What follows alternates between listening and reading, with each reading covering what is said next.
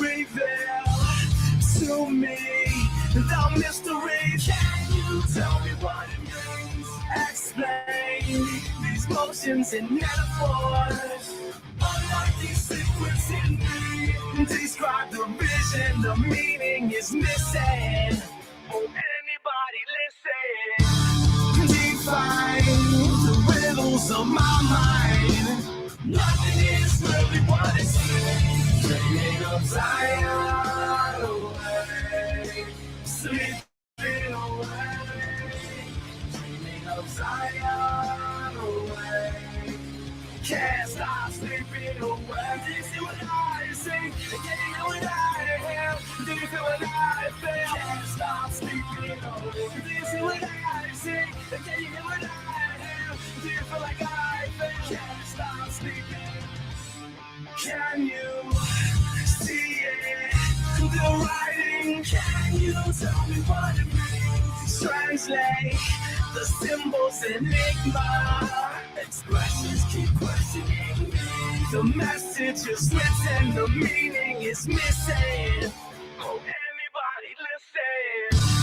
Prophecy, interpretate the signs. Nothing is really what it seems. Dreaming of Zion away, sleeping away. Dreaming of Zion away.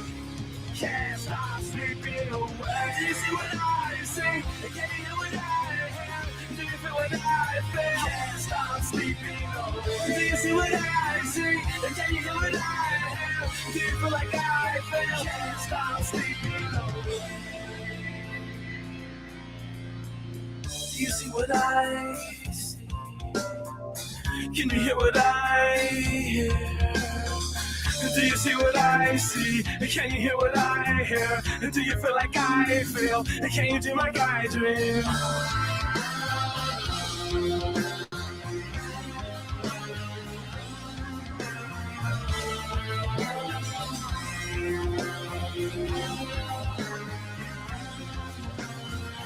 Do you see what I see?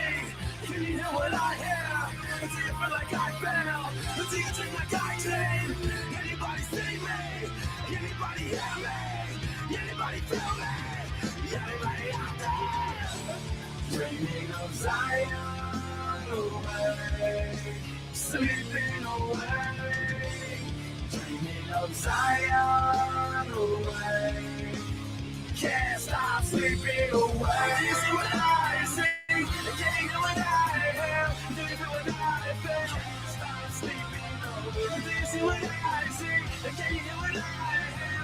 Do you feel like I feel? Can't stop sleeping away. Anybody see me? Anybody hear me? Anybody feel me? Anybody out there?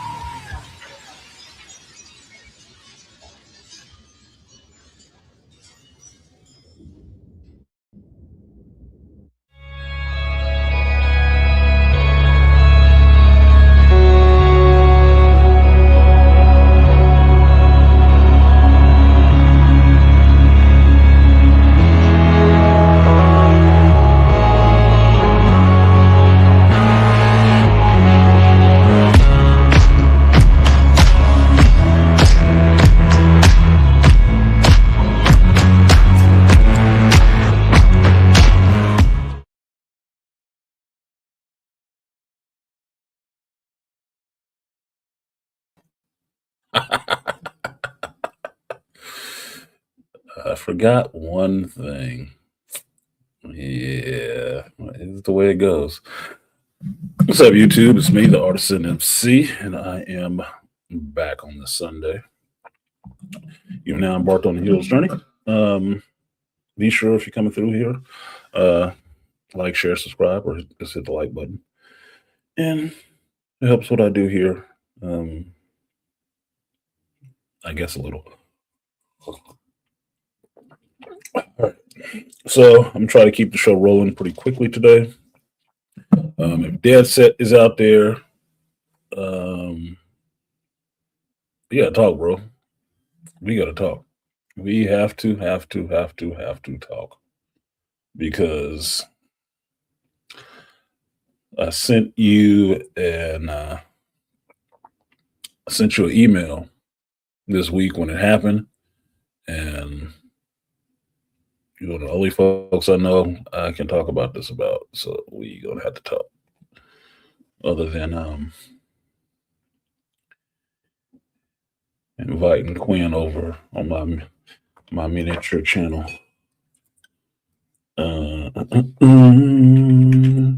So today, we got a couple of topics today, and if any of you are new and wonder why I don't do it, I usually don't put my topics out early, not because I don't know what to talk about. It's because I don't give lead-ins to what I talk about. Maybe that should change. I don't know, but I like to think about what I'm going to talk about on Sunday for the week, and not just blurt out the first thing that falls out of my damn head. But I got this. I saw this early this week, and that was before anybody did any reviews on the shit. So right now, I'm sitting too close. What up, Rainfire? What up, Aqua Techie? Aqua Tucker. Sorry, I'm doing some stuff in the background. I saw this early, and I haven't seen it on a huge screen yet. I only saw it on my phone, so which is why I didn't do a review for it yet. But I changed my thumbnail at the right time. See, because it was always the plan 6 months out to change my thumbnail for the show to what it is, because I'm looking forward to something at the end of the year. It's not Doomsday. It's not Doomsday. Sorry. I'm a Marvel fan, but I'm not looking forward to Doomsday. I'm not. So today on the menu, we're going to talk about House of the Dragon.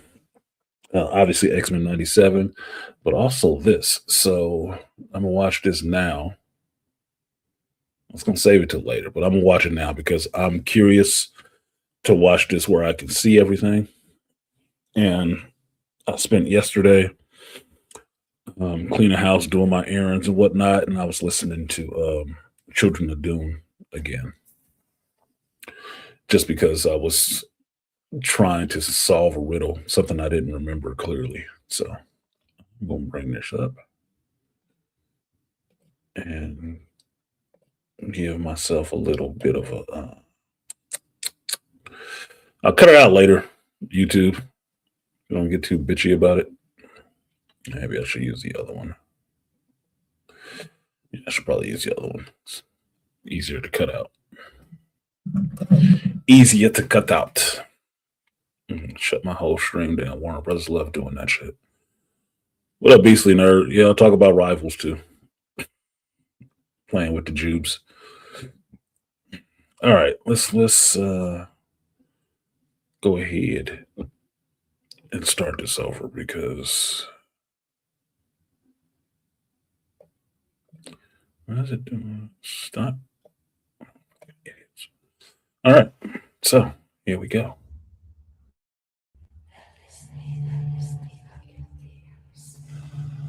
I trusted you!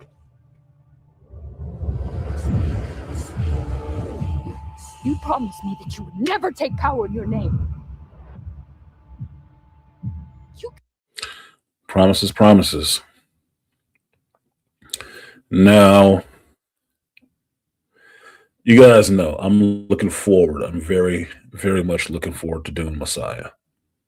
Very much. I'm a Dune fan. And as I've said before, this is the part of the books that has never been represented on the big screen before. If you were old enough to remember the sci-fi version, which most people did not watch, I can tell you that now, proof positive, because I was alive when it came out, and most people wasn't watching that shit. But so much for having DVDs and videos and stuff. You can go back and watch it and catch up. So outside of the Sci-Fi Channel version of Dune, which was the closest version to the actual books that there has been made until Denis Villeneuve started doing his Dune movies, this portion of the Paul story has not been seen on the big screen before. So I am really amped to see this and really interested in how he brings it to life. The first two have been good outside of the Zesty Sandwich part, which was coined by Dead Set Anime. That was pretty much the only part that we were having an issue with. Everything else was looking awesome. Everything else looked awesome. Story was there, leading on. We feeling it, right? Feeling it. So getting into the Messiah part of it is fascinating and a little bit of apprehension, a little nervous, but still down for it. So if you don't know in that part, Chani and Paul do have a baby. A baby is coming. And this part of the timeline for Dune, this part of the story, the Messiah part, is the more interesting part, where as much as you were liking Paul the first two movies, you'll probably dislike him a little bit, because he does make a turn in the second movie. He does. And we'll talk about it. Let me finish watching this damn trailer. But Zendaya being pregnant, that'll be something to see, because she's going to look like a stick figure that swallowed a grape. I'm pretty sure. Convinced me that this was your home. That I was your home.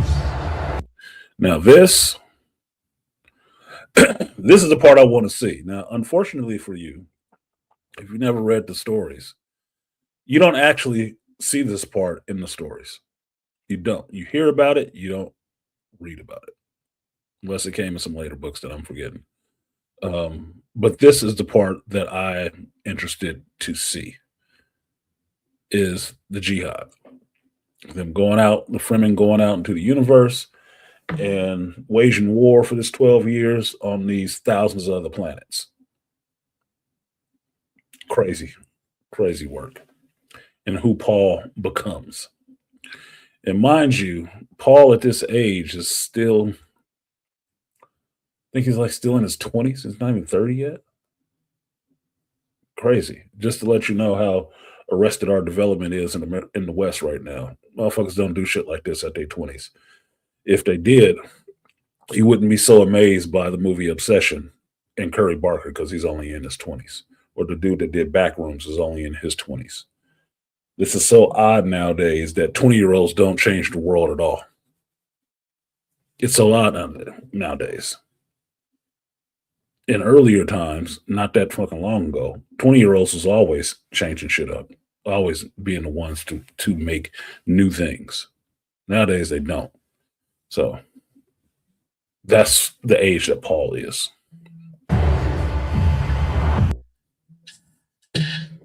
Hold on a second.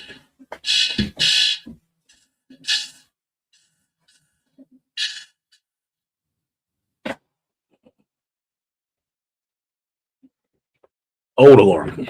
Old phone. Old alarm. Sorry about that. What do you know about me? Well, now y'all can see where I got that from. This whole part, which is why I took that image for my thumbnail, and I took it from when we saw the teaser trailer. I already knew what I was going to do. I told you I'm a chess player. I play out moves way in advance. And 6 months into the year, this was going to be what I was on from that point on. This version of Paul, hair shave, no more of that long hair in the face, little kid Paul. This is adult. Mr. Muad'Dib showing up over here. And that's a reveal to show that that is the warrior.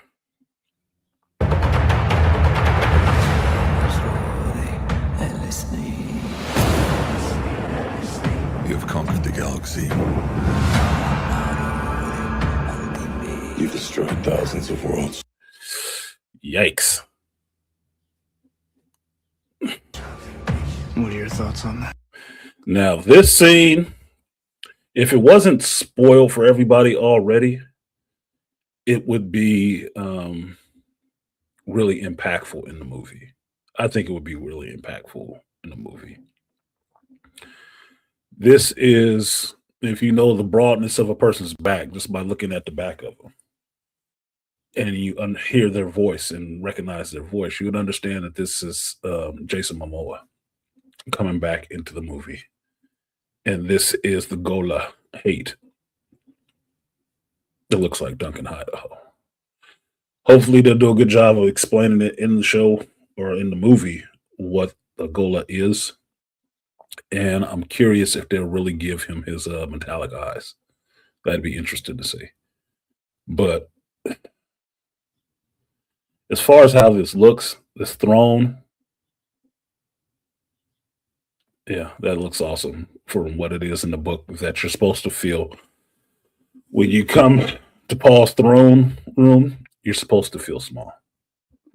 It is supposed to make you seem like you were going down and something that's elevated really high above you to understand how big all of this is. Because mind you, Paul's throne room is so much bigger than Shaddam IV's throne room. He dwarfs you when you're sitting there looking at him. This looks awesome. I want to see this and see this Gola relationship because this Gola goes forward. But backgrounds, costumes, characters, like, man, this looks. Denis Villeneuve's vision is like awesome. Set building is just like, damn, they went for the money on this one. I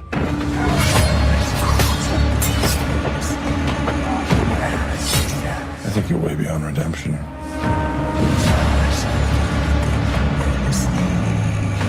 Why are you here? To deliver. And that was another shot of the throne room. So because he's a Gola, Paul tests him. Why are you here? Right. So this is the throne room. This is everybody walking into that throne room. Is that not intimidating?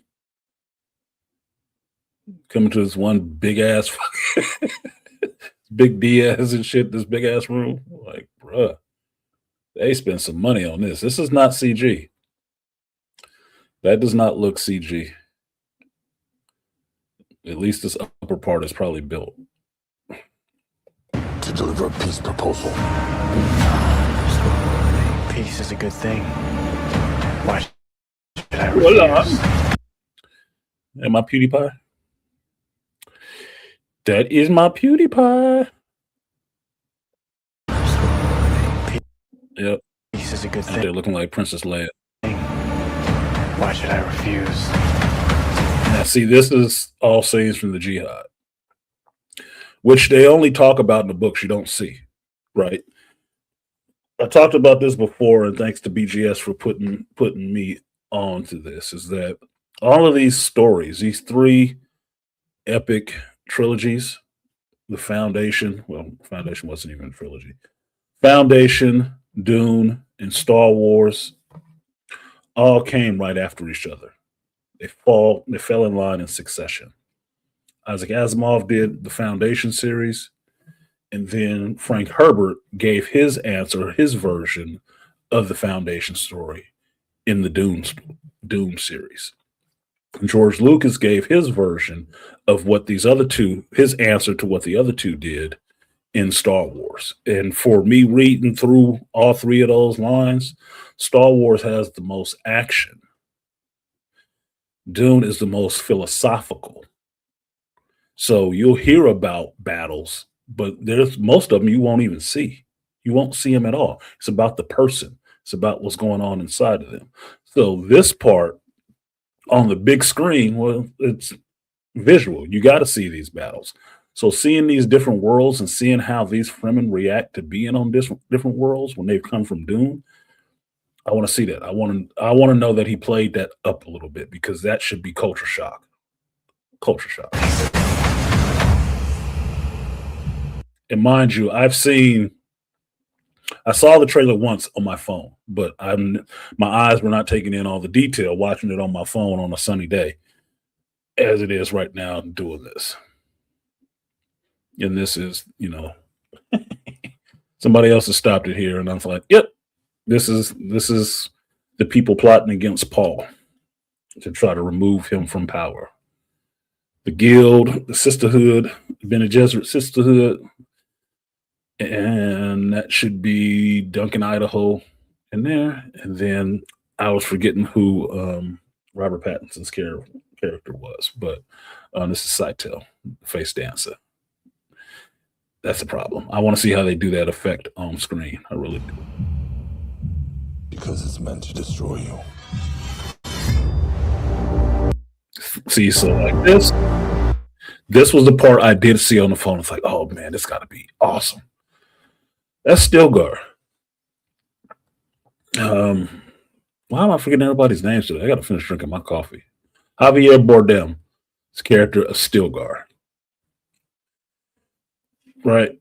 He runs a siege. He's lived on Dune his whole life. Arrakis. He's only seen dunes, only seen sand. Really scarce water, really got to save everything, even your moisture, your breath. Finally going to a world and seeing a fucking ocean.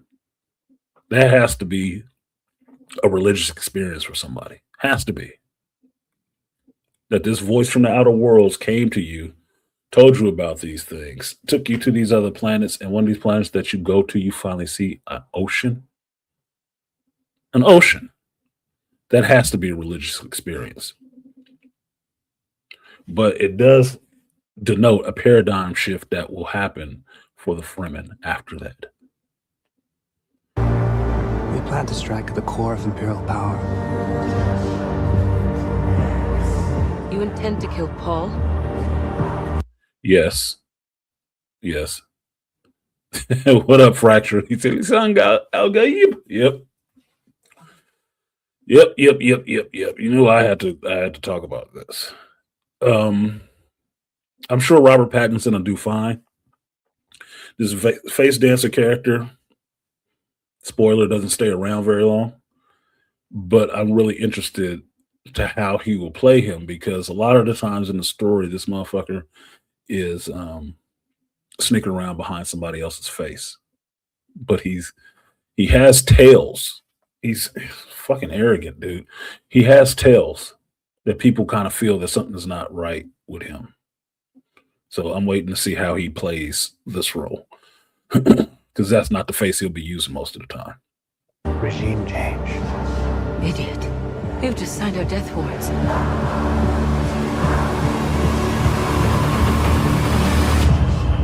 I found someone. Drum Sand.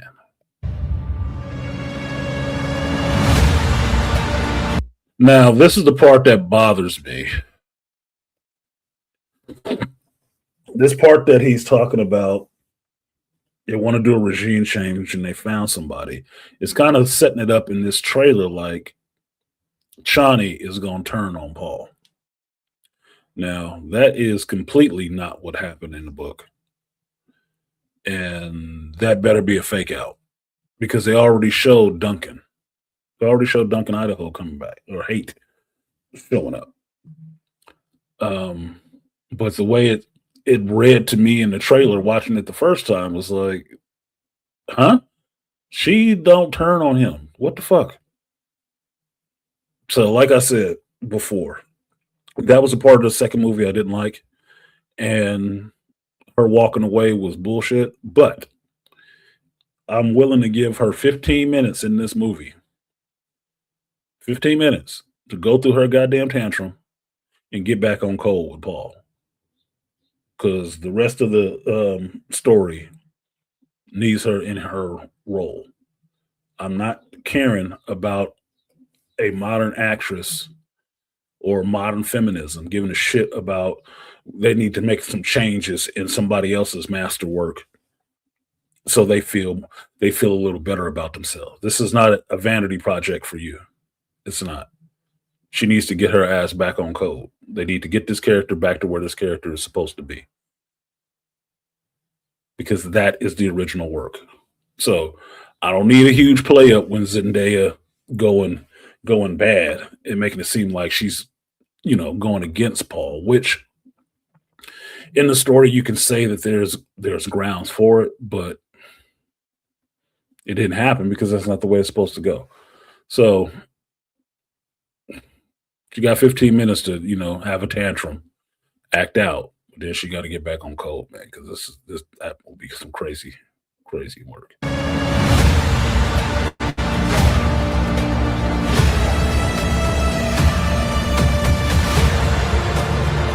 future has a way of talking to me. That's a good saying. I can't see what's ahead. How does it feel to be human like everyone else, Paul Atreides? So the end part, spoiler.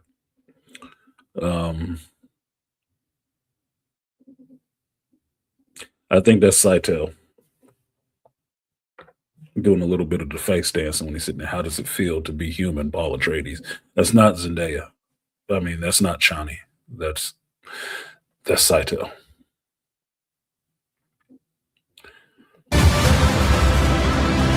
Yeah. Now, this is the part that could be exciting and problematic for me. He says it's the epic conclusion. Everybody who's read these books already knows this is not the conclusion of shit. This is not the conclusion of anything. Right? But this will be possibly the jumping off point for Denis Villeneuve. Now, the problem with that for me, I don't see another visionary enough director with enough scope and scale in their vision to make any of the other movies, to make a number 4, to go on and tell the story of Leto II, which is still the awesome parts of the story. Because these first 3 to 4, it's just the story of Paul. And Paul stops being a main character. And then his children become the next character. I want to see that part. That's when the shit really gets amped up. All these other 3 are just the prelude. So Denny's is setting it down after this, and whoever picks it up after him, I'm really worried about how the scale would be, because only other person I can see doing something this big and actually trying to faithfully adapt something might be Christopher Nolan, but I'm still waiting to see how the Odyssey turns out, because Christopher Nolan has done better doing his own work rather than adapting somebody else's work. And that's where he's getting a lot of heat from right now. Adapting someone else's work. Do your own stories. Then you don't have to listen to these motherfuckers about any of your casting choices. So I don't know. I really don't know who would have the vision to do something like this, because the standard has been set. The standard individual style has been set. True enough, going into the later stories, the later books with the children, could have a different style, could look differently, but it's always going to be referred back to this, because this reset the standard even past the David Lynch movies. Blew them out the water. So I don't know who can follow this act. I really don't. But I'll be there for it, as long as it don't take another 20 years. You have no fear. Now that shit right there,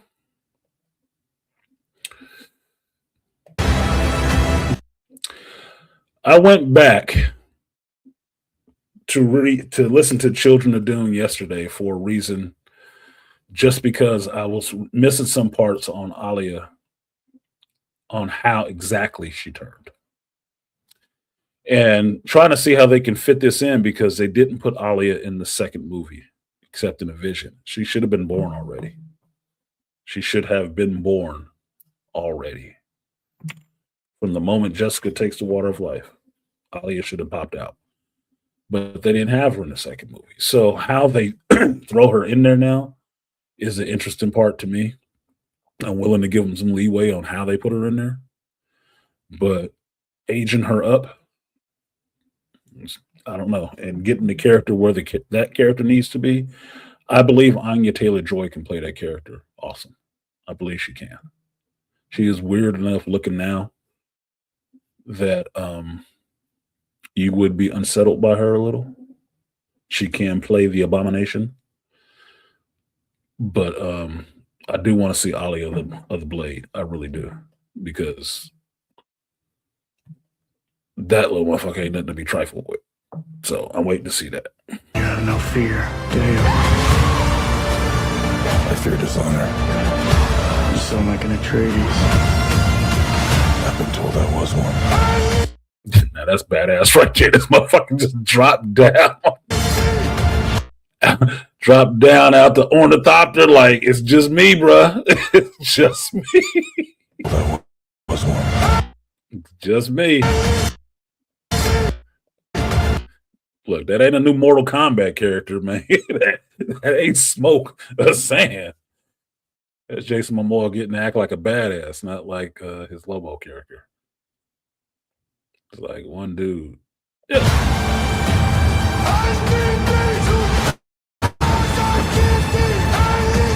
Well, that's the other scene I wanna see. This looks like the stone burner scene. It looks like the stone burner scene, which I really want to see. Yeah, that's the stone burner scene. I am waiting for that scene. I'm waiting for that scene because there's something that happens with the stone burner that just recently I thought about. It's like, man, this is like I copied this in the Matrix. Kind of copied this in Revolutions.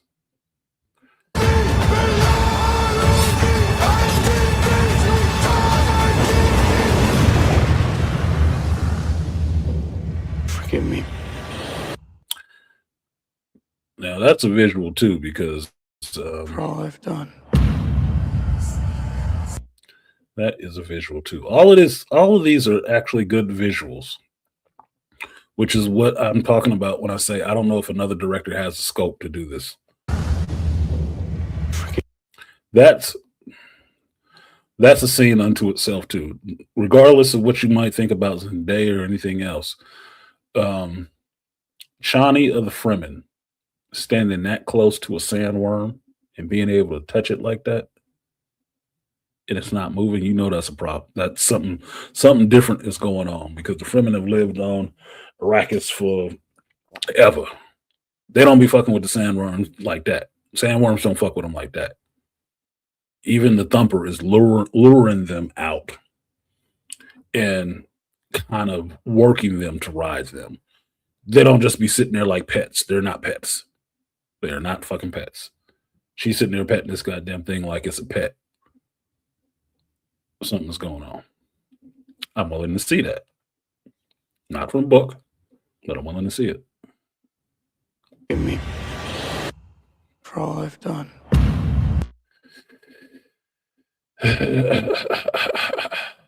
For all I've done.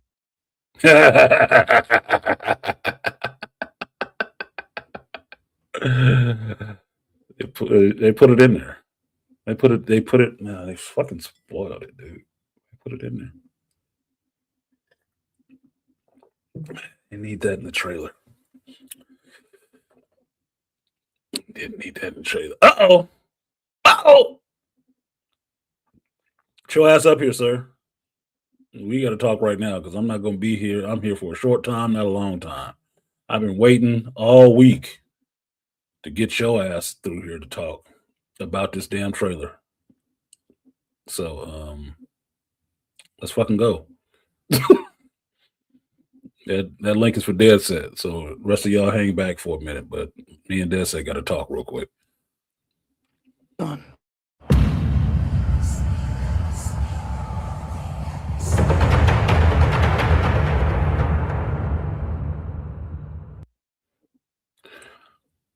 Oh, y'all know who Brian K. Vaughan is, don't you? All my comic book fans.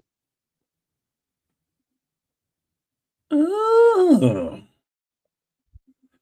I just put away some Brian K. Vaughan comics yesterday. Ew. What up, Dead Set? What's up? Um, I hadn't seen the so, trailer yet, so don't. oh, you want me to roll it back for you? Yeah, I saw you talking about Dune, and I was like, and then I came in on that scene with Chani patting the worm. Taking the I'm like, worm? I'm about to vomit. There could be a good reason for that, man. It's not in the book, but there could be a good reason for that. I was waiting for you to show up. You saw my thumbnail, man. It's we on the Hajj right now. we on a 6-month Hajj till the movie comes out. So That means 6 months to fix that bullshit that they did last time. well, I just said I'm still holding to you got 15 minutes to let her have a tantrum. Let her have a tantrum and then get back to the work, man. Get back on code. I'll give her 15 minutes. Give her 15 minutes to get her acting out and Yo Chani to have her attitude and shit like that. But that Zesty Sam bitch need to get back on code after that 15 minutes.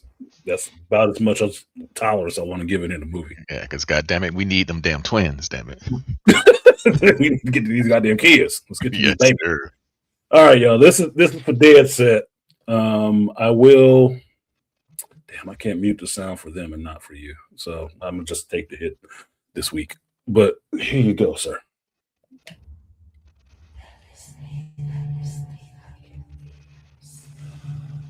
I trusted you!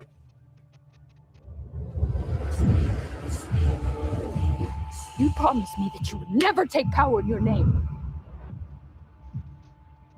You convinced me that this was your home. That I was your home.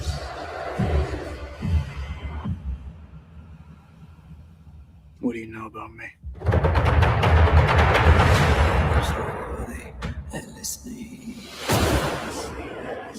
You've conquered the galaxy. You've destroyed thousands of worlds. What are your thoughts on that?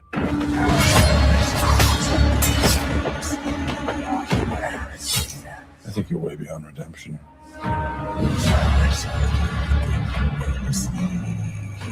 Why are you here? To deliver a peace proposal. Peace is a good thing. Why should I refuse?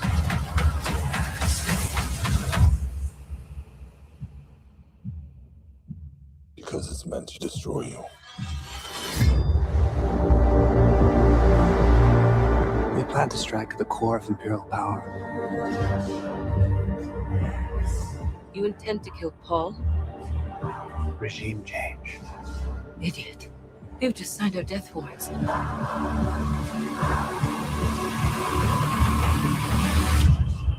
I found someone.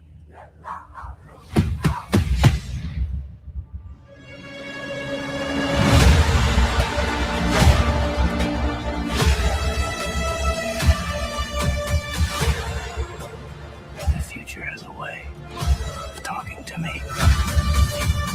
I can't see what's ahead.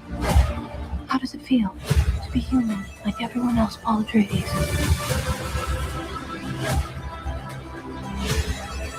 You have no fear, do you?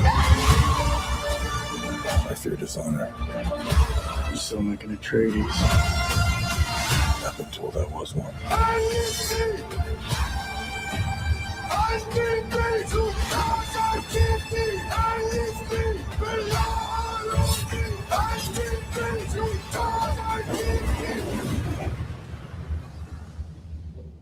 Forgive me for all I've done.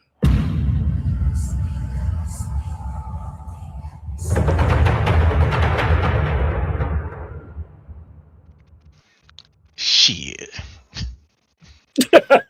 Shit. Shit. All right, now you've seen it. Okay. Now you've seen it. What you think? Duncan Idaho. Why the hell is he there? He should be dead. Should be, but He you should know, be dead. Ernie Hyllett was the one who saw him to the end in the first. Duncan Idaho died in the last movie. We know Mhm. this. And in the book, he got killed at that time, fighting in the siege. Mhm. So why the hell is he there? He can't be a Gola now because he didn't show up as a Gola until later. No, Which he showed meant- up in the third one. Yeah, which meant that Slay Laxu had him. They got the body after the fact. Exactly. Why is he there? And Zendaya is still zesty. I mean, what? Yeah, she still was zesty. Yeah. I gave you credit. I called her zesty Sam bitch. That's his word, man. I told you that. You always get credit for that for life. Oh So my 10 god. years from now, if I'm talking about that movie, what you think about Dune 2? Oh, you mean the zesty Sam bitch? That's what my buddy did. Say, it will live on forever. You know what I think? Ain't no ranch dressing. I'm gonna watch it. No, I'm definitely going to. That does not look good. Really? Go ahead. Get into it. That don't look good because of the fact that number one, at the end of the first book, Paul was certain. Paul didn't become uncertain until the second book, so he shouldn't be uncertain at this point. So I'm wondering if they're mixing the second book with the end of the first book, Mhm. because that's the only thing that makes any sense. The second book was 12 years later. Yep. Right? 12 years later is the second book when you find out about the jihad. That's what I was telling everybody. You don't actually see the jihad in the books. You hear about it, you don't see it because these books are more philosophical and not Star Wars action. So any fight scenes that you see mostly in this shit will be stuff that they added in because it's not described in the book. You just know what happens. Right. So third book, because I went back and listened to it again last week, that's where Duncan shows up again. Yeah. He shows up again. So this is during Paul's reign. And what I was telling him is that you might not like Paul. You're not supposed to like Paul. The turn in these movies came in the second movie. Yep. And Paul's turn comes in the second book a little bit, getting into the third one. Because I went back and listened to Children of Doom this yesterday. Mm-hmm. Like, just to put some pieces together for myself again about this movie and what they're mixing and what they're not mixing together. And yeah, it's like book 3 and 4 mixed together. Yeah, because I mean, Paul became an exile after he, pussied out on the Golden Path. Well, you saw the visual. I think what you saw the visual for the Golden Path, where you see all that sparkles of gold and stuff like that floating in that black. I think that's supposed to be the visual for the Golden Path. I was like, oh, that's the Golden Path. Yeah. But they're supposed to be doing Children of Doom, so I'm wondering if they're going to be, if he's trying to bridge those gaps. I think he is. After going back through it again, Children of Dune is pretty fucking long. Mm-hmm. And that's why I listened to it again to figure out where he would break it up. If you're just gonna do that as a set of movies, would you just pick up with the kids? No fucking way. That book is way too goddamn long. I listening to it again, it's like it went on too long. This part of the story could have stopped right here. You could have stopped right here where Leto goes off on his own and started a new movie. Mm-hmm. You could, if you wanted to do it as a 2-movie block, that's probably where you would break it, right? Because you go to the first, legendary siege, and then you go past that legendary siege. It's like, man, that's a little bit too much in the same span. Like, fuck, you could have stopped this a while ago. You could stop it right after him and Ganima split up. Yep.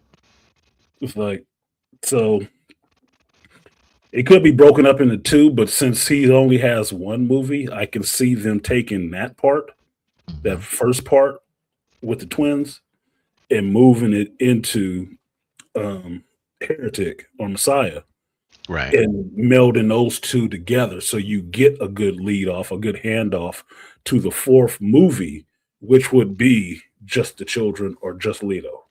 Right. Right. So yeah, it's he's mixing and matching. I don't know exactly where he's mixing and matching, but most of that stuff with Seitel and Duncan coming back, that's all in the second book. So it's all in Messiah. So it's like, okay, well, at least he's using that. But the first one they always break up into damn near two parts. Like, Yeah, definitely. But I think the David Lynch version, Mhm. as weird as it was with the weirding way, I think they did a good job as making it compact. Yeah, they did. I mean, Yeah. I was disappointed when I actually went back and read past Dune into the rest of the Dune series. I was actually disappointed that the Weird and Way part wasn't in there. I was like, oh man, I kind of like that. That was like the basis of one of my comic book characters. Like, I kind of like that idea, man. There was a whole science behind that shit. I like that too, because that was I did too, man. creative. It's like a force punch, man. It's like the Shatter Point with Mace Windu. Like, we can't do the Weird and Way. I love being able to shout somebody down like that. Like, silence. Like, oh, shit. That was awesome. Nope. Not the voice. No Weird and Way. It's like, Yeah. But I was glad that number one, this sci-fi series left it out and Villeneuve left it out. Yeah. They did their own. They did what was more in the book as opposed to what David Lynch did. But that David Lynch version is famous for that, and I like that part. But, sorry, man. I'm sorry. It was creative and it was close enough to the source that he could get away with it. Mm-hmm. So, Because the Atreides and the Bene Gesserit do have a fighting style that most other houses don't have. They do. That's right. Prana Bendu. Right. So if you taught that to your kid, which makes your kid able to stand up to some of these Fremen, then they will want to learn that. Like, how you do that? Exactly. Okay, Because- it's the weird way. It's the witch's way. Because Jessica bested Stilgar. Stilgar, two moves, bro. Yeah, she kicked his ass. That's better than the samurai. Like, I got two movements, man. Yeah, he told him, "Y'all get back, because this bitch gonna kill all of us." Yeah, exactly. She got that weirding way. Yeah, but yeah, she kicked his ass in the first movie. I mean, the first book. So it's that Prana Bendu style is ferocious. It's ferocious. Right before I said breaking bones and monstrous sound of your voice. Look, man, having gone back and listened to Children of Dune, how Jessica was training Fendon, Faradin. Yeah. Yeah, Faradin. I always fuck up saying the name because I always hear Faraday first. I always see Faraday first in my mind, not Faradin. That's stupid. But her training him, that's basically all she was doing. She was giving him Paul's training. Oh, So yeah. the Bene Gesserits know some shit, brother. You don't be fucking with this. Look, think of it this way: if feminists want to be empowered by this movie, the group of women nobody fucks with in the Dune franchise is them damn Bene Gesserits. The Bene Gesserit and later the Ardent Martyrs. Yeah. One of them women you don't be messing with, bro. That's why they can say all kind of shit. They can say all kind of shit to you, but it's like, yeah, that's a Bene Gesserit though, man. Don't be fucking with that bitch. That's like the Jedi, dude. People don't be really trying them. They don't. They just know already. Like, don't try them. Yeah, she rolling in here by herself, but hey, don't try it. That's what look, just leave it at that. Don't you ain't gotta make Shawnee all, possessed. Because they couldn't even try to Bene Gesserit, even intellectually, because they had that the prescient memory. Yeah. They saw all the way back to their foremothers and their interactions with the men. They just couldn't see the men, but they saw those women. Listening to that book again, I forgot a line that was dropped in there. And it was Ganima going back and forth with Uralan. Yeah. Uralan was trained by Reverend I'm just Gaius, yeah. Yeah. Yeah, that bitch. You know who I'm talking about. hmm Guys Moham, right? She was trained by her after Jessica. So Irulan is kind of a failure too, because both her Helen Moham's charges kind of broke bad when they got Yeah. next to Paul, right? hmm So Ganima, who is another preborn, she's sitting here talking to Irulan and calling Irulan how dense she is. They having an argument. She Sure told her, was. "I can't believe how dense you are." I'm like, bro, she just called you fucking stupid. Mind you, this bitch is still like 9. Yep. She's just talking to her all kinds of crazy, right? She said, "Man, I know my line back to Agamemnon." And I'm like, Yes, she did. She "Wait a did. goddamn minute. I missed that before. Agamemnon? Back to Earth. ancient Greece? On Yes. Earth? Oh my Mhm. fucking God, bro. It look, layered in this story, bro. What that means to be that preborn and what it means to be the Kwisatz Haderach and being able to see down your line. It's like, oh, these motherfuckers like avatars, bro. They can I see mean, everything. for people who haven't read The God Emperor Dune, that motherfucker saw all the way back to the birth of mankind. He went all the way to the beginning. Yes, what he said. I am million. Do not. What did he say? Do not judge this child's body. I am millions of years old, hmm and he was a 9-year-old. Yep. Telling you this shit. Like, nah, bro. I know. No, I absolutely know. I know who you are. I know your line. I know what such and such was said at this moment and this time. Like, yeah, you try to kill something like that. Like, Yeah. you can't deal with no young child having that kind of game on you. Because in the end, I mean, they can talk about Ganima being an abomination, but Mhm. Guys Really? Mahel was right. Both of those children are abominations when you get down to it. Yeah, they all are. The only difference is, I don't want to spoil the movie for some people who ain't read the book, but the only difference is with the twins is they got control. Yeah, they got control. They got control. It's because of who's in them and who wasn't in Auntie. That's the only Exactly. difference. That's the only difference. Who is there protecting them on those two separate lines, on the father line, on the mother line? Who is there protecting them? So Yep. they were able to give them that protection, because going through children again and getting that story, like, man, this is it's not even a burden, bro. It is almost a death sentence. Yep. Beyond taking the water of life, if you can even get to this point, that's like a death sentence, man.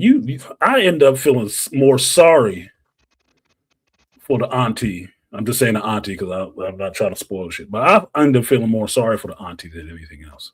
Yeah. I really do. I end up feeling, pretty much sorry for her, because it was not of her doing.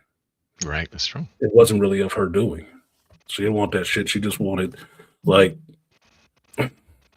in the X-Men terms, there's a reason Charles went into Jean's mind and put in psychic blocks. Exactly. There's a reason for that. It seems like, oh, it's so hard she did this. No, he was actually doing her a fucking kindness. The burden Because was too great. otherwise, a telepath that damn strong, you're going to hear everything. All the time that you don't want to hear. It can be problematic. Just act like you got the radio turned on and you listening to every station at once. That'll drive you fucking crazy. Absolutely crazy. You have to learn how to block that shit out. And Auntie didn't know how to do that shit. Nope. She didn't. And when the Baron showed up, Woo! That motherfucker right there, bro. He might as well have been Pennywise at that point. no doubt. Cool. Not cool, man. Not cool at all. But it does bring in the scope of Leto's powers. Yes. Because the fact that he held that down for 3,000 years and kept going, and he was unfazed by it all the way to I won't say he was unfazed by it, because sometimes he would shout out, "Damn the Ixians!" And he would have some outbursts, but right. He kept his mind. Yeah. And going through the last book is really seeing him set himself on that path as a fucking child. Yep. Knowing what's coming, knowing all of the shit that he's going to have to do, and for how long he's going to have to do that shit. Like, nope, this is how we get shit right. Mm-hmm. This is how we get it right. And I was falling asleep right at the end of the book after the Sandtrite stuff, and he meets his father again. Mm-hmm. Fucking spoilers. But I was starting to fall asleep at that part, and I missed one point. I was really missing because I fell asleep. What was the actual point of him? Did they revert the planet or did they not? What was the point of him taking on the Sandtrite outside of longevity in life, which he could have got just from the spice anyway? Oh, he wanted to control the spice because if at the rate that humanity was going, Yeah, they're gonna burn that shit up. yeah, Yeah, they're gonna they were lose it. going to self-destruct. So he had to send people out into the scattering, which is what happened. They went out to the scattering, they came back changed. And of course, by the time they came back, the Tleilaxus, they had learned to create their own artificial spice. Yeah. But Because he everybody- was hoarding everything and just rationing it out, and he controlled the entire empire Okay. through the spice. Yeah, that's a logical point where it goes after that. 'Cause Yeah. What is it? God Emperor was the book I had not read yet. Oh, you got to read the God Emperor. Yeah, that was the one I had not read yet. And that's why I went back through Children to remember where it left off. Because where I remembered it left off is probably exactly where it was. But I was just refreshing myself because like there's a lot that's going to go on in this next movie Mm-hmm. that I want to be able to pick out where the divergence came and what book they're overlapping into it, because it's not just all one book. It's not. No. They- Yeah. I think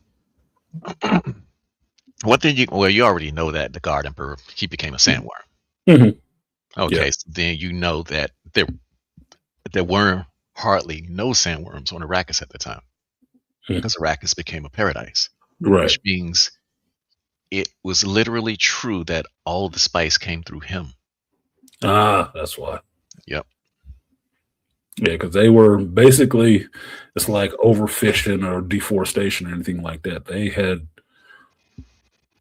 pretty much terraformed that planet.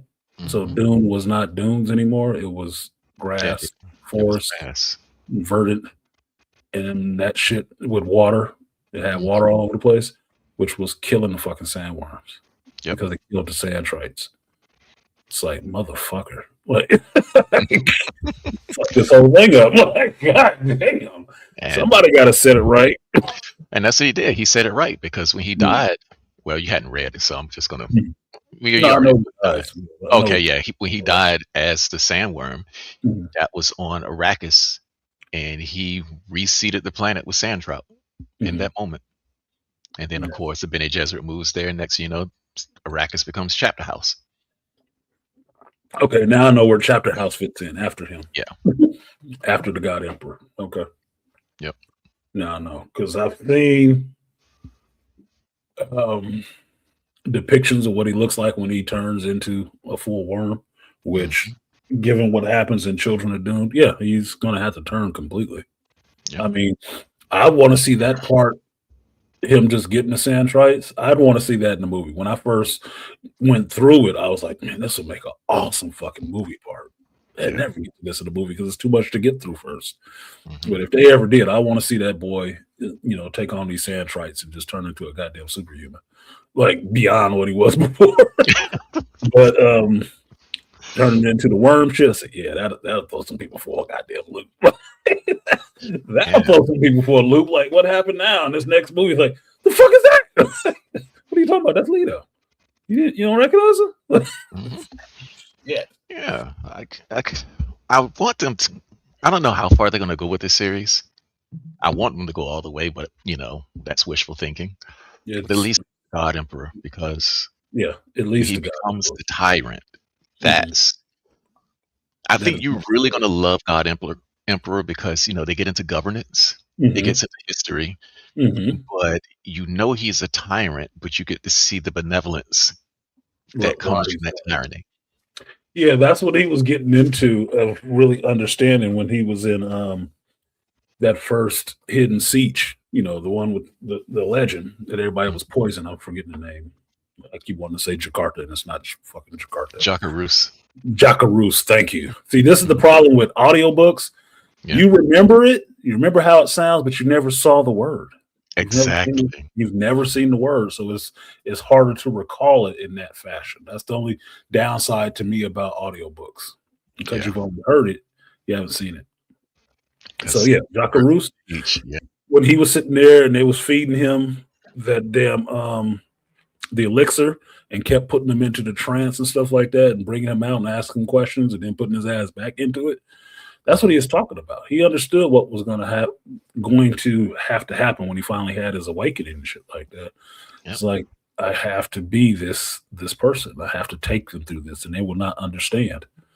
They will not understand the things that I have to do. And this road is, he was talking to the little chick that he has next to him about how bad it will seem, but he will have to go through this. He will have to put everybody through this to move humanity onto that golden path. Yep. That he's going to have to be the one to do it. And the thing I keep thinking about at this time is like, this is a fucking 9-year-old. This is a 9-year-old. It's a 9 or 10-year-old. That's fucking nuts, dude. Because in the sci-fi version, they aged him up to like a teenager. Yeah, they did. But in the written work, they say these motherfuckers like 10 years old. They don't say there is no time skip between when this stuff starts happening for them for like in this many years later. It never says that shit. So it's still a 9-year-old. I'm like, yeah, okay. That's why they talk about how small he is. Someone that's smaller your size cannot hope to best me. And he's besting grown-ass men as a 9-year-old. Like, the part I was still lucid on last night was he leaves Jackaroos. He gets this worm. He goes through the storm on the worm. He gets to this next place, right, in the far south, and this dude in the thopter sits down and finds him, and he just looking because it's one little motherfucker. Yeah, exactly. Lay the hell out there off a worm. And he looking around like, the fuck? How'd you get out here? Yep. I'm just sitting there thinking about it in the world of the place. That has to be an odd goddamn sight, dude. You really do look like, who else is you with? Where your people at? No, little 9-year-old boy in his fucking steel suit, way the fuck out there by him, is lonely. Talking like, don't judge me by my size. I'm millions of years old. What the fuck are you talking about, little kid? Bro, that these are visuals just from the book. Like, man, if somebody could just show how vast this landscape was with all these dunes and this one little kid out there that they saw riding on a worm, like, the fuck? That's weird even for a Fremen child. Yeah. Given the context, it's weird. It's weird for Fremen. Like, no, why are you here? How'd you get out here? Where your parents at? Who with you? But it's so I was laughing to myself listening to that shit. It's like, yeah, that's kind of fucked up. That don't look right at all. But, nah, we gonna take your water, little man. I don't think so. I'm not a little melon. Like, fuck you. Like, fuck you. I ain't no little melon. Don't call me little melon. No. That shit he told him. Like, okay, I got you. Rainfire. Which Leto is he talking about? Let's see what he said. Dead said is wrong that I laughed when Leto died.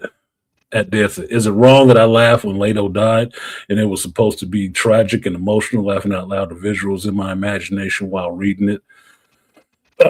Which Leto? Yeah. Because even the second one is technically the third one named. Mm-hmm. Even the second one is the third one named. So, I assume he's talking about the first one, because when he, it was kind of funny. Oh, Leto to the worm. Oh, okay. Got it. When he and his wife died, falling to the. I don't know how they died, so don't have him have to tell me. Rainfall. Okay. I read that part. Shut up, shut nigga. on that. Okay. All Gotta right. leave somebody else to spoil it for me. God damn. All I'm gonna say is this, Ian. What kind of mind trick you using? You keep trying to use the voice on you. All I'm gonna say is this: it wasn't. It was supposed to be transformative, and it was kind of funny. I ain't gonna lie, but it was. It was transformative because not even Leto took that shit seriously. Okay. Where you got it from because Jesus moment in the book. So you trying to spoil it twice. I'll get there. I just finished Children again. So I can go on to God Emperor now. Because when I went back through those 4 books, that's why I paused. Because in my mind, it's a new part of a story. Yeah. Right. That the first 4, first 3, not first 4. First 3 are Paul's story up to a point, and then it becomes Leto's story.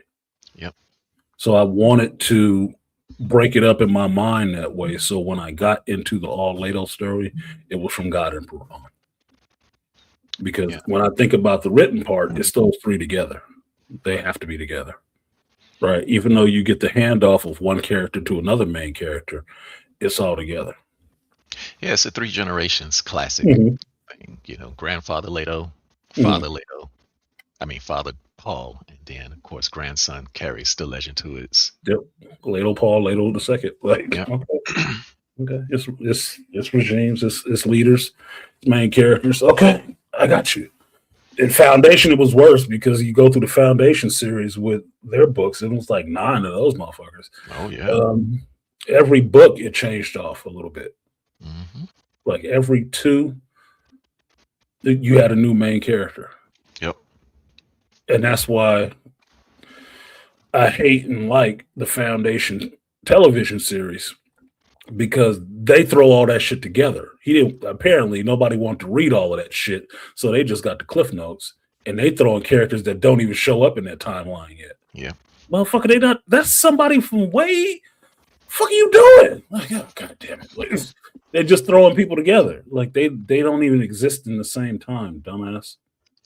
This person. That's my issue. Yeah. That's my issue with watching movies that are based on books these days. But you know, I do admit they did do well with the like Project Hail Mary, but that was a one-off. But with these mega sagas that are like 7 or 8 books long, it's like in my intellectual world, I would hope that people would go back and read this stuff. So, me too. Yeah, but they don't. And then they get online and argue with people who have read it. Exactly. Just shut the fuck up. I want to shut the fuck up a lot of the time just because I don't like. It's like that story I told you guys about going to see the Green Lantern movie. The 2 black kids were sitting in front of me talking about how the first Green Lantern was John Stewart. Well, yeah, that's your Black Lantern. I'm happy about that. But no, he wasn't. And me sitting there rolling, like, oh my fucking God, rolling my eyes. Yeah. Like, you don't know what the hell you're talking about. But at the same time, do I want to argue with you while we're sitting down and watch this Ryan Reynolds movie? No. Let you be wrong, but go back and read a fucking book. Read the original material. Just experience the original material. That's all you need to do. Spend some time and do that. But because reviewing shit online is a big deal now, a lot of people don't go back and read that shit. That's why it's easier to repeat people than to go back to the source material and go through it yourself, because it takes time. And what I know about the younger generations, millennials on, they don't want to take any time to do that shit. That's why shorts are better than long form videos for them, because it's 15 fucking seconds. And it's ironic because you and I are in the same generation. For us, reading was about a journey. You were on a journey when you read. You were immersed. I was cleaning. I started that book. I woke up early yesterday and I had to clean house. And then I had the Pokemon Go event going on. Go Fest this week, right? So from about 7 o'clock or so when I woke up, I turned on the audiobook, and I'm cleaning house listening to the audiobook. And that's where it was. I was just immersed in that world the whole time, which is what I wanted to be. I don't understand something that's like, oh yeah, I just got a 15-second burst and that was it. I fell down a rabbit hole. I watched 80 15-second videos. Like you could have watched one book. You could have listened to one book.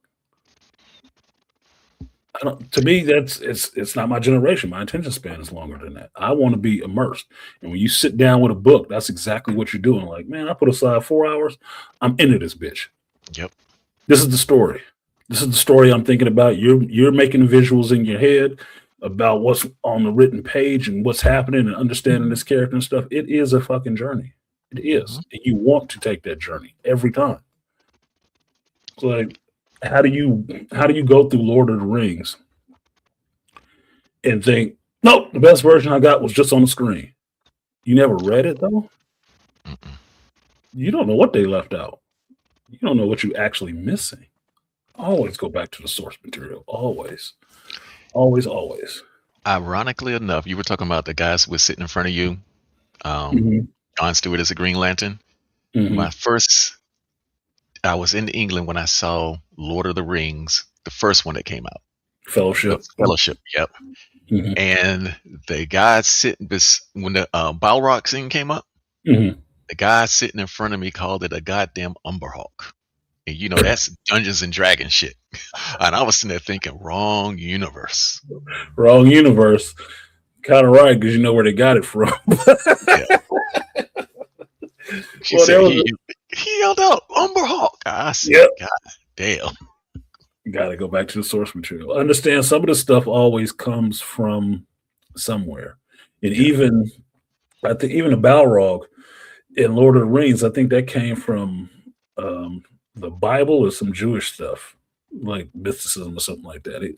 The stuff always comes from somewhere. And my thinking is always, you always go back to the origin so you understand where people took stuff from. Right? So it's kind of like what Paul and Leto and them can do. You go down in your line. You go back down the line. If you could see down the line, go back down the line and go to the origin of where this stuff comes from. Like Ganima was talking about, or no, Paul was talking about to somebody, don't try to use the voice on him. Like I remember when they first tried. No, it was Ganima bitching at Erlon about don't try to use the voice on me. She laughed at her ass when she tried to use the voice. Said, are you using the voice on me? Bitch, I remember when they first started doing that. The first steps in trying to develop the voice. I remember that. You need to quit. Bruh. Ganima was vicious. She was. I will kill him. Funny thing about he's gonna come here and it's gonna be a marriage proposal. I will kill him.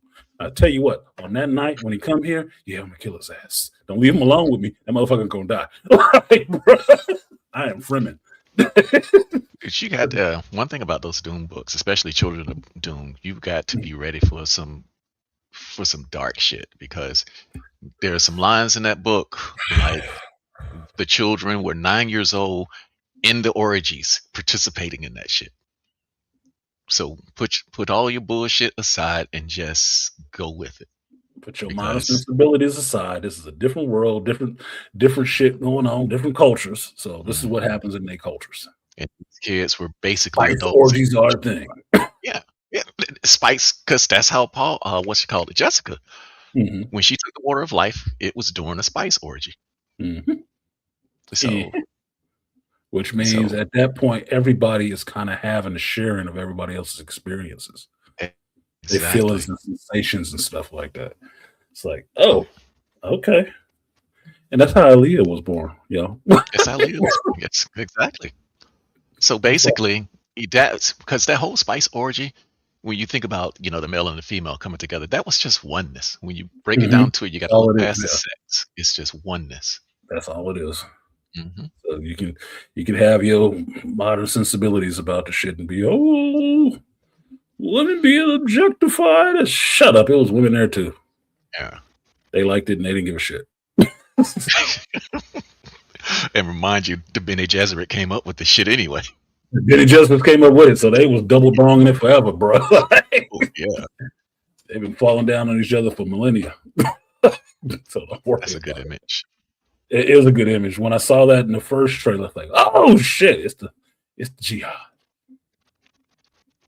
And that looks better than Attack of the Clones, bro, because there's more people out there. Tell me about it.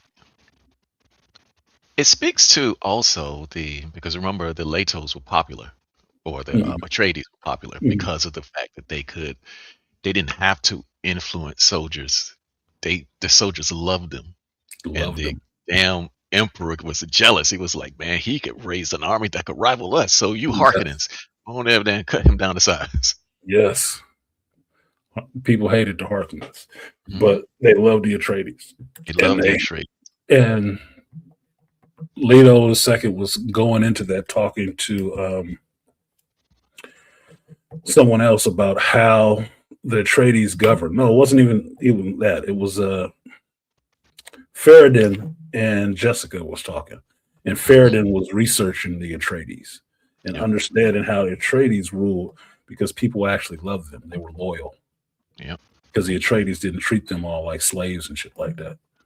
Hmm. And it's so different from another house to see that. He's from House Carino and he's recognizing like how they treat people and how the Atreides treated people. The Atreides actually gained more loyalty that way. They saw them as, regulars and shit like that. They still had their hierarchy, but they treated them respectfully, and that's why people followed them. Yep. Now, I will say this: Chani being pissy that he said he would never take power for himself. That scene, Hmm. yeah, he did say that in the first movie. He Yeah. did.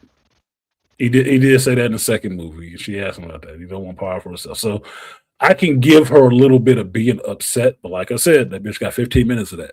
You Yeah. got 15 minutes of a tantrum, and then you got to get back on code. Got Hmm. it out? We good? Okay, rub some sand in and let's get on. Let's get on with it. I want to see a scene where after she's gone, she's one of those memories protecting those children, Yes. holding down the masses. I want to see that because I think I've been wanting to see something like that for a long time because I think something like that would be so potent. It's Mhm. Jedi-ish, like Obi-Wan coming back or some shit. Yeah, definitely. Because, like I was saying, the thing that kept the twins from becoming the abomination was who was there protecting them. Hmm. It's Paul and Shawnee. Exactly. Paul and Shawnee are there protecting those kids, keeping the other voices at bay so they don't get taken over. So Yep. when Ganima and Leto do the parent game, right? Where they go back through their line and they become these different people in their line. They become their mother and father at one point. Yep. They become Paul and Chani. And Chani doesn't want to give up the body. Nope. She doesn't really want to give up the body because she has senses and stuff like that again. She doesn't really give it up. It's really hard. And Ganima talks about this is why this part is so frightening to women because they are more sensitive. It's easier for them to get corrupted Exactly. Yep. and not come back. And it's like, see, you need that masculine and that feminine Mhm. there. Like, Because I mean, it's so obvious. Women embody having another body in them. That's in their exactly. nature. It's in their nature. So they are not adverse to that off the bat, right? They'll lean into it more. And that's why Aaliyah gets caught up because I would say her father was there, but her Mhm. mother wasn't. No. Her mother really abandoned her. Jessica deals with that part. She abandoned that little bitch because she Yep. was scared. She had all that Bene Gesserit teaching too. She knew what that was. And it's like, I can't. It's Mhm. like so. Well, Jessica was By trying to kill her at one point. yeah, so by the third one, you see, at least by the third book, you see Jessica's failure and Paul's failure. Yep. Even though you ride with them, like, yes, they're righteous, yeah, but they kind of fucked up because they need to recite that litany a few more times. They were scared a little bit. You went a little Especially she. pussy. You went a Oh little yeah. pussy at one point. You went a little puss at one point. Just saying. Just saying. I like y'all, but yeah, you bitched out. So Yeah. that's why I feel bad for Alia because it was almost like she didn't have a chance. And really, she didn't. I mean, She 'cause came out she- of it pretty good. Yeah, Yeah. but god damn. because at the point where she does, flip to the abomination, she was just beat down. It's tired as fuck. Like, I can't do this no more. It was a surrender in a sense because there was no respite for her. That's true. I was like, that's fucking terrible, bro. Like, if you're the type of person to hear voices in your head and you can't shut them off, even you can't really sleep and shit like that, bro, that is nonstop. And what she would say, it was worse for her when she was asleep, when she would try to sleep. When her defenses were down or lowered, these voices still trying to argue with her and take control of the body and shit. Like, oh my God, dude. This is an unrelenting mental assault going on inside of yourself the whole fucking time. You need somebody there to buffer these fucking folks off. Because how Alito later explains it, that the Bene Gesserits understood it why they were afraid of the abomination part, is that you end up with two sides. You end up with the benign and the malignant inside of you. Right? You got the good voices of your ancestors inside of you, and then them really malignant ones, them fucking terrible ones that they make horror movies out of, them motherfuckers in you too. And they never go away. They're always there. Like, that's why I start thinking of it like the Avatar. The Avatar state, they like, oh yeah, you got all the good avatars that ever been. Yeah, but what about all them bad ones? Yeah, exactly. Ironically, go ahead. Ironically, the reason why the Kwisatz Haderach had to be a male is because he was the only one who could master all of them. Yes, because he could see down both the male sides. side and the female side. And from what you get from Ganima and Leto, you need that male side to bring back the woman side to protect that side. Because otherwise they could fall into abomination. That's why the Bene Gesserits, as powerful as they were, being able to see down their feminine line, they couldn't see the male side. And that's why they were so afraid of abomination, because there was nothing to pull their ass back. Yep. They would just fall to abomination because there was no male side to them. The Kwisatz was the male who could do both. He can go down on the female side and the male side, which they couldn't see. Only the fucking navigators actually saw the male side. Yep. But they end up all mutated and shit. So they were no longer human. Yeah, they were no longer human at a point. So you had to have that balance between the male and the female. And the male was the one who could go there, because Leto was the only one who could pull his sister back and calm his mother's spirit down inside of her and say, no, you have to let her go. You're going to kill your daughter. And he did that as Paul. Yeah. He was Paul. He was like, Paul's like, I will never love you again. Yeah, I will despise you. That's what he said. Exactly. I will despise you. No, you couldn't. I will. And Leto was telling his mother, like, no, I will despise, he will despise you. No, he couldn't. And then Paul's voice came out, I will despise you. Okay, I'm going to fall back. I'm going to fall back, Paul. I'm going to fall back. Johnny good now. Johnny Ganima's good now. I'm going to fall back. But later, when Ganima does it, she says she is visualizing this vast cliff, and her mother is there. Yeah.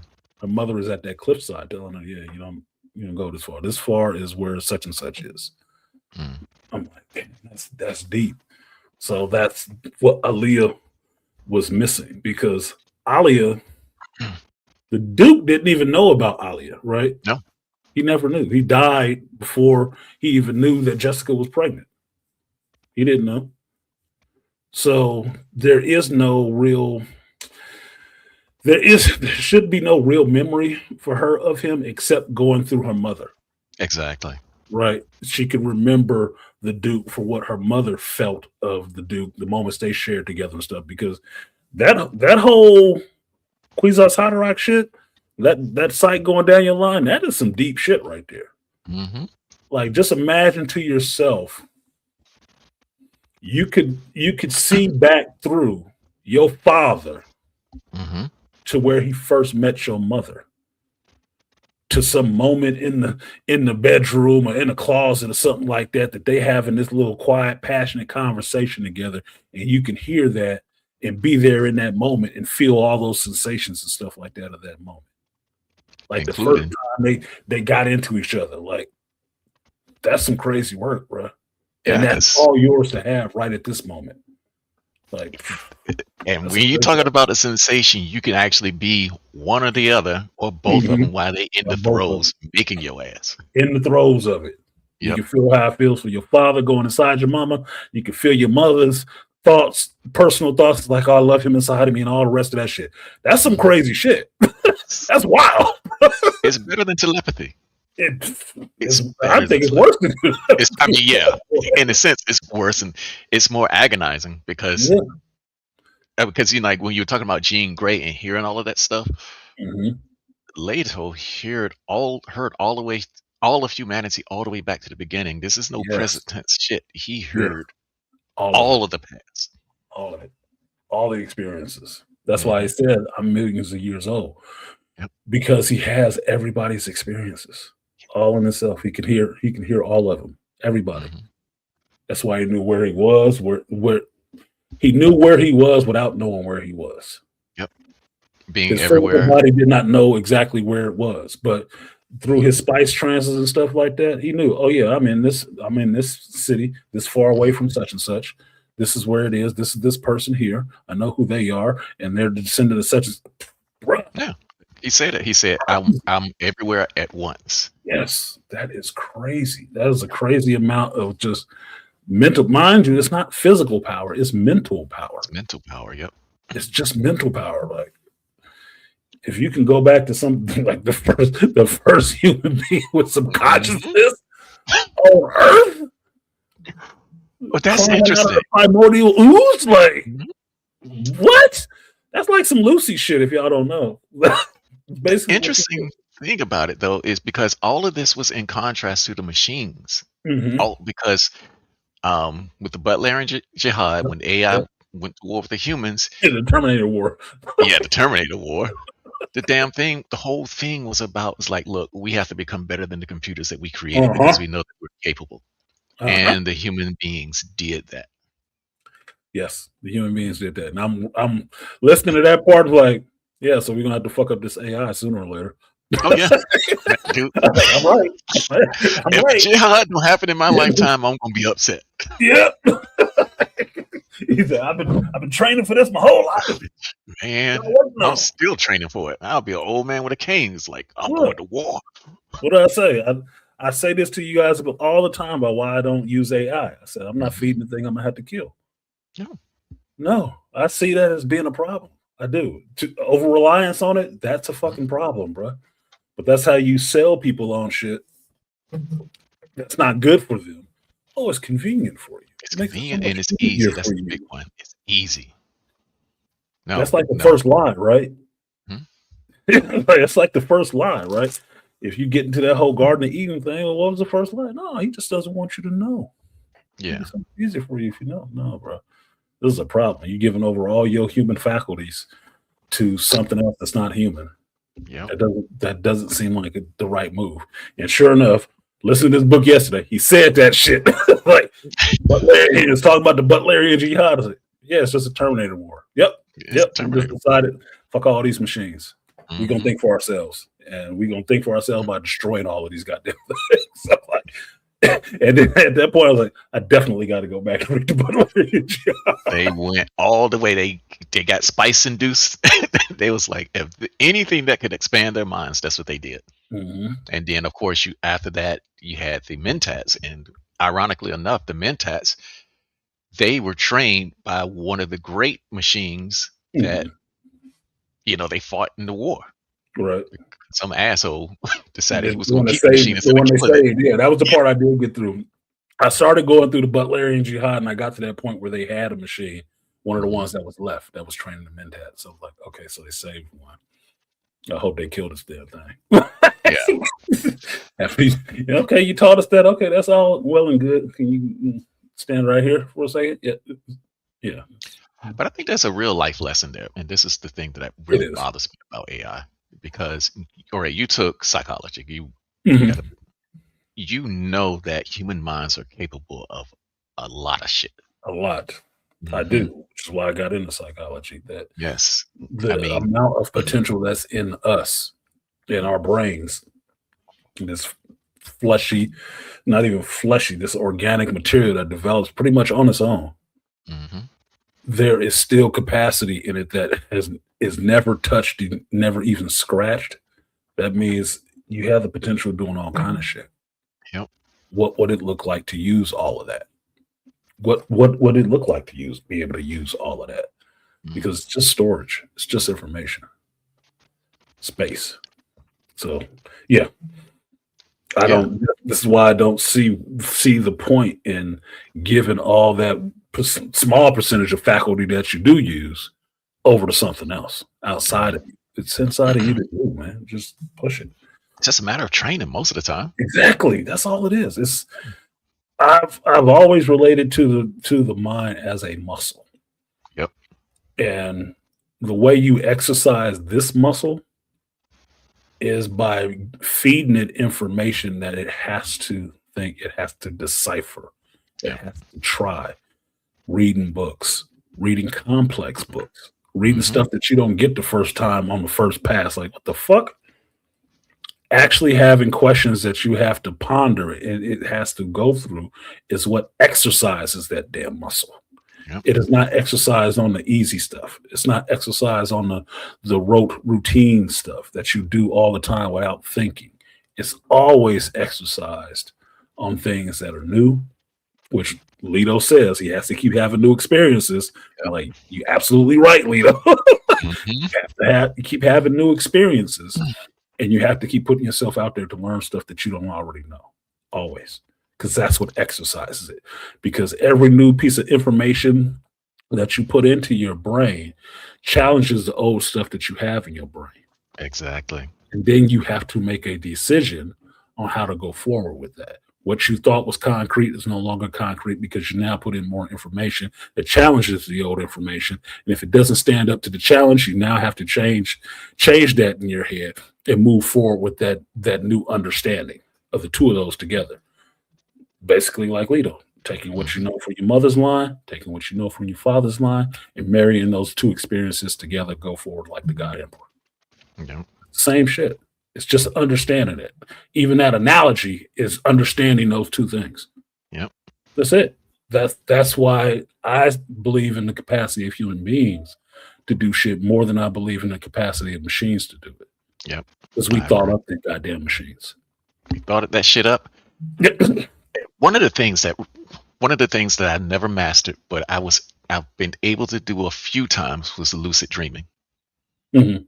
And I don't know if anybody else have successfully lucid dreamt before, but the few times that I did it was, every time I go to sleep now, I try to do it again. But It's you enter the hard. dream universe, it's really difficult. It's hard, but I've done it a couple of times where I've changed dreams and decided what I wanted to dream about. Yep. And it's been interesting. I can tell you that goddamn much. It's been pretty interesting. Interesting. Because there was a time I was having one dream where I was always falling off a cliff. Hmm. I was always falling off a cliff, and I would end up in this war zone. Hmm. And I didn't like it because I would either change the dream right before I hit or something, right? Yeah. And then at a point, I just started thinking, reading about lucid dreaming and stuff like that. It's like, this is my dream. This is my mind. Hmm. It's just happening in me, something I'm not dealing with. So the next time I was in that dream and I fell off that cliff and I was telling myself, I land. I just land. Yep. And I landed. And then I started taking control of that dream to where now that I've landed, I have not blacked out before I hit the bottom. What is this landscape here? Yep. I'm going to walk around and I'm going to look at it. And it was a conscious thought. Yeah, it's a conscious thing. Yep. It's a conscious thought. Like, no, I'm going to walk around here and see what I can see and what I can learn from this. It's a more interesting experience to where it'll sound funny, but I have a dojo in that place Yeah. where I go and it's just this peaceful place where I can think about what I am doing in this dream. And then I go from there. I go from this place into any other part of the dream that I want to go to. It's just what it is. But it's getting into that part for me is ruminating on one thing as I fall asleep. Exactly. And it's usually, I will control this. Where do I want to be? And just keep thinking about that until I get to that dream, until I fall asleep and get to that dream state, and then I'm there. That's all it is. So, Man, I at got a least for whole, me. but but it's elusive. Mhm. Same girl. You know what she looked like, know what she smelled like, the whole 9 yards. Ain't never met her before in my life, but in my head. Well, my dojo, that Mhm. quiet place in my dream. Apparently, there's a girl in there that looks like Jinx from G.I. Joe. Oh, really? I got a ninja girl, an Asian ninja Bruh. girl in there. So, I wasn't going to. That's why I said it sounds silly, but I know when I get back to it, every time I go back to it, it's the dojo, it's the heavy bag, and she's in there with the heavy bag. Mm-hmm. And I come in there, and that's what she is. She looks like Jinx. That's telling us something. That's how brain's doing what it does. It's doing what it But is.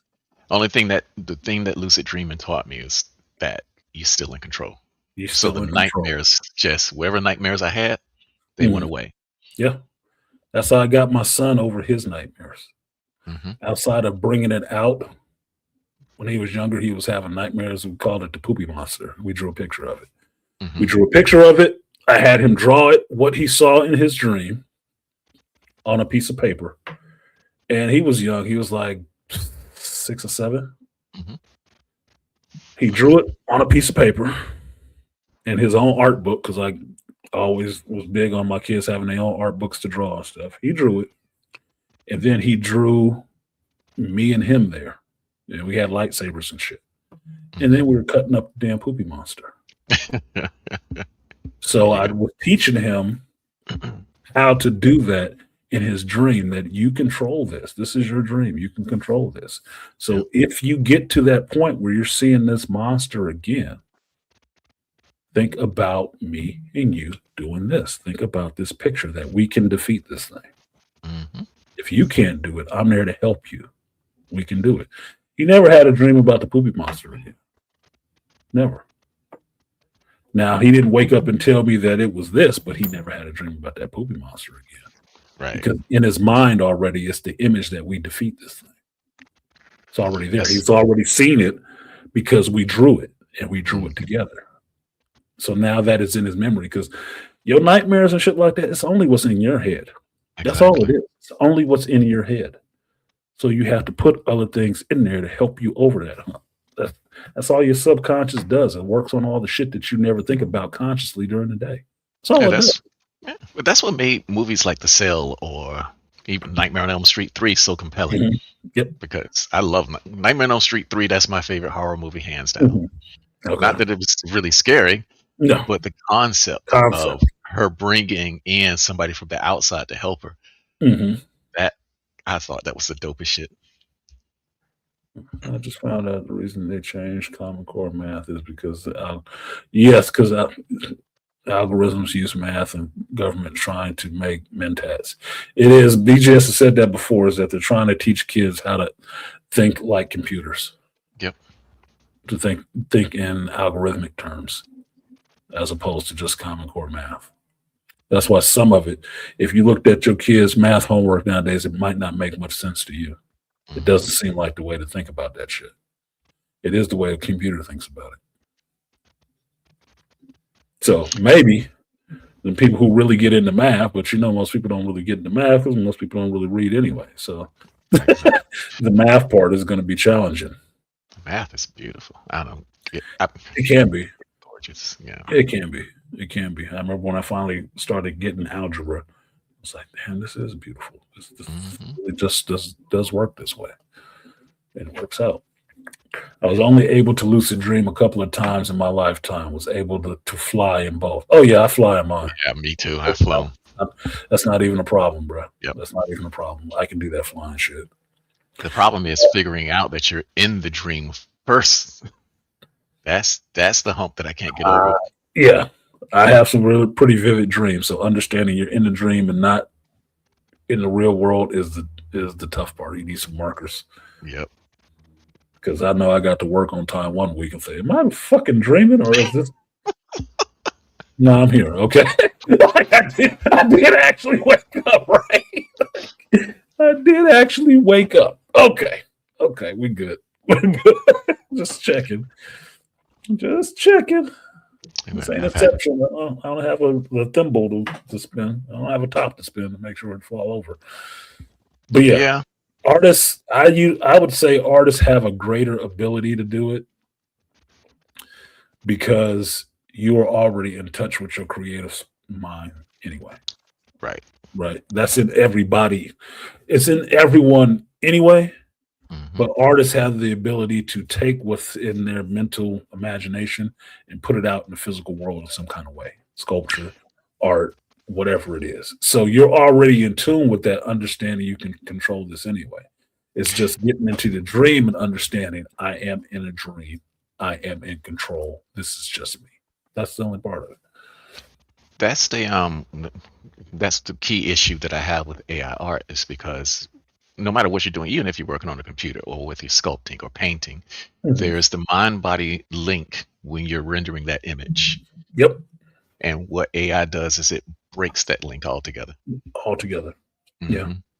And that's my thing with anything I can envision. The only hard part to me is getting it from here through this onto a page. And it never looks exactly the way it does in my mind. Yeah. And if it does, then it means I need to flush out what I'm designing a lot more in my mind. Like I need to give it more detail in my mind. That's all it means. Yeah. JT said totem time. Yeah, it is totem time. Yeah. But when I think about Dune and I think about Frank Herbert and how he wrote all of this stuff and came up with Zen Sunni religions. And then when you go back, it's like, okay, this guy was a Mason. Education comes into play, who he was networking with. It's just like what you call him, the guy who wrote Lord of the Rings. God damn it, I know his name. Tolkien. This man was in World War II writing. This man was highly educated. Yes, his devotion to his wife informed him, and that's the reason why he wrote such great love stories within all of that chaos. And that's what I think people forget a lot of the time. Like I heard this argument before that the Fellowship of the Ring, that Frodo and Sam were just gay and shit like that. Like, no, they fucking weren't gay. The person who wrote it had been in war, trench warfare. Do you know what that actually means? You know what that looks like? That means you need to rely on the person really next to you. Exactly. That's it. They got to watch your back. You got to watch theirs. And you will take on their burdens if they fall. So you got to get through this hell together. I think a lot of people don't realize men being fucking men. God damn it! Like, I think a lot of people don't, especially if they haven't served, don't realize why the army. Because when I was in, we had the battle buddy system because the army understood that you're going to lay all of your problems, especially when things got real tense. You're going to lay all of your problems on that dude next to you. And he's going to lay his on you also. Right. So that relationship between men, especially during times like that, is really intimate. Yep. And that's what Frodo intimacy does not always mean sex. You dumb fuck. Exactly. You dumb fucks. You can be intimate with your parent. Doesn't mean fucking your parent. This to me, this is what gets into Westerners in English and their language. They don't use words right. No. And they really limit words down to really narrow meanings and really base meanings at that. Like, no, intimacy just means we are close in a way that most people don't know me. That's all it means. And like you're saying, the battle buddy system and stuff like that is intimate. I get that because it should be. Yeah. It should be. My life is in their hands. Their life is in my hands. How do I process that and make it important to them? Like, I know his wife. I know she's carrying a baby. How do I make sure he gets back? Exactly. And the other side of that, it's like, you're going to run into a hail of bullets. There's a 99% chance that you're going to die. But that dude is there to push you to do that too. Yep. Push you past your fear. Yep. Of doing it. Like, oh, I'm afraid. Well, yeah, I'm afraid too. Goddammit. But Exactly. But go. what you do, you sit there and say, "We're gonna do this, man." Yeah, we're gonna do this. I'm gonna give up. You're not fucking giving up. Nigga, I don't want to sit here. I gotta take a shit. Let's go. That's what it's like. Nah, you know what they got over inside there? They got warm blankets and shit like that, man. Let's get in there and get the blankets. Like whatever you got to do. No, you have to be. I'm making light of it a little bit, but it's a little bit more tightly knit between two people. You have to have that. You have to have that. And so he was able to put that into the story that he wrote because he's actually been through that experience. He's been through it. That's why when you look at things through a modern lens and not in the context of the time that it was created, you always alter it. Oh, Sam and Frodo were gay. That shit just pisses me off. It pisses me off too. It's like, oh my fucking God, dude. You don't understand shit about this person who wrote this. What they actually went through. You don't understand it. You're basically taking his experience that he poured into these characters that made them so much so that they popped off the page to you and reducing it to some base sexual shit. Yeah. Fucking idiots, dude. Like, you are dense. Like Ganima talking to Irulan. You are dense. You are dense. You are really dense. Like, you can't be this. How can you be this dense? Like, that's an insult in common language, bro. And then the freaky part is on the other side of that. People like, man, he went to war and got traumatized. It's like, yeah, he just saw the dude that he was closest to on the motherfucking planet, and the worst shit that any human can go through, and this dude just got torn in half by a mortar. Yeah, he's got to live through that shit. Yes. Y'all love Saving Private Ryan. Well, if you put yourself in that position that these are people who knew each other, who really knew each other, it would be more traumatizing to you to see. Yep. It would be. To understand what was happening to this person might have went through basic together, might have came from two different places in the world, knew each other, found out everybody's love, all this laughter, all this fun, all the stress, all the rest of the shit, to get off the ship, and 2 minutes later he ain't got a face. Yep. And only thing you see is a person that you were just laughing with a minute ago and what he was looking forward to or how scared he might have been. That is fucking trauma inducing. It's just trauma inducing. You cannot go through something like that and then get into, oh, I'm writing a story and it's about war and shit like that and not pour that right back into the page. You can't. That's the only way you get that shit out without, becoming an abomination. Exactly. Because a dude who flips out because of trauma, we call that abominable if we want. But yeah, Rambo First Blood was the embodiment of that. Yes. And dudes thought, man, cool, I want to go to that. Fuck no, I don't want to go to goddamn. No.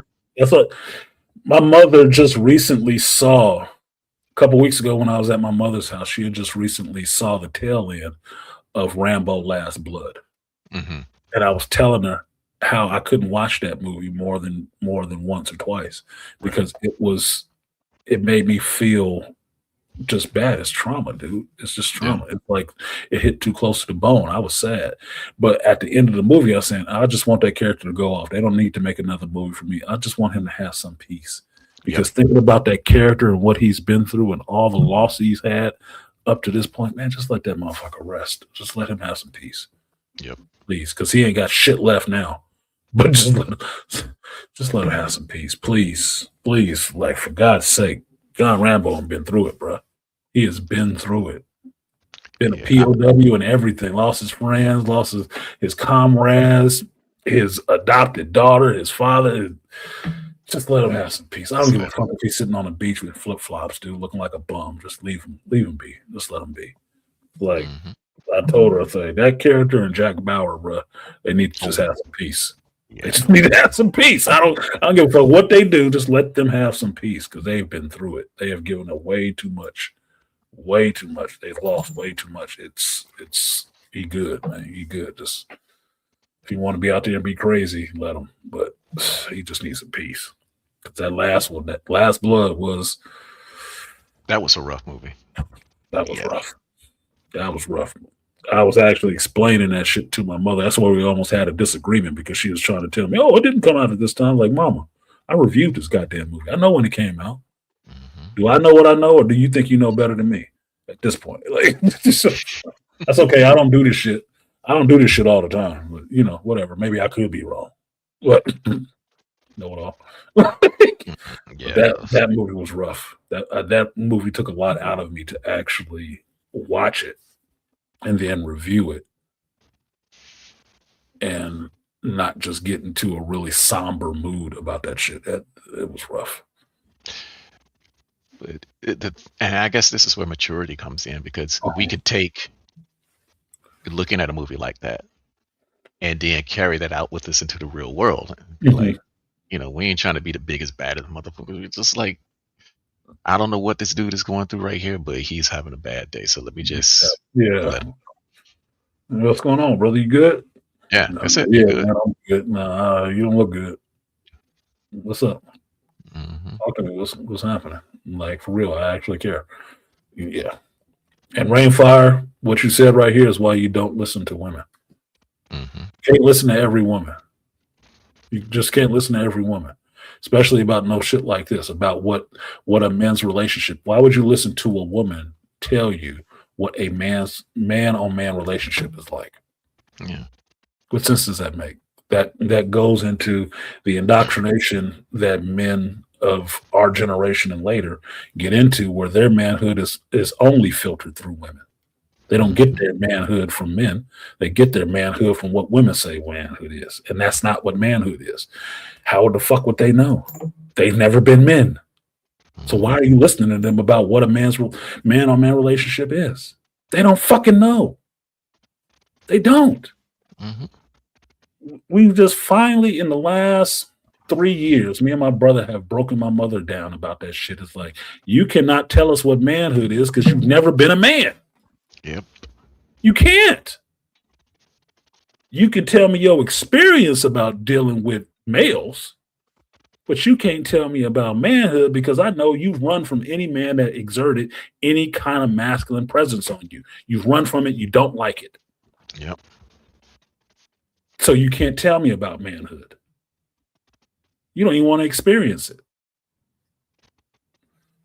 So no, that is not the arbiter of that shit. Angry Man was right. When I found this space in AM, that was the shit he was talking about. Women can never be the arbiters of manhood. They can't. Mm-mm. Why? Because they've never been fucking men. Yeah. And you think about it, modern women, most of them only know what a quote unquote to them man is by laying up in them. Exactly.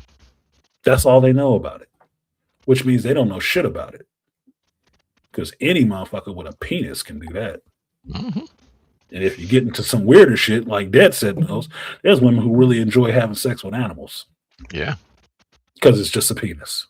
It's just a penis. So I'm not listening to them about what it means to be a man and manhood. I'm really not. Just as much as I'm sure they're not listening to me on what it takes to be a woman. Mm-mm. Ironically enough, though, men have to know more about being women than women have to know about being a man. Exactly. Exactly. We do. And most women I run into, I do know more about them and their body than they do, which is scary to me. Because we know they're going to lie to themselves, and we just like waiting for it to happen. They're going to lie. Mm-hmm. They're never that damn honest with themselves. Nope. And that's what gives me, at times, sympathy for women in some ways. But I still hold them accountable in a lot of ways because they're still fucking adults. Yeah. So the same way that I have to know better about myself, you have to know better about yourself. Stop fucking lying to yourself. It's doing you no favors. It's doing you no favors. Got to be honest with yourself. If not yourself, the main person you need to be honest with is you. Yep. And if you were, you stop having a lot of the mental issues that women usually have, which comes from trying to hide from reality the whole time and not be honest with themselves. That's it. Yep. You are your biggest judge. You are your biggest judge. And I've always called it, that's the first person you lie to, yourself. in the mirror. First person you abuse is First yourself. person you abuse yourself. Mhm. First person you're nice to yourself. It's yourself. Yeah.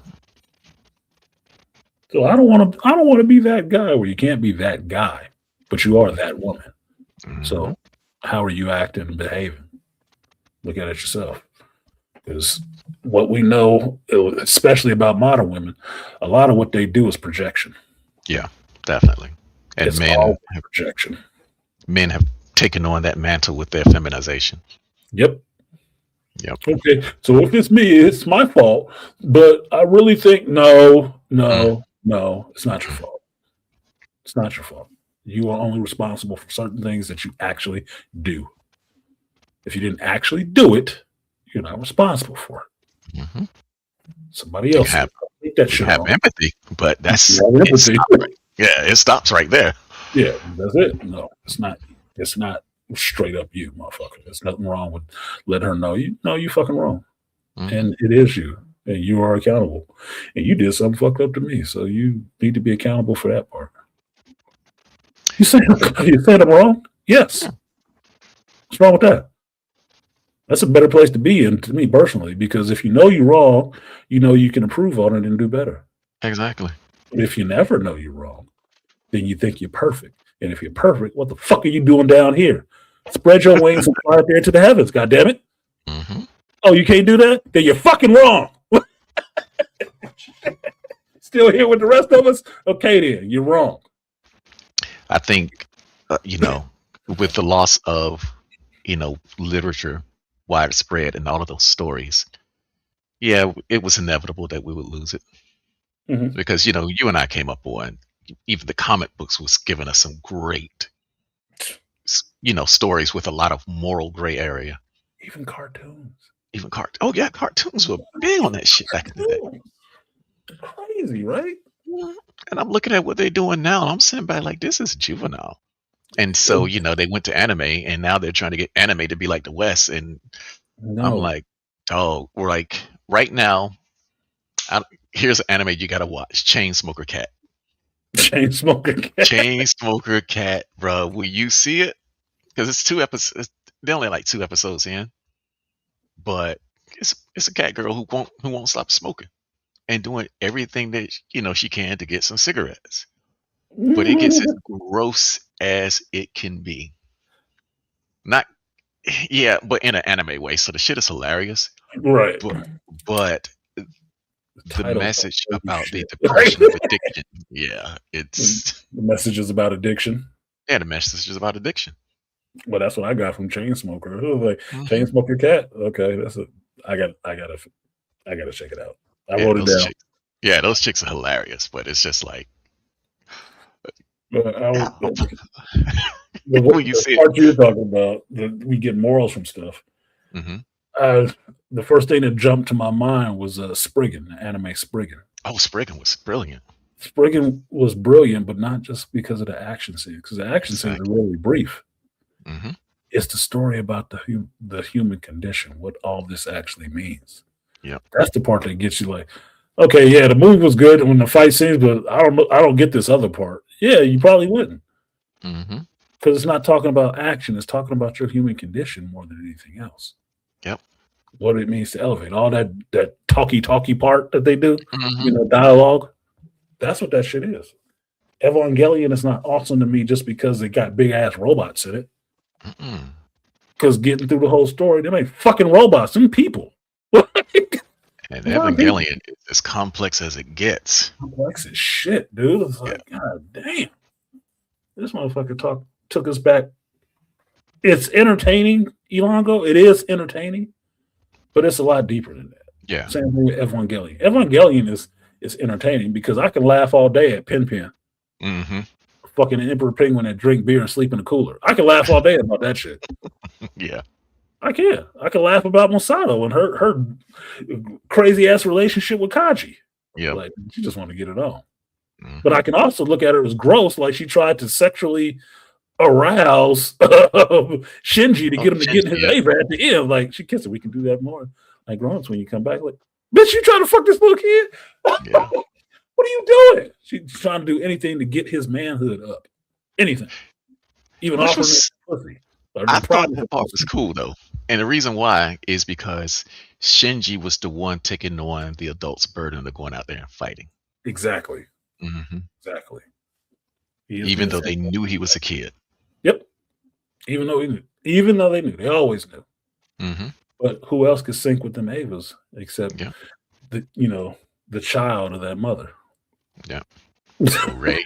Yeah, because that shit that Shinji's father did with Ray, that was some sick shit. That was as sick as you could get. I was sitting back like, yo, I don't know what I hate this shit or like it. Look, Gendo was something else, but Gendo Yeah. understood what the hell was going on.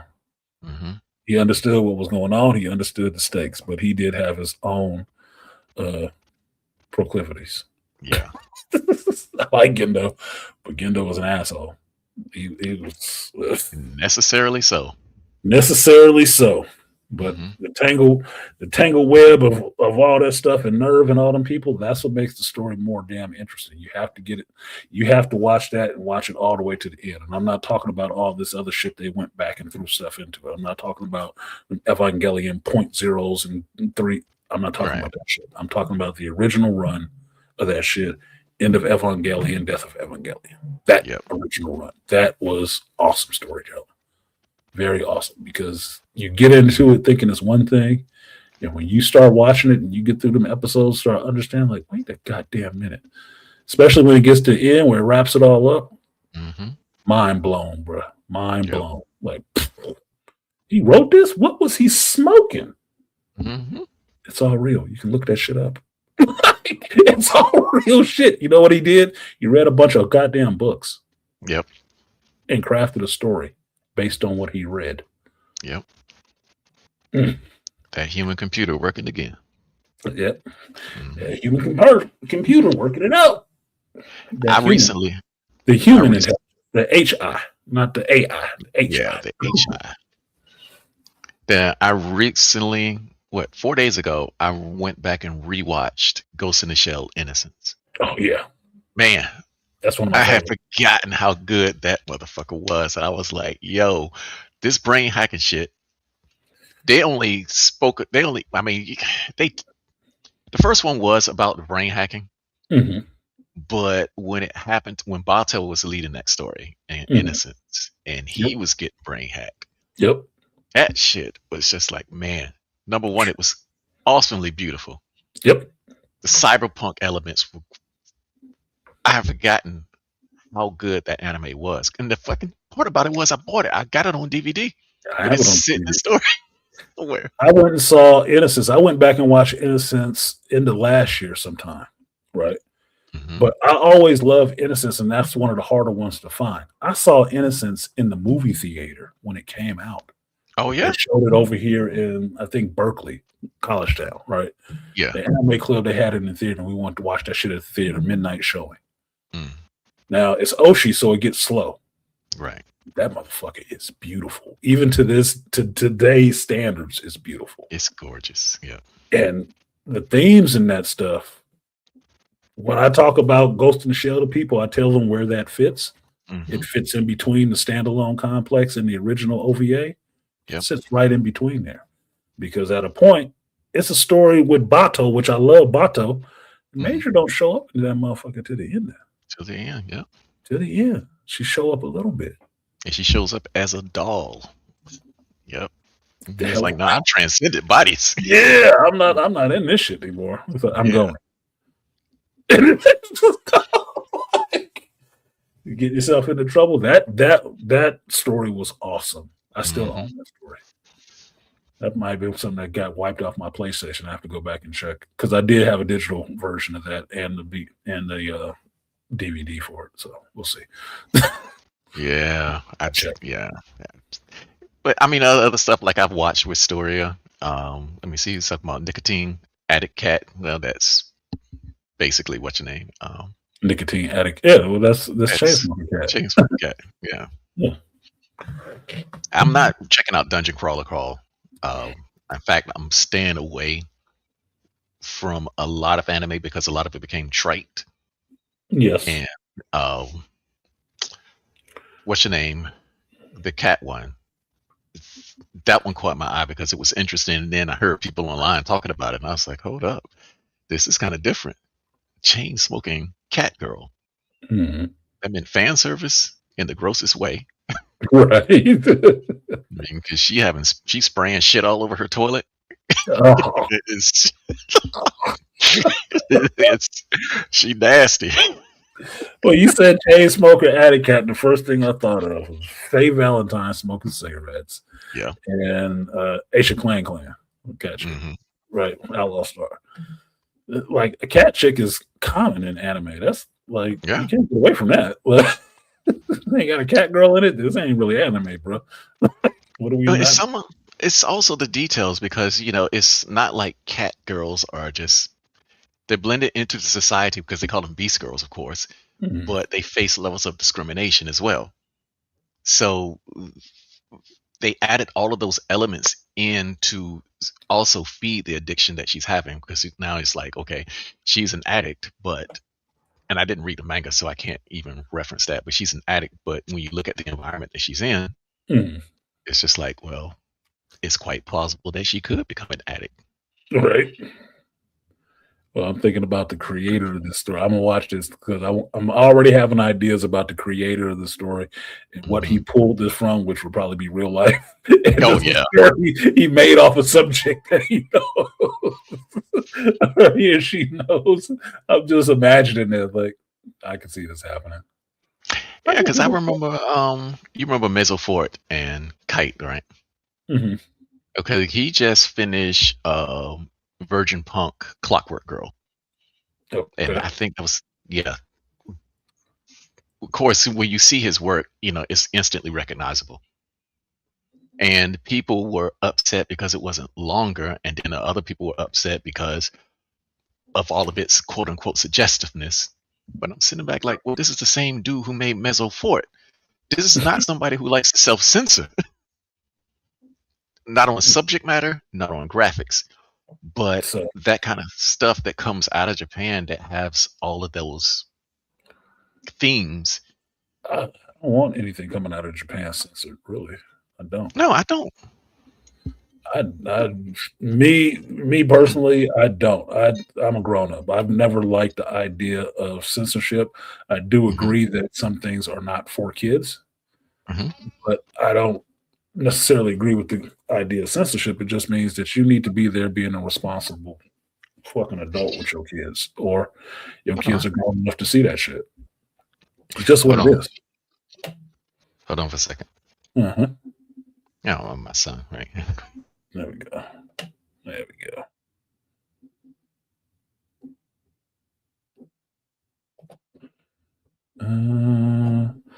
So the rest of Oh, y'all. yeah. There we go. Okay. It's always good. I will never stop seeing my kids. Every time they call, I'm going to answer. Oh, absolutely. You see, I stopped the whole stream to talk to my daughter Oh, yeah. because my phone rang. So I got 10 more minutes up here so I can call him back. All right, no worries. I got a show to do, so but I'm glad you came through early so we could actually talk about this Dude, this zesty Doom dude. 3. Oh, Zest- my gosh. Return to the Zest. Return I've of heard- the Zest. Return to the Zest. The Zest Strikes Back. Yeah. And she up there, she got her face all screwed up, and I'm like, that's not the Johnny that I loved. No, I want 10 toes down Johnny. She's the one I dream about. I sent Oh, you you a sent it? video. I sent you a video. I emailed it to you because I was watching somebody else talk about this, and they were making reference to our conversation that we were having about that Oh, shit. yeah.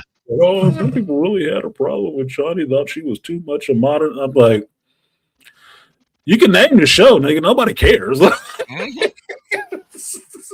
So I sent it to you right off the bat. So yeah, well, you were heard. Did you send it recently? Yeah, I emailed it to you on Thursday. Okay. This trailer dropped. I watched this trailer. Nobody had put up a review of it yet, and I was at work, so I couldn't do it. But I sent you a video I saw after that. So yeah, it was just this week. Yeah. But I definitely knew, like, oh, I got to talk to Dead Set. I got to talk to Dead Set about this. He got to show up on Sunday, bro. I was determined because I was going to get here earlier, but I was working, and when you work and time's flying, I was like, wait a minute, I was supposed to be on artist. Yeah, that's fine. That's fine. Yeah. As long as you came through. So that's why I did that part first instead of later. Because yeah, I want to talk to you about that. Because I'm excited for the movie. It does look like some things are going to be mixed up, but this is the part where sometimes I can get disappointed in the Black community a lot because we do not do our own work and research. Right. So it's not a lot of people who have read this material that I can talk about it with on this side. That's the problem. I don't like seeing people being able to have these conversations, long conversations about this shit, and they haven't even read the material. It's like, well, what are we talking about? Right. All I can do is spoil shit for you. Y'all know I don't like spoiling stuff for people because I want you to have your own experience with this stuff. That's why I always suggest you go back and get the source material. I just listened to that whole book in one day. Y'all can do the same thing. If you don't want to read it, fucking listen to it or something, just so you are familiar with the original material and not just what somebody else said about the material. That's not good enough for me. It's not good enough. So I was waiting to talk to you about it because I know you've read the shit and you know it backwards and forwards. I went and watched Quinn's ideas to see what he thought about the trailer. I was like, man, can I just email this? I wonder if he'd show up on my little ass stream. He probably would. Like, I'd be really interested to talk to Quinn about this shit because outside of you, that's the only other person I want to see. I don't want to see the rest of these folks do reviews about the damn trailer. Fuck you. Who are you? This motherfucker doing this shit. And this is all he do. Quinn's ideas. I remember running across his channel maybe like 8 or 9 years ago. I know he's been on for a minute, and it was refreshing because there was a brother online talking about books, and he just kept talking about books, and that's why like books like The Three-Body Problem. Yep. He reads sci-fi. He reads sci-fi. Yeah. So if he's talking about, he's not talking from a point of this is something that Wikipedia said. He reads his own. He reads. It's his own personal experience with reading all of this stuff, and he can break it all down. Yep. Breaks it all down. He'd been talking about Doom before they even made the movie. Yeah. He had already had videos up about it. So in this latest video for this third trailer, he was talking about the people that were working on the Dune actually contacted him and thanked him for the videos that he put out because it helped them stay on path with what they were doing. I'm like, get the fuck out of here. Wow. I'm impressed. Well, yeah, I'd be impressed. But that's not what you're hearing from everybody. Right. It's not. Because half the time, the people will tell you they didn't read the material, they didn't read all of it, they didn't really get it, and you listen to them like you didn't even get that part. You didn't. That's not what happened.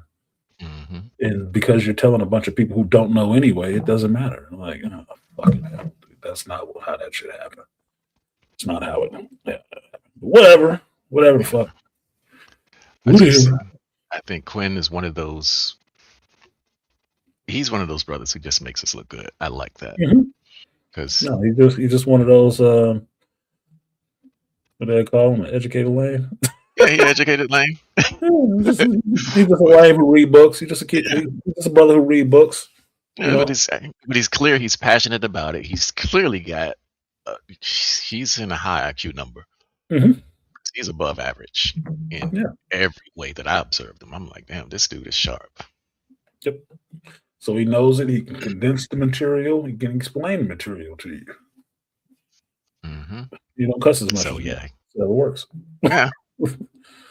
I mean, truth be told, I mean, like, I hardly come on anybody's live stream anymore because this shit just got. Look, I'm just gonna call it what I call it. I got tired of talking to stupid people. Yes. Shit, it just got pissed off, and so it was just like you, Art New Style. I maybe do BGS every now and again, but sometimes he gets a bit too argumentative for me, and that's pretty much it. This is why I don't watch a lot of people's panels. I love a long panel conversation. I do. That's my bedrock for YouTube channels, right? It's a long conversation. But I can't get into a lot of them, at least on our side, because it just gets too fucking argumentative. It's too much arguing with idiots and not enough. Like the last one I listened to for BGS was on a good topic, and he had this brother coming to his chat room and was just arguing with him, and he brought him up on the panel, and it's just him and BGS talking, and this motherfucker is just stupid. He's just saying something dumb as shit, and I'm like, drop him down. I'm sitting there talking. I'm at work, and I'm talking to, my earbuds, just like, drop him down, BGS. Drop his ass down. He's slowing up the whole fucking stream, dude. This shit is. I'm getting irritated. I'm irritated. It's not even my fucking show. I'm just listening, and I'm irritated. I'm like, this motherfucker. He's just a spoiler. He's just causing chaos. Yep. Get his ass out of here. That's exactly what I do. Listen to. That's what makes it hard to listen to. I can't listen to that. That shit. It kills me. I know it can, and it's not done intentionally. I know, not on BGS's part. It's probably on the dude's part. It's intentional because he just wants to disagree and try to prove somebody wrong. Yeah. But he is so off base. Doesn't listen to facts. Doesn't have any fucking facts. And if you don't have any facts, why the fuck are we talking? How do you even have ground to argue with me on it? Just for the sake of arguing? Man, get the fuck out of here. This is fucking go away. That drags it down for me. That's why I end up listening to more streams and panels outside of this space, which is unfortunate as fuck. Yeah. Because it's not that argument. It's not that argument. And one of the other things I know, it ain't a bunch of talking all over each other at the same time. It's like it's a different vibe, different respect level. And I'm like, this is unfortunate. Why can't we do this here? Yeah, it's just like when I listen to Jeff St. James, because I do like when he brings up those 4 women. And the only issues that I have with him is that, granted, I like hearing the woman's point of view. I like hearing woman's point of view. I don't know. At the same time I've heard all this before. Yeah, exactly. Well, the part that gets me with a lot of people's arguments is I don't like hearing things I've heard before. Mm-hmm. And I call it out. When I've heard something before, I'm usually the first thing I've heard that before. Yeah. That's the problem that gets into me, because if I'm getting the rote response from you, I'm not getting your intelligence. Right.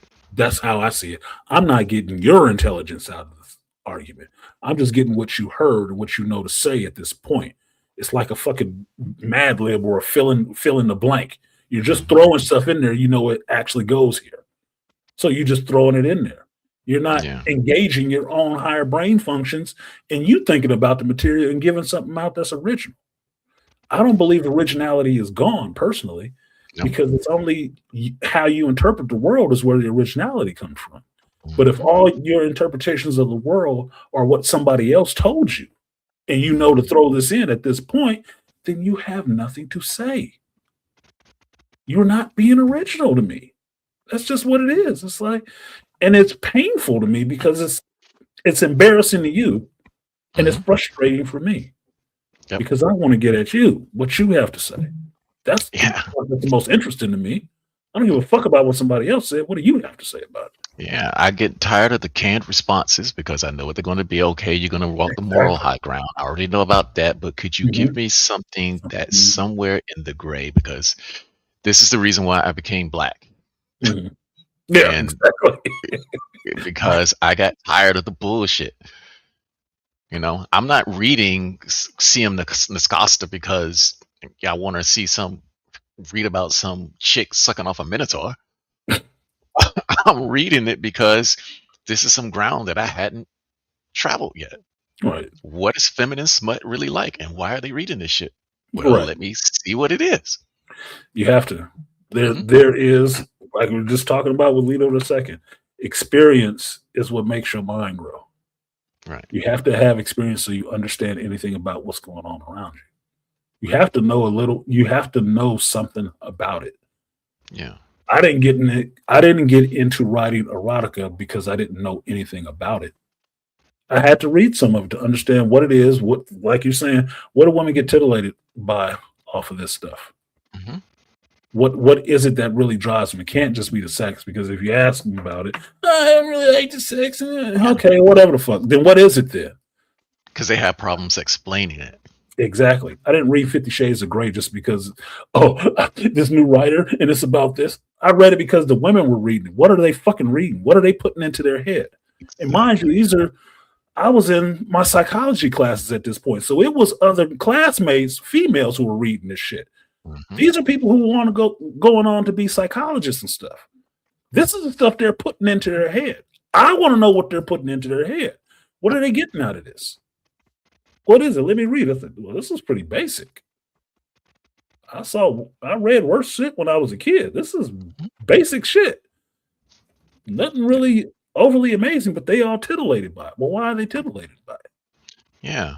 Once you have that experience, you can talk to them about it and ask them questions on it. But if you don't know what's in the goddamn book, you don't know what to ask. Exactly.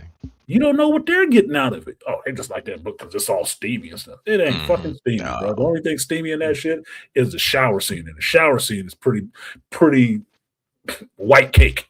Okay. Yeah. Pretty Vanilla. bland. Pretty fucking bland. I'm reading this shit like, Yeah. man, I've done worse in the shower. Mhm. Whatever. This is really pedestrian. Yeah. Shit, this Because is I a- remember the last time we were speaking, we were talking about like women people getting raped and then their bodies betraying them by becoming Mhm. aroused. becoming aroused by it. That little thread right there is where I want to explore more, Mhm. because there's something interesting going on there about the separation of the mind and the body, Mhm. and how even when the body can sense, the mind can still feel trauma. There Right. is something really interesting there. That is, I had a friend Hmm. back in the early 2000s, female. She was the one that was really into that bestiality shit. Hmm. And since I'm not shocked by a lot of things, I ask questions.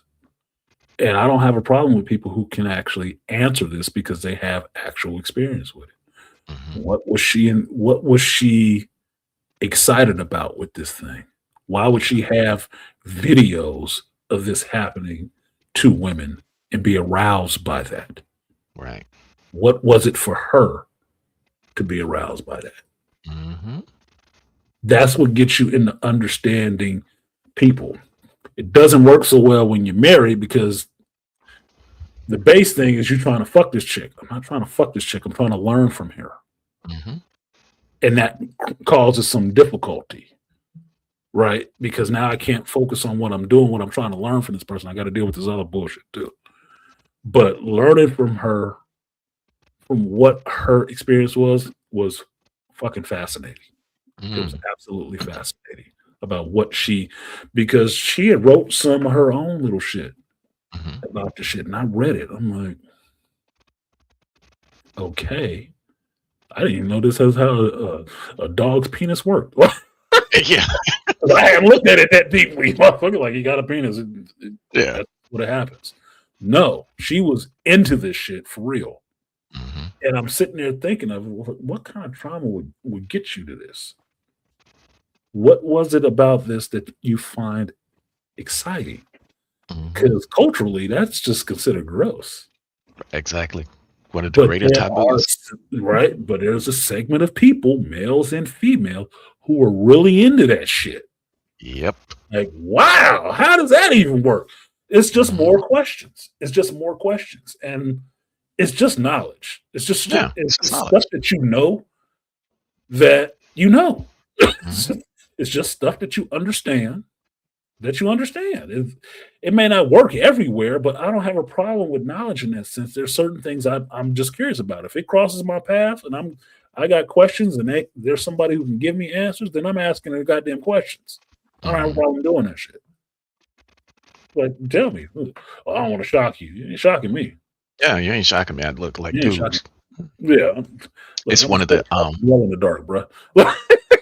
it's one of the greater arguments that I run into on Twitter all the time. It's just like another dude I had to deal with, and he talking about what kind of art people should and should not be making. I'm like, Oh. motherfucker, you cannot control what's in a dude in somebody else's imagination. No, you cannot. So just leave it alone. Yeah, you can deal with it once it's out there. Once they put it out there, if it's not for you, then it's not for you. but understand what's going on in this person's head and the art that they put out. It's like, huh, okay. Yeah. Those questions, those things are the mental exercise. That's Exercise. that's the interesting part of humanity, I Mhm. think. That is the interesting part of humanity.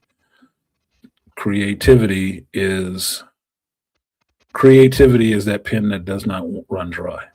Ooh. And you cannot how do I say this?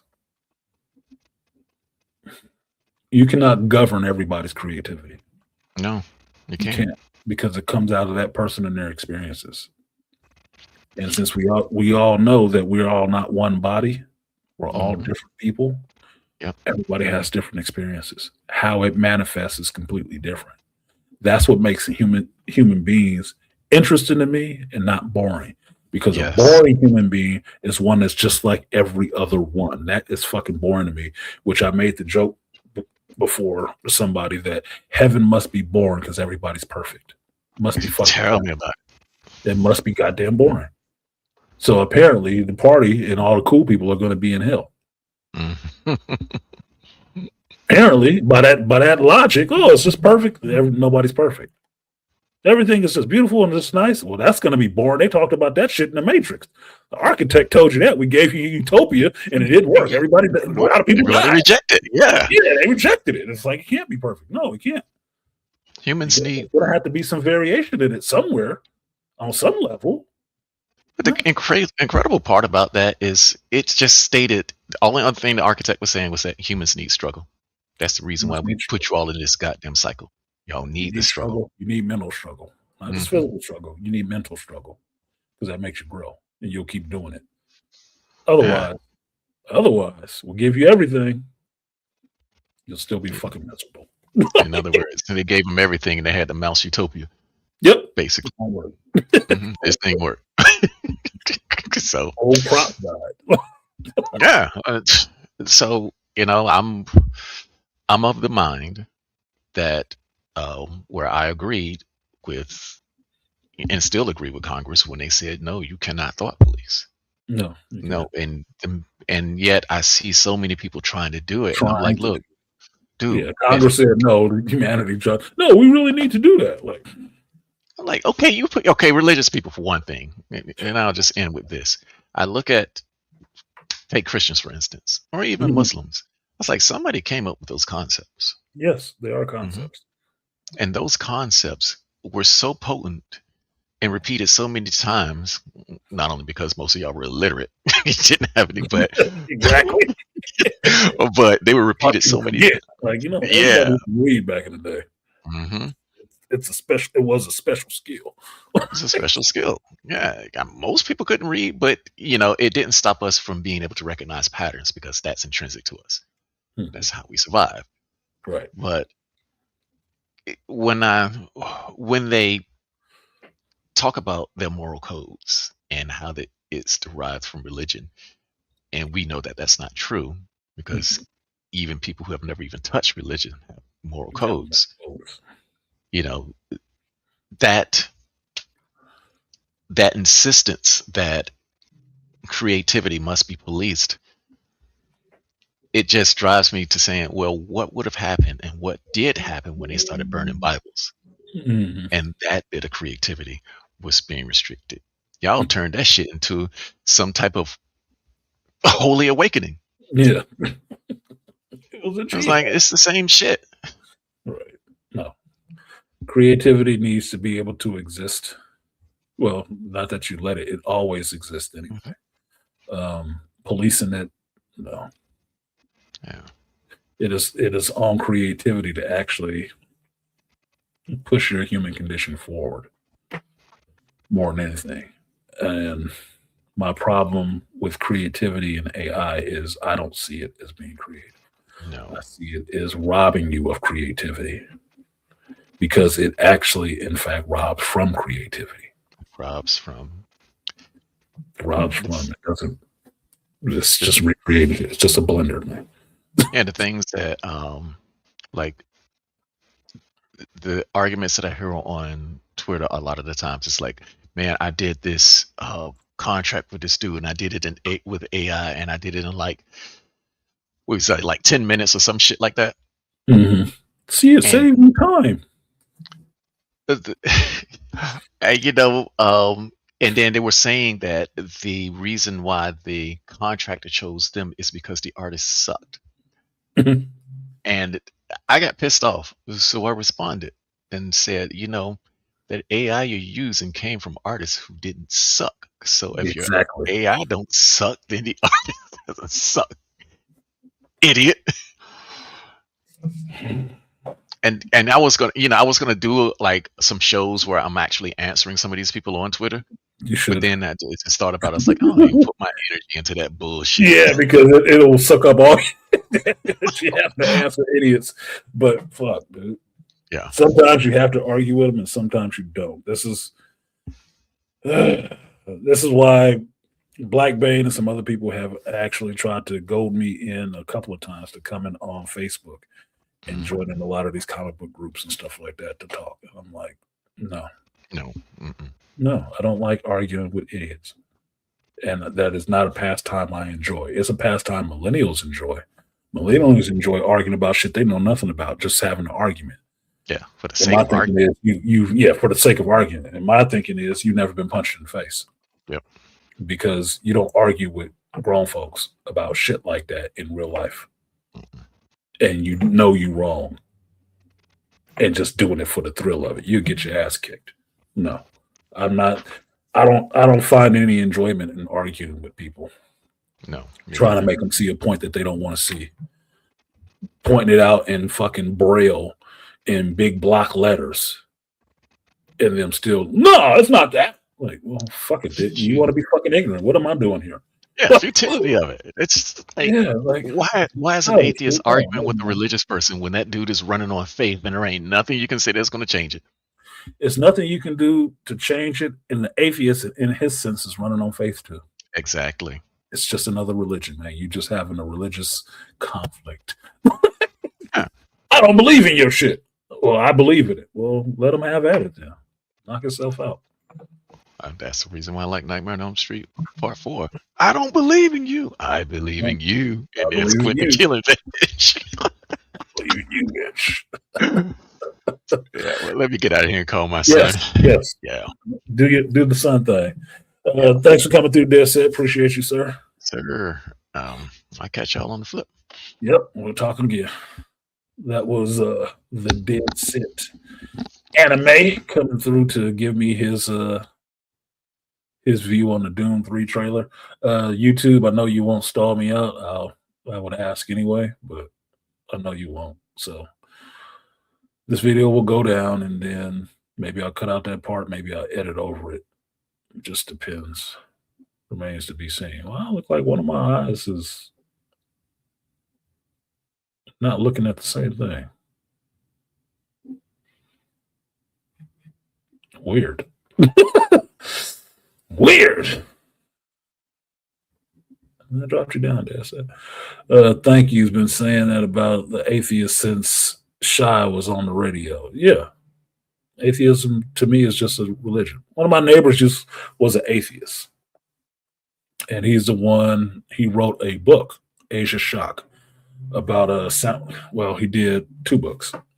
First one was about samurai movies, Asian culture and samurai movies. And then the other one was about Asian horror movies. And he was my next door neighbor in Richmond. He moved from San Francisco over to Richmond, and he was an atheist. And talking with him about that shit, all I saw, what up, Big Black Bane? You heard your name? He said, my defense. I'm trying to call you in like, look, a new airstrike. I'm an asshole. Yeah, you are an asshole. It's okay. He tried to call me in like an airstrike. You know, get me in the stealth fighter to come through and carpet bomb the ass. But he's an atheist, and at the point of talking to him about it, it just sounds like religion to me. It just sounds like religion. It's just so you have a religion. No, it's really just against it. No, but the way you go about it, there is doctrines, there is dogma to it. You just have a religion. That's all you did. You just call it atheism. There's a lot of religions on the planet, bro. Fine, you can have your own. Because trust me, going back and studying religions, how they started and shit like that, it's all a story. It is. It's all a story. And if you think all the morals came from that, like Dad said was saying, what did you have before you had organized religions? You had tribalism, you had morals, and you had shamans and shit like that. There was still a moral code. And it wasn't called Christianity or anything like that. It's all a story. But you believe what you want to. You believe what you want. Exactly, Elongo. They faithfully, with a fervor, don't believe in God. That's called religious. That's called a religion. It is. The fact that you want to argue with other people about it and their religion proves it's a religion. Because otherwise you wouldn't give a shit. Because you're trying to catch converts the same way they are. You're trying to convert people to your way of thinking. That's a religion. Because you got the truth and they don't, right? That's a religion. Stop bullshitting. Just call it what it is. I'm very plain. Like bang. Yeah, I'm still not doing it. I'm still not. I can't see myself spending any time doing that shit. I'm an asshole too, but I'm not that much of an arguing asshole. I don't give a shit. I'm not in my 30s anymore. Fuck, I ain't even in my 40s anymore. My late 20s and my early 30s, I would really go to war with arguing with people about that shit. After a point, I gave it up. And not because I was losing arguments. It's because I got tired of having them. It shouldn't be an argument. You want to believe that shit? That's your business. Fine. That's not it. And that's where the term go read a book came from. That's where I got it from, for myself. Just go back and read the material yourself. Because if you do that, we will end up at the same point. That I know what I'm talking about, and now you know what the fuck you're talking about. And then we don't have to have an argument anymore. So just go read a book. Go do it. I did. That's why I know you're wrong. And why you don't know you're wrong. But just go read the material, and that'll settle all this shit. You don't have to listen to me telling you anything about it. Go read it your fucking self. Then we don't have to have this conversation, because I don't like pointless conversations and pointless fucking arguments. It's a waste of my time. It's a waste of my energy. And it doesn't, you can see my face thinking about it. It doesn't make me happy at all. No. I want to talk to people who fucking know the shit that they're talking about, because then I can learn from you. Big Sam, talk to me. I gotta be the dead Rio. I gotta be the dead dude. God damn. Talk to me, Gus. That's funny. That's funny. And one of the best lines from Top Gun Maverick, talk to me, Dad. That was one of the best. I was like, oh, shit. Oh, he does the same thing, man. He doesn't know that Maverick does that. He just asking for his dad. Damn. Damn. Hope y'all watch Top Gun Maverick on the 4th of July.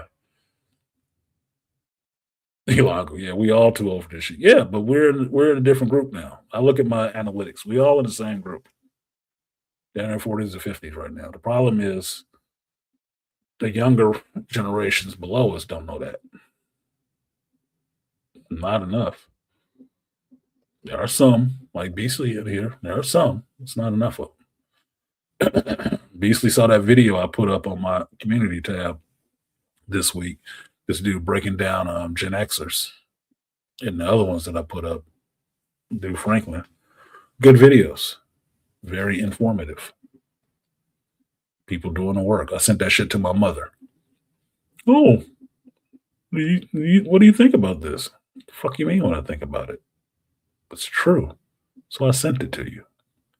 So now what I already knew, somebody else has actually done the research on and can prove it to you.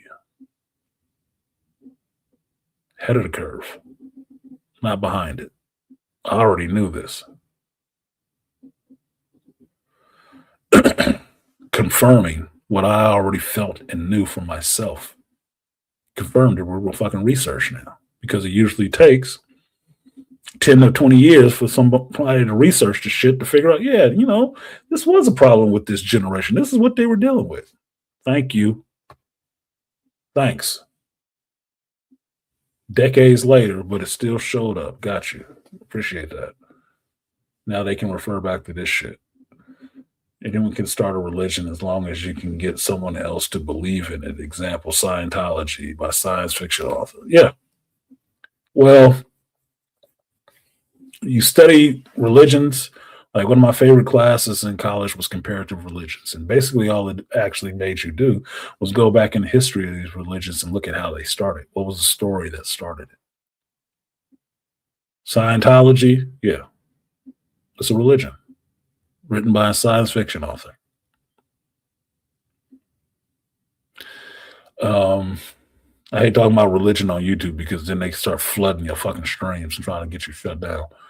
But you read up on Joseph Smith, how he started his shit. That was all made up, dude. It wasn't even a well-written story, but it's a story. And it's a religion around it. Just go back. Just go back and do it. It's all out there.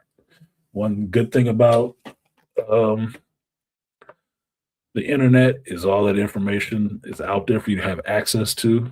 Use it for something other than looking up, you know, porn, shopping, and Wikipedias. You can actually find some stuff because they put it online. But the origin of some of these things, Christ, it's just a story, bro. It's just the story. Reading about the Bible and who wrote that shit for Christianity and stuff. Like, you know, Christ didn't write that, right? He didn't write none of that shit. And the person who's credited with writing a lot of it was one of his main detractors while he was alive.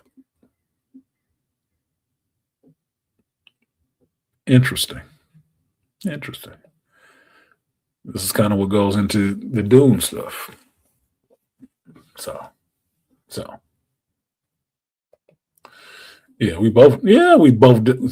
Look, man, we all still dealing with the J-dubs. Still.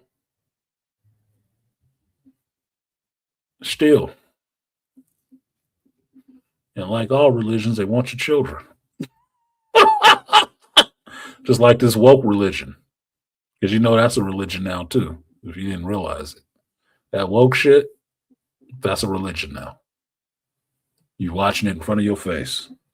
And if you say you don't agree with it, you are a heretic. And they will come to get you. Can't say anything bad about it. You can't say you disagree. It is a religion. And Hollywood is losing money hand over fingers for it right now. And a pulpit is any screen that's in front of you. It's media. And the church is the theaters. And they need your eyes. And like most religions, they want your children young. They want your children young so they can indoctrinate them and get them on board with the religion to grow their numbers. It is a religion now. Yep, we come for your daughter, Chuck. Yep, and your boy. Came for your son and your daughter. They want them both. Not because they want them to be together, because they want them to be separate. So they can fuck them each accordingly. Or they can get weird shit like the Bene Gesserits and get them falling down on each other and making these bastard babies. Anyway, On to some happier thoughts. Appreciate Dead Set coming up and having that conversation with me about the Dune 3 trailer. I wanted to have it, and we touched on everything I wrote down to talk about with it, too. Yep, we did. We hit every point that I wrote down before he even was up here. So we good on that. Next is going to be this puppy right here. This good puppy right here, X-Men 97.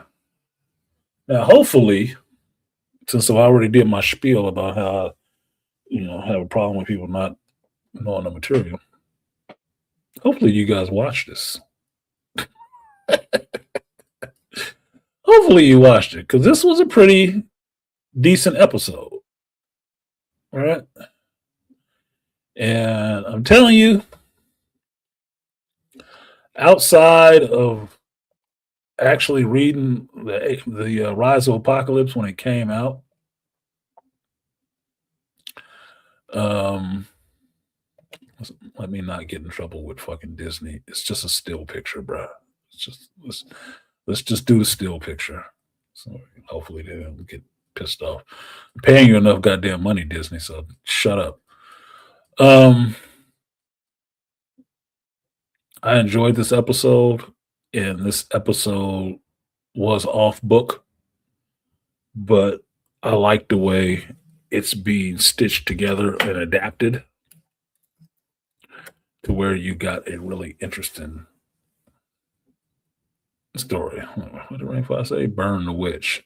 Canceled him. Yeah, same shit. Chase out the heretic. Oh, he said something against this group. It's xenophobes, right? It's the same shit. It's a religion. You should be able to see that. But once you have people that don't go to church, they don't make that parallel. They don't. But it's just religious war. It's just religions. They believe in this, the Church of Wokedom.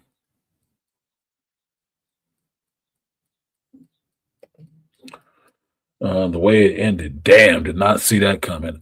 No, Herb. You could have, but no. Because that's not in the book at all. And everybody's been speculating on how Magneto comes back. There's ways. These are mutants. These motherfuckers never die forever. They don't, especially Magneto. Since X-Men 97 is just a continuation of the 90s X-Men cartoon, he died in that shit too. He's died before.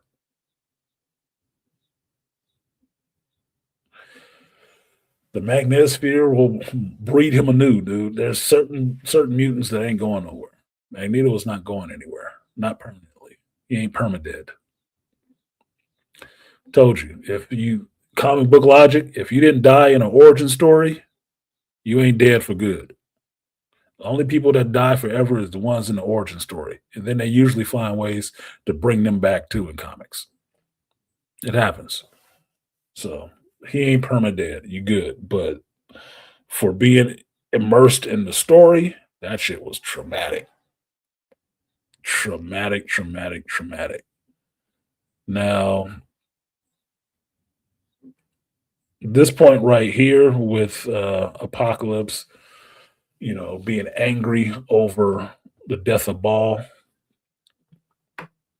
after Rama Tut sent his little beam. Apparently, the X-Men were okay. They didn't get displaced in time, which I would have thought it would have happened since they were trying to use their time bracelets, and then Rama Tut hit them with some chronal energy or whatever kind of power he was using. Okay, they didn't go anywhere. Fine. But now you know why they time bands didn't work and they couldn't track them up in the 90s, because you saw what Magneto did, man. He did some dirty shit, man. Fucking Magnus, dude. What the? Oh, wait, let me show it to you. Is that the scene?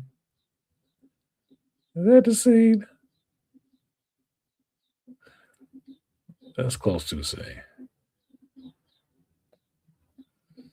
This motherfucker had the nerve. He had the nerve and he broke their goddamn. Yeah, there we go. That's the same. Magneto ain't shit, bro. I love Magneto, babe, but he is not shit. He did Uncle Ducky. Straight up executive decision. I laughed. I'm like, what the hell? What the heck? Yes, he just destroyed the band. Like, no, we here. We in it. We gonna do this. Like, what are you thinking? You already failed. He already know you not from here. He knows now. He's pissed off. He took a whole dude's head off in the last episode because of that. What are you doing, Magneto? Nope. We gonna work this out here. I laugh so hard. Like, Magneto is not any good, bro. He's good, but he's not any good. God dang it. That made me laugh when he did that. But it was like, what the hell's wrong with you? Y'all, no, y'all should leave. You're doing enough damage to the timeline. Nope, we're going to be here. All right, bro. So how's this going to play out? You stranded us. It's so dramatic. Yeah, he was unbothered by this shit. Now, the parts that I liked about this episode is I do like Nur. And I'm using the terms that they use to call him because that's kind of cool. Xavier really trying to go back and talk to Nur after Magneto has had his shot. It didn't work. Xavier going back and talking to Nur and let him what's going on. I think Xavier told too much. I really do. And from a comic book reader's point of view, it's really interesting to see that another way the story could have played out, which is all it is when they did this adaptation. But understanding you're going to get back to the same apocalypse, and it's probably because of the stuff that you're doing right now. Stuff that you're doing right now gets you to the apocalypse that you can't handle in the future. Because you guys are back here in the past now. That's the fun part to me about time travel stories. The more you go back to the past, the more you actually inform on what it is that you were dealing with in the future or the present times. It's basically your fault. Once you've gone back in time and start messing with shit like that, you've done it to yourself. You really have. You needed to execute more care in what you were doing, which I kind of believe in that model. You can't interact with things in the past because you will change or get yourself in a divergent timelines, right? A divergent timeline makes it more complicated, but if you look at it as just like one line, you see the ripple effects, the butterfly effect of what's happening. You will cause problems. You will cause a lot of problems. But maybe it was always meant to be that way. Maybe that's how I got to that point to begin with, that you were in a closed loop. It's fun to play with those ideas. Didn't they learn from McFly? No, it hasn't even been established that they know what Back to the Future is in this universe. But no, they didn't learn. Look, who is this dude sitting right here? Bishop is from an alternate timeline. Rachel's from an alternate timeline. Cable is from a different timeline. It doesn't end well when y'all start messing with Apocalypse. You might want to stop. You got 3 displaced time travelers from 3 separate times where this shit does not go good. One of them is here trying to bring you back to the present. You still like, nah, we're going to stay here. You don't listen so well. Do not listen so well. So this conversation between Xavier and Nur and him explaining all this stuff to him, I think was a bad idea. It's totally in character for Xavier to try to be the one to give you the understanding and to talk to him. You gave him too much information about the future. Irreparably changes your past. And once you change your past, you've changed your present. You've made him into the very thing that you didn't want him to be by all that information you and Magneto fed into him. It's your own fault then. You're responsible. At that point, you're kind of responsible for some of these deaths. Whatever. So, the one part that I actually enjoyed that was from the comic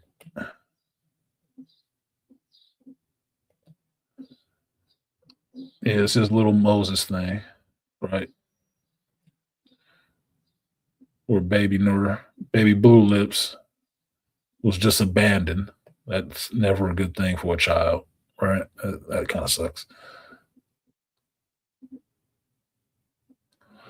But understanding to a point that, it gets up here further, that Apocalypse is like, at least how they made it in the show, Apocalypse is kind of like Thanos.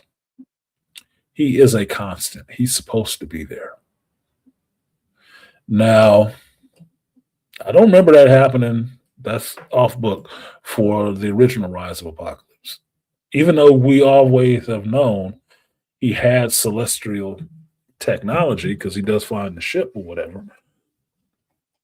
But it was never really clear where his power began and where the celestial part ended, right? But making him a constant on that planet for the Celestials is actually more interesting to me because Thanos is a constant in the universe. Plain and simple, he has to be there. He has a role, he has to be there. Just like the Celestials, they have a role, they have to be there.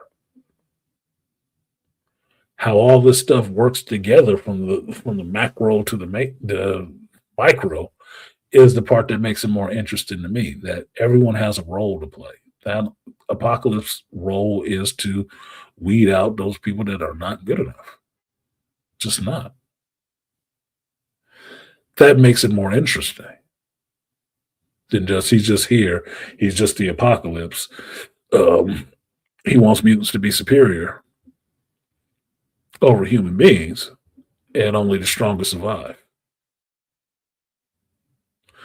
Well, this way makes him a little bit more interesting.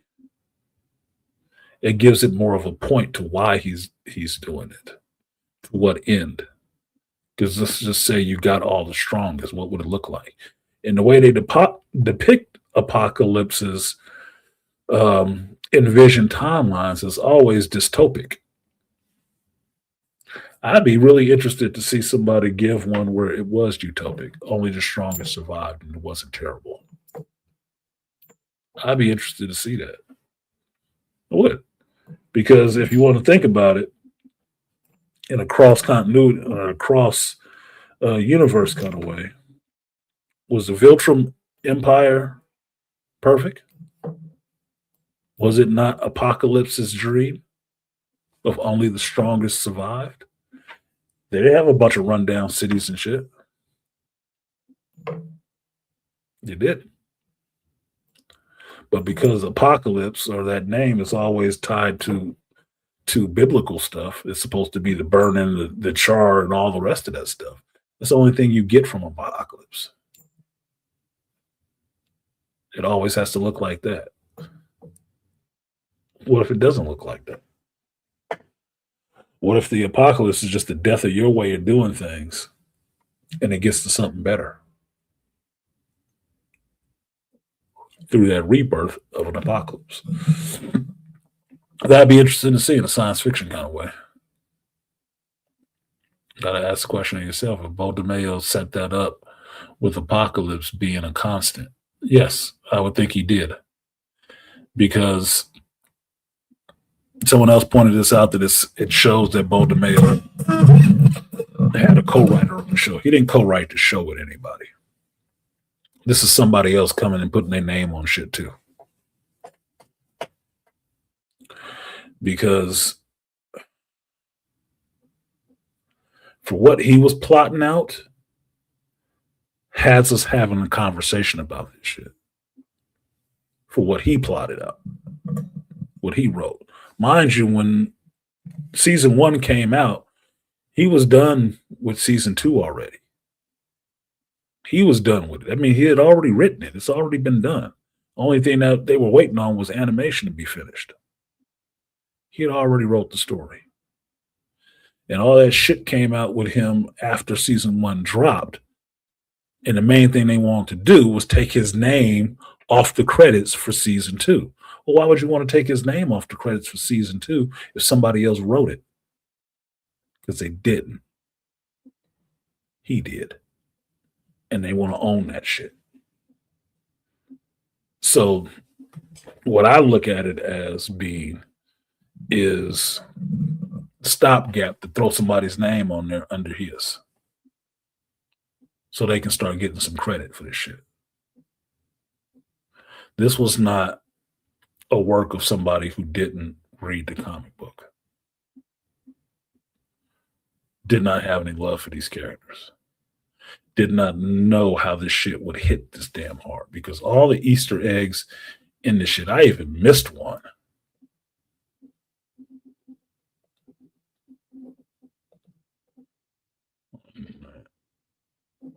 Not the whole thing, this shit with the gardener and stuff like that. And I heard somebody supposed to be a whole blurred in this bitch calling that Arishem the judge. I'm like, that's not Arishem. It says it if you listen to the fucking subtitles, or you put the subtitles on, you know, where you have to read shit. It tells you who it is. It's Esau, the gardener.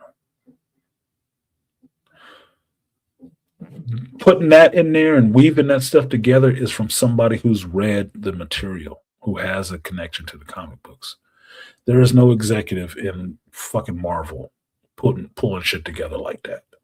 There isn't. If there was, some of these other shows would have been better and would have focused on the material more than the political landscape outside more. No. This is somebody who actually reads comic books, who knows these characters. Like, even having a scene like this. Who would have even given you a scene like this who's never read the material and don't even like the X-Men? Who?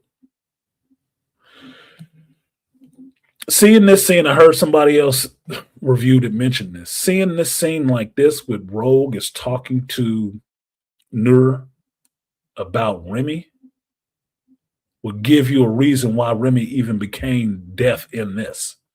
He became Death in the comic books too. But for this show, for this story, this conversation right here, you already know it pays off last season. You already know it pays off because you have Apocalypse showing up to Genosha, picking up the card. So this scene, that's the same writer.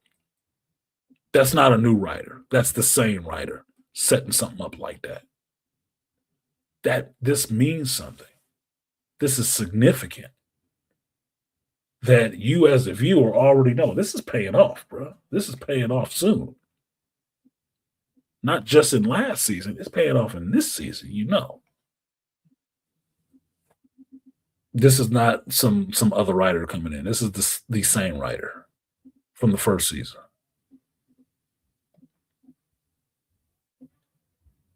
That's it. It's more about what's not waiting for me.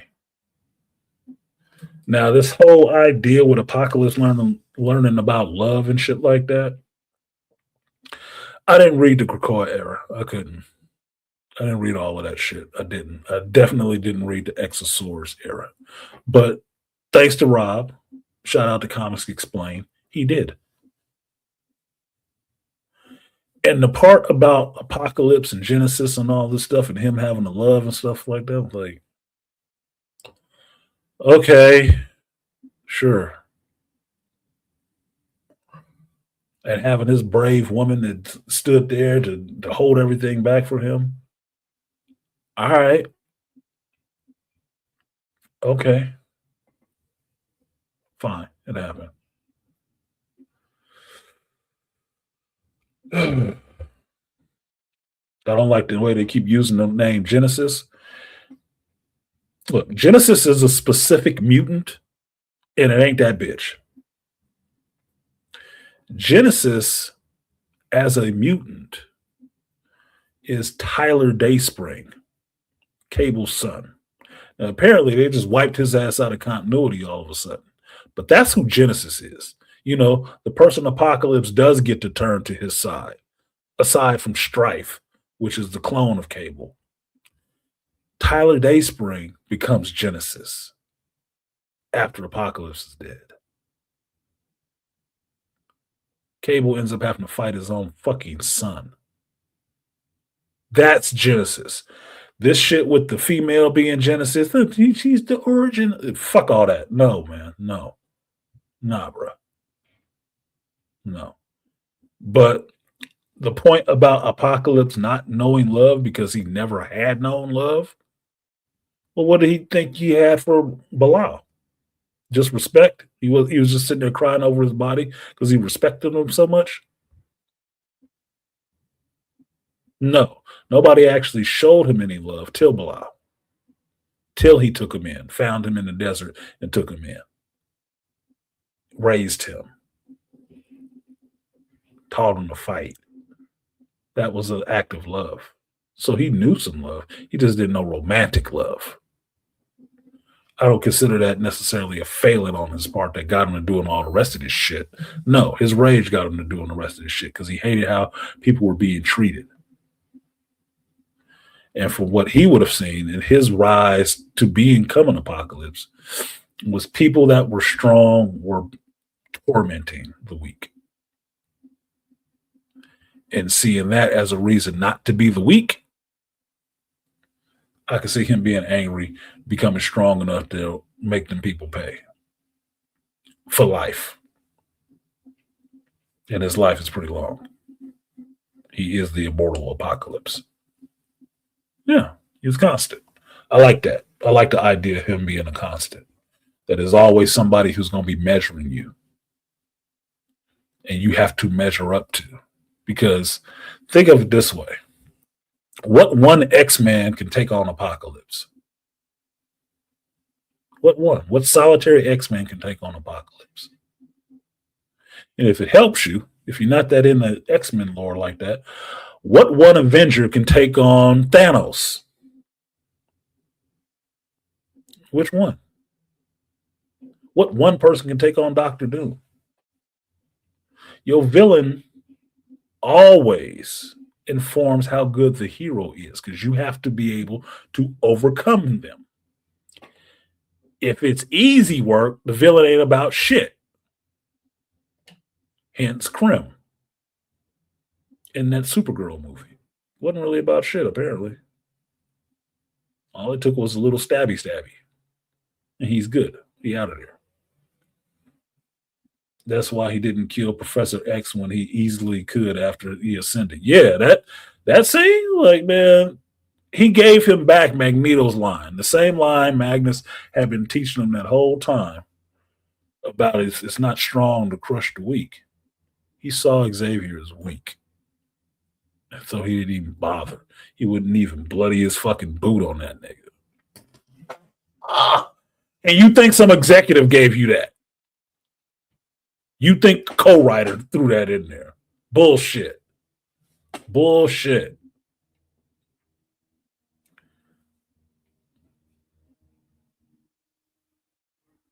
Nope. Nope.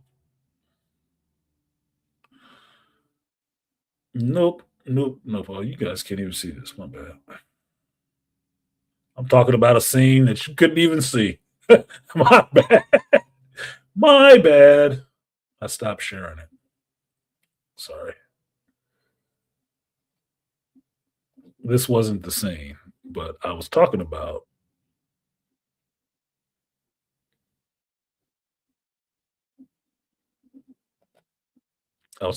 this scene. That's what I was talking about. Who can give you something like this? I was looking at it on my screen, but it wasn't on your screen. Who could give you a scene like this other than the person that wrote it? That pays off not only last episode's stinger, or not last episode, last season's stinger, with Apocalypse showing up to Genosha and picking up Gambit's card.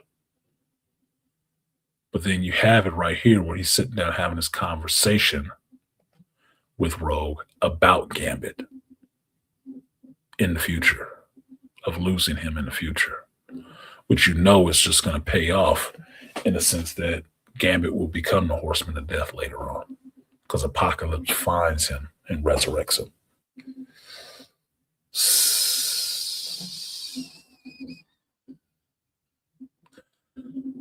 Yeah, definitely a brother wrote that.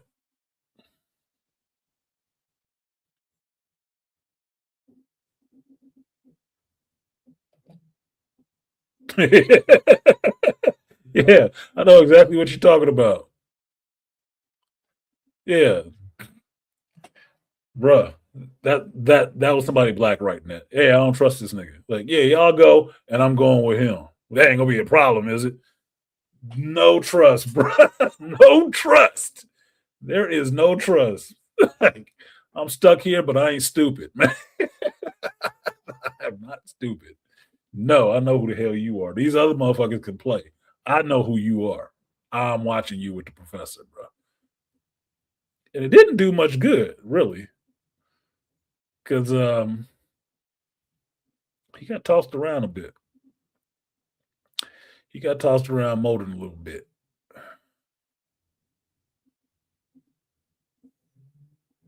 He tried, though. Now, this is the part that was interesting to me, which was this area. Yeah, Bishop being a voice of reason. Bishop being the voice of common sense. Like, this is fucking Apocalypse. I ain't got to yell with y'all like y'all do. No philosophical bullshit. No. Put on a damn bracelet. Yeah, put on a damn bracelet. This design language was interesting to me because, unlike some of you, I actually watched the Eternals movie. And some of it I thought was good. Some of it I didn't like whatsoever. But the designs in it I did like. This whole thing with walking through these triangles inside of the celestial ship and stuff like that, that comes right out of the Eternal movie. It does. And this makes it a little bit more interesting because you know the Eternals stuff comes from the Celestials. So him being here and feeding into this idea of him being empowered by the Celestials and actually given a role by the Celestials makes it a little bit more anime. Like that shit, all of that, I'm like, oh shit. So that's why I was like, oh shit. Oh shit. Was foretold. They saw it in the future. In the future, it dropped his ship off in the past and put. Oh shit, dude! This is what gets you in the time travel that throws people for a loop because their brains have to stretch and think about how could this happen if this part hasn't happened yet. It happened before, and somebody with the ability to peer through time knew it would happen this way. And left this here so it would happen this way. Yeah, those pictograms or something else. Yeah, they put Charles in a chair. Well, those pictograms go back to just like the stuff in Egypt and the Mayan ruins and stuff like that. With crap that does not look like it should be in this time. But they're doing pictographs of what they saw. That looks like technology, modern-ish technology. The only reason I've seen for some of this stuff is time travel. That's the only reason I settle upon is at some point in our far future, just in real life, some point in our far future, we do develop time travel. And we do come back and leave these markers in our past that we look at in present times. Like, how were they even able to do this back in these generations? Time travel. This stuff is only visible from the air. How could they have done that? time travel and flying vehicles. But is that such a stretch? You can't prove it now, no. But you know goddamn well they couldn't do it then. What else left? Aliens did it. If you go anywhere for the first time, you are the alien. You are the alien. Right? We just saw that in Project Hail Mary. The first human being to go back to Rocky's planet, Arid, or whatever it was called. He is now what? A human being? No, he's a fucking alien. You are the alien if you go anywhere for the first time. You're the strange thing there. So if you want to call him that, a time traveler from our way off, far-flung future, comes back to the past, it is a fucking alien. Because they don't know us.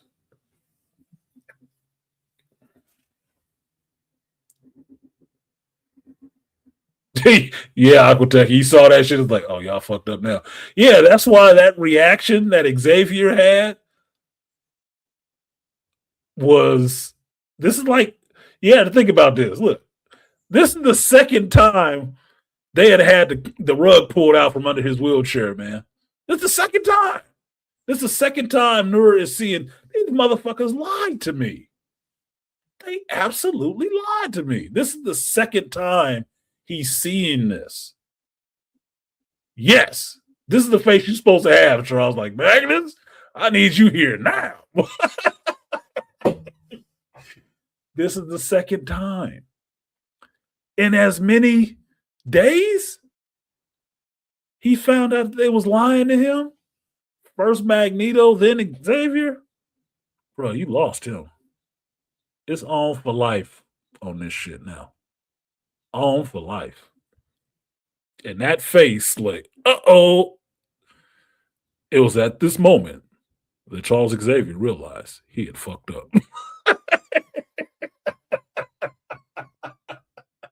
That's the face.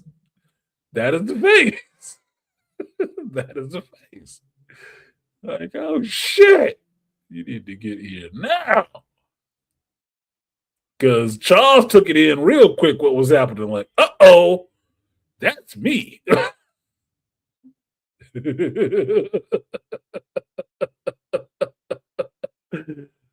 And what does this say right here? See? Subtitles. I speak English and I hear very well.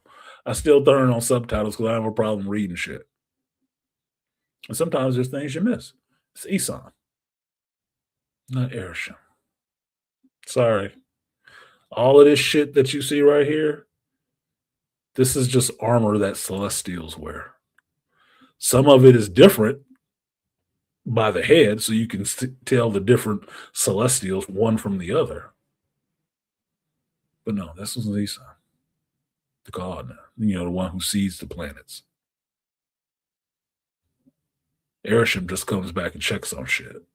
That's why he's the judge. This motherfucker right here, he sees the planets. So, because everybody got a job. And he gave Apocalypse a job. Or he gave Nur a job as being the Apocalypse. For the mutants, since that would have been something that they would have seeded and want to see come about with human beings. See what variations came out of that shit.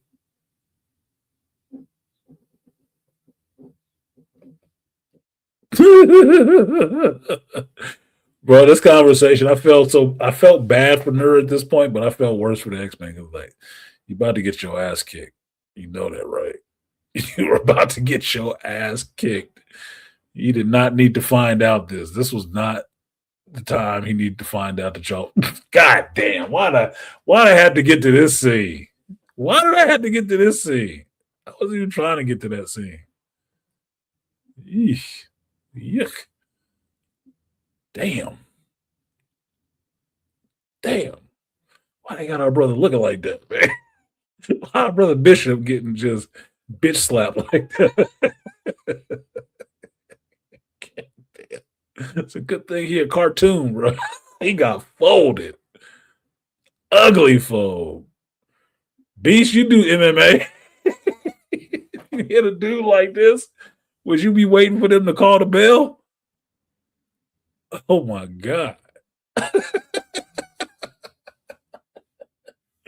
They would have to get the bell. The fight's over, man. It's done.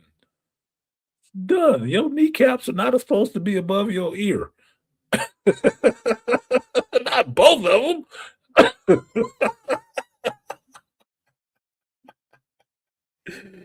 He got mollywopped. Yeah, so it went bad from that point on. It just did. What other notes I got on this shit? Because I'm just laughing too hard about that. He did get fucked up though.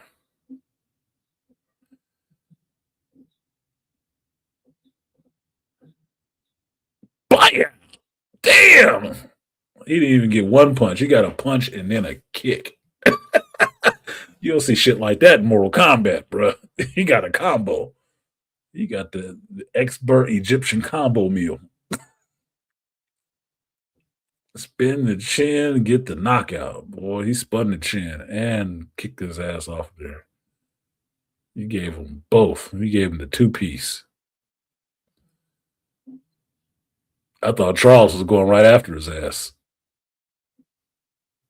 I thought he was going to kick his ass in that chair off that shit. Yeah, you know, she mold me into your X-Men. He is his own person, man. Like, that was a mistake. This is the part I mean about you make your own enemies. You do, in a sense. You make your own enemies.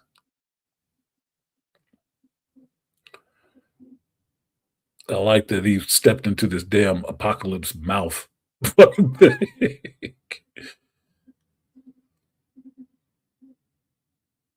Resist the dark force that called you here. No, it was just a force. It wasn't necessarily a dark one. Looks like his mouth. Looks like his Apocalypse's mouth and helmet that he stepped into. The fucking cradle. But it was a good episode. Wrong scene. I'm gonna get. This was the part that actually was cool to see. Actually seeing him, turn to Apocalypse, to understand it is now a different person. To me, I call this as a Galvatron and Unicron moment. Right? Like, he got turned into Galvatron at this moment. That Isan was Unicron. He's like, nope, I have a job for you, and I will give you the power. Just have to agree. Unless you make this agreement, then you can get this shit. If not, don't worry about it. The angle of that neck, he's either dead or joining Xavier's hover chair club. Yeah, the hover chair for men. Yeah, he should be crippled. Good thing you can absorb energy, because that was a lot of kinetic force put into that punch, bro. That was a lot of kinetic force put into that punch. That was your ass. That was it. That was the turn. So it was better seeing this happen visually to understand his body is just in armor. And the armor and the empowerment by the Celestials does give him some other powers, because before that time, he couldn't grow in size or anything like that. The armor is what gives him the shapeshifting and all that. Before then, he didn't do all that. He just had massive fucking strength. And he really couldn't be killed. He'd come back. He'd come back for that shit. That's what made him immortal. At least from the books. That's what his first power was coming back from what should have killed him. So that's why I started thinking, why don't they just call him the Immortal Apocalypse? Because that's pretty much what he is. I mean, him laying down and taking a rest every once in a while is like, it's like the vampire Lestat. Shit get boring after a while. If you live forever, shit gets boring. You might as well bury yourself and wake up in 100 years and see what's what. Might as well. Only problem in the X-Men books, he just come back every couple of years. It's not really a long time. Like, Once he got up to the 90s, this motherfucker had to keep coming back like every 2 years or so. But that's not how it works.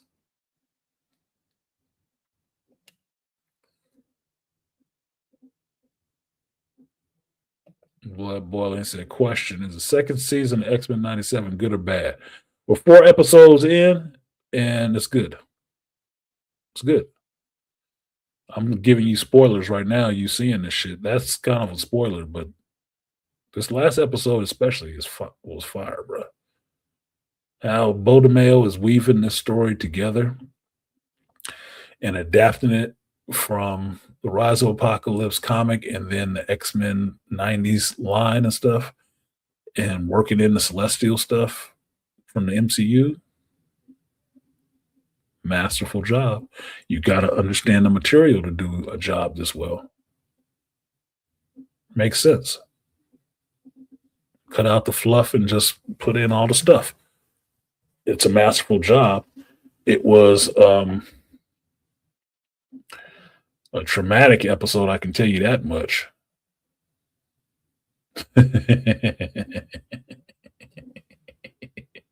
Stop pulling my cape. I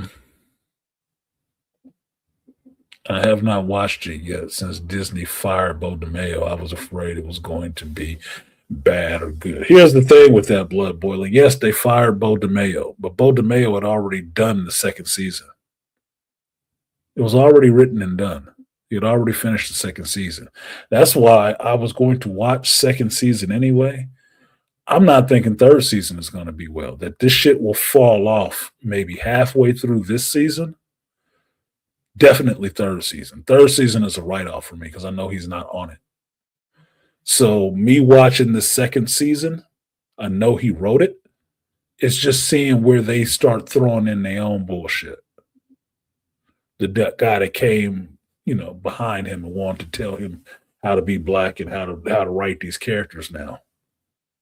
A lot of it centered, from what I understand, a lot of it centered around Jubilee. Okay, well, let me see that.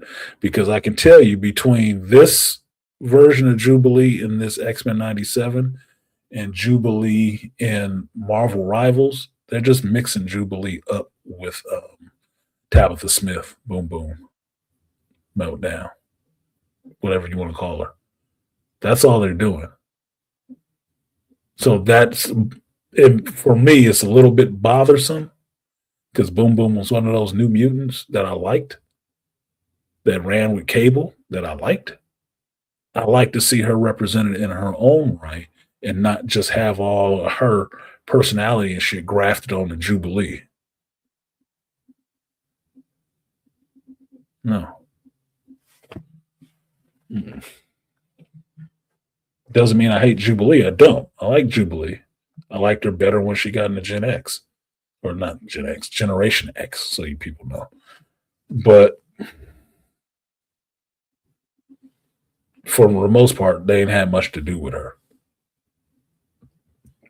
Except giving her a kid and giving her vampire powers.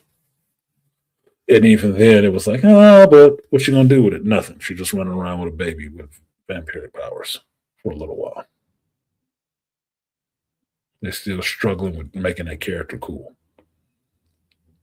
This part in the anime, or in the animation cartoon, is Xavier Tabitha is white. Yeah, there's a problem with that. They don't like white girls now too.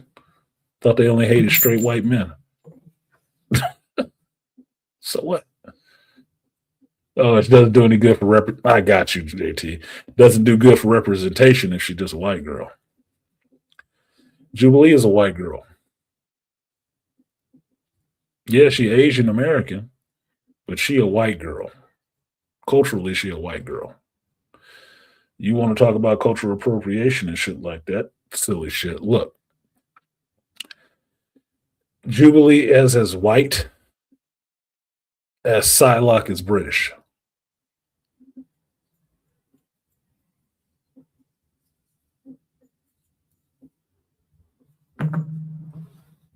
Jubilee is a Valley girl with pyrotechnic powers. Not timed explosions, pyrotechnic, colorful. Basically, she could just be another Dazzler. She could be a sparkler. Similar shit. But Dazzler and Tabitha are both two white girls.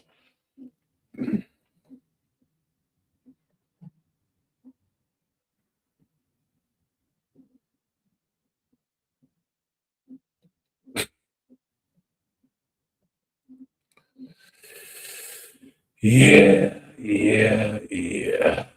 Let me go past this part a little bit since we got spoilers for Blood Boiling.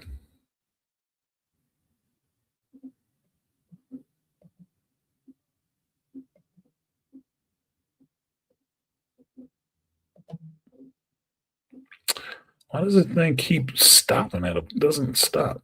Stop, God damn it.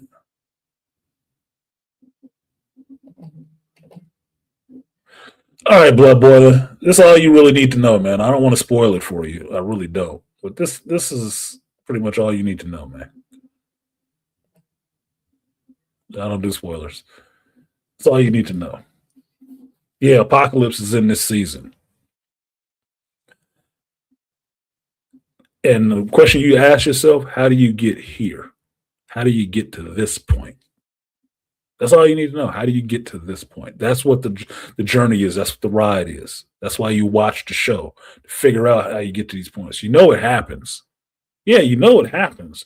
But what you don't know is how you get there. How do you get to it happening? That is the journey. Go through the damn journey.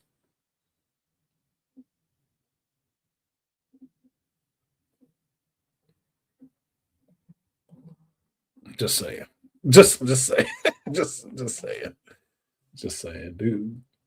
Go on a journey, man, because that shit was kind of awesome for me.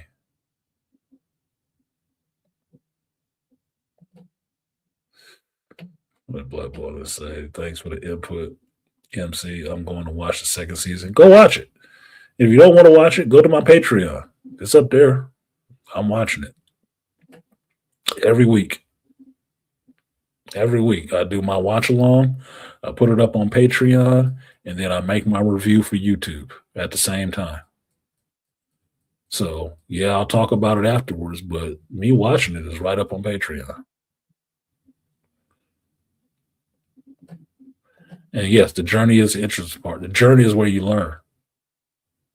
The journey is where you learn. The destination is the destination, but the journey is where you do all your learning. The destination is where you show up and say what you've learned throughout your journey. Jubilee was shoplifting mall rat when Wolverine found her, laughing out loud. Sorry, homeless mall rat. Yeah, exactly. So she about as Asian as, I don't know, Chinese food.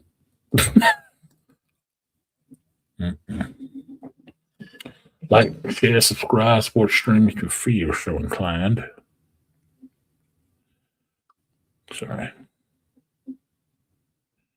Message. My phone working so slow. Swear I keep getting hacked.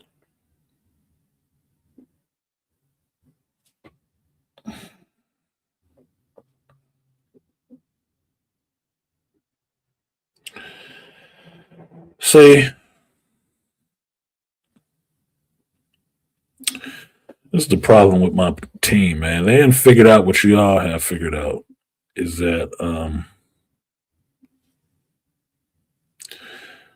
food porn I get upset about.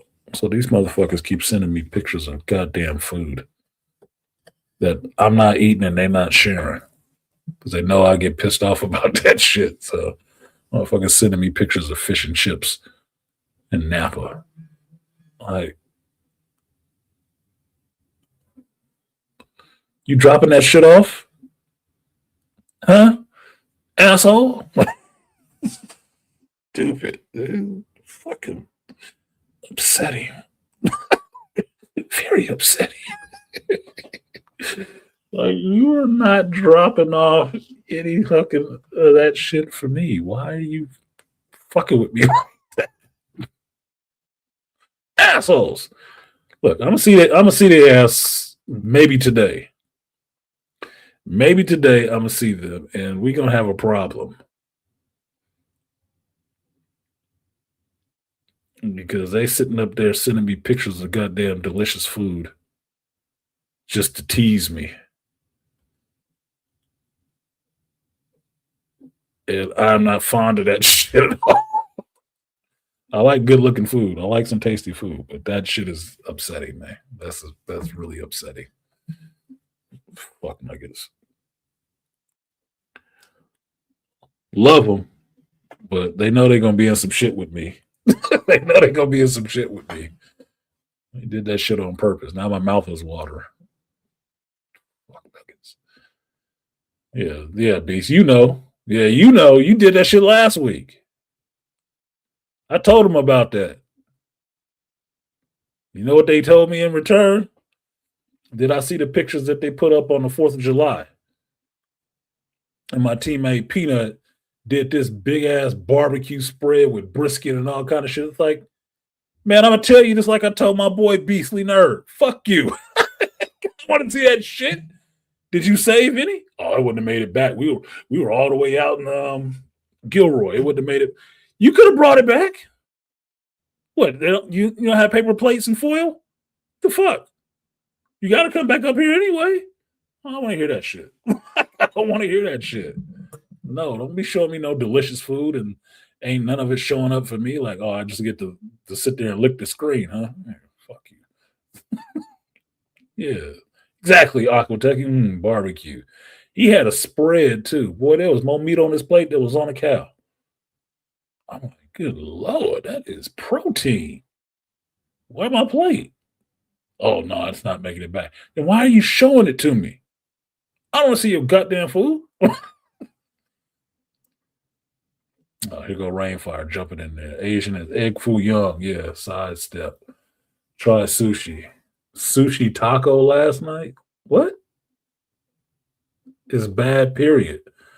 How the hell do you have a sushi taco? Sushi's supposed to be cold. Tacos aren't. Did they call it a sushi taco because they threw fucking fish and wasabi in it? Sushi is an art form. You don't put that in a taco.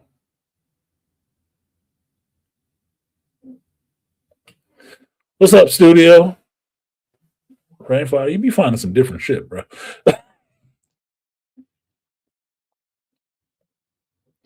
All right, so let's get through this because I'm just talking around. X-Men 97 for the most part. Apocalypse's anger, Noah's anger, turning into Apocalypse, and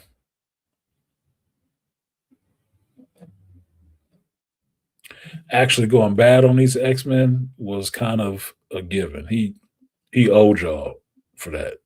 After lying to him twice, he kind of owed you. I'm not surprised that he went after Ramatut when he got the power. I'm not surprised. Were you cheering for He-Man when he started beating Skeletor's ass? Yes, well, same deal. Somebody did some grimy shit to him. He got the ability to do it back to them, and he came for him. I'm not considering that upset. That's not the upsetting part. This part here, somebody said that this is the Genesis character that they used in Exoswords. But I recognized her in this, at this scene, as being the external that the Assassins and Thieves guilds pay tribute to get powers. And I'm not remembering in this story where the fuck this bitch came from. So this is the person that's supposed to be Apocalypse's wife? That's a modern telling. But her being the external was interesting because that means even maybe at this point in time she even has powers. So where does she come from? I don't remember in Marvel Comics where the externals actually come from. But they're not exactly mutants. Now, this part in this shit was fun for me. That was fun for me because if you know Marvel Comics and Marvel history, who Rama Tut is, you know who he is. You know what's going on with him. The fact that this motherfucker, threw on his suit because he's in a suit too. It's like, oh shit, they did it. This is somebody who knows the comics. This is not somebody who just came in to write some cartoon shit. This is somebody who knows the comics. Yeah, the tithe. Yep, the external for the tithe. You are chosen. She's already been in the X-Men cartoon because you saw it in the X-Men cartoon. Go back to the 90s version. They did this whole Gambit and the externals and Belladonna and all that shit. You see her. She pops up. You have given no tribute. Punishes their ass. That was fun for me. That motherfucker pieced the fuck out. He pieced out. He pieced out on her. You knew he had to leave. He couldn't stay there for that. But the way they did it was hilarious, dude. It was hilarious. He did that shit with a wink and a nod and a smile. Like, I'm out this bitch. Oh, it's over. Anyway, I'll try again some other time.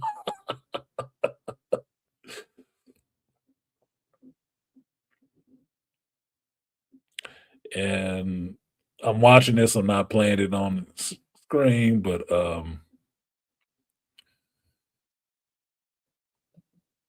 boy, Apocalypse was whooping off in Xavier and Magneto's ass. And that's why my question still stands. What one mutant can stand up to Apocalypse? Which one? Which one can take him solo? They can. I'm not saying just fight him, because you already know Cable does it. Who can take him? Meaning beat him. Who can beat him?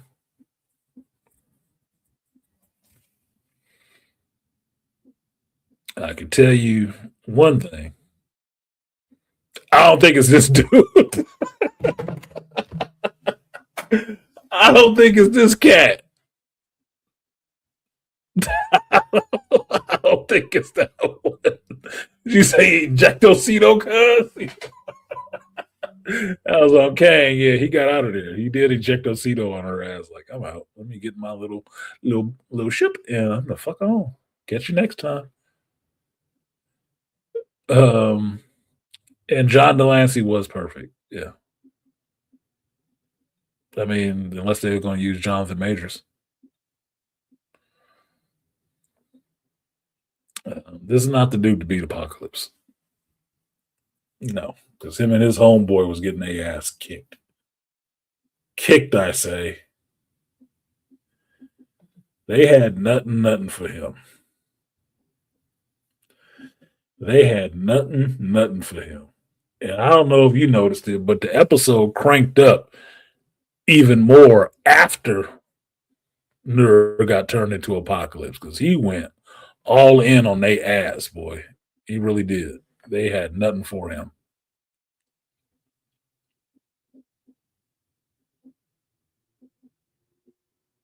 Yeah, he didn't give a shit about nobody else. This was some Zack Snyder level shit that was happening at the end of this.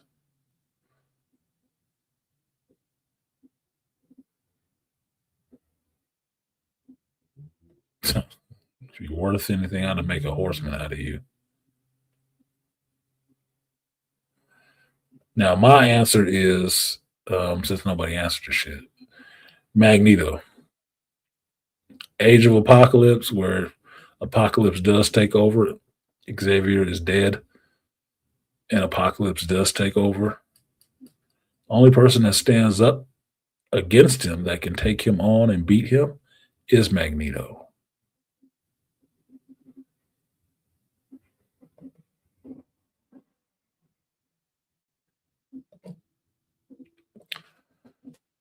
So outside of Cable, Magneto is about the only one who can, because he's the only one with enough power.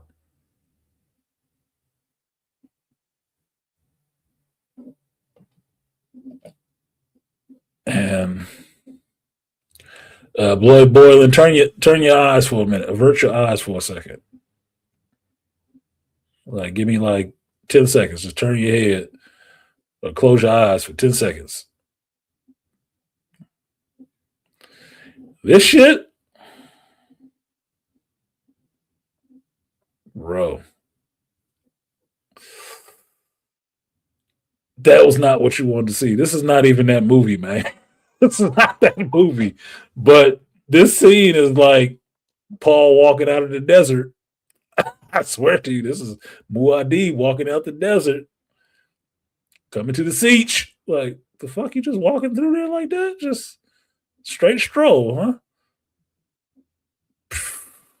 Yeah, awesome visuals. Awesome visuals. All right, blood boiling, you can look again. I said 10 seconds. Because damn, bro. For a minute, I didn't think it was going to happen, and then absolutely knew it was going to happen. And my only question is, where do they go from that point?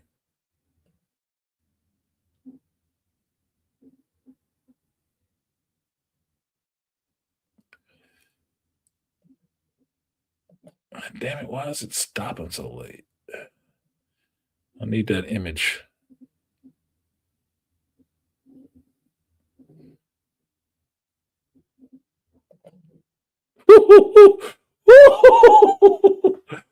Blood boiling, turn your head. Turn your head. Give me 5 seconds. Turn your head, blood boiling.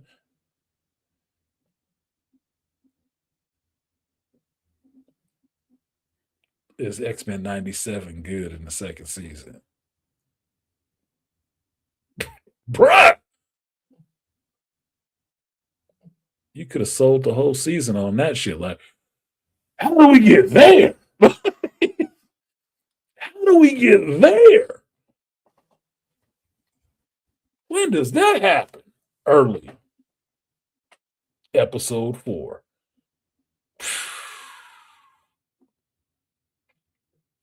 Charles crawling like Anakin on Mustafar. Yeah. Joe. This scene, this ending part, that was cinematic. That was cinematic. The only way this would have been better, if it was animated, if it was anime version, it would have been better. They'd have played it up a lot more. But if you saw this on the screen, live action, you'd be traumatized, bro. You would be traumatized. Because you know, after the movie ends, you got a couple years before you ever see anything to follow up to this shit. That would have been the ending of a trilogy, or at least a second movie. This is an Empire Strikes Back moment. Like, it is dark, bro. It is over for this cat. Like, you gonna leave me like that? Yeah, wait 2 years or ever. What? Oh, hell no. Yeah, he was even saying shit about your mama. Yes.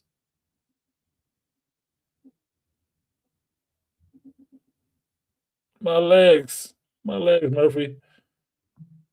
Popped into my mind. I don't know. The fact that Xavier was crying at a scene was in my mind. It goes back to what me and Dad said we're just talking about with Lord of the Rings and Frodo and Sam. Xavier and Charles been through some shit together, for real. They've been through war and stuff like that together. They have a very close relationship. They are intimate in a non-sexual way. They know each other. They disagree on some fundamental things, but there is love there between each other, and not no homosexual love. They are like brothers. Shit. Charles is closer to Xavier. Charles is closer to Magnus than he is to Kane. And they actually partly related. Well, no, they're not. But they're close. They're actual brothers. No. They're close. This shit is traumatizing. Traumatizing. And exactly where I thought they were going to go in this shit, I'll say that again. This is traumatizing. This is the second time this motherfucker has been wide-eyed in an episode. In an episode. You ain't never seen Xavier this shook. Never. Yeah, they came out to each other, Beast. They came out to each other. If you need some modern narrative for you, they came out to each other. You will always be close after that.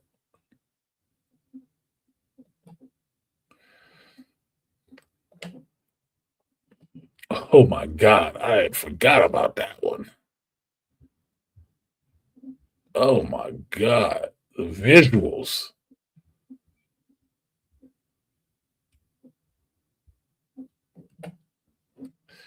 Woo, the visuals. Woo. Blood boy, and close your eyes for half a second. Close your eyes for half a second.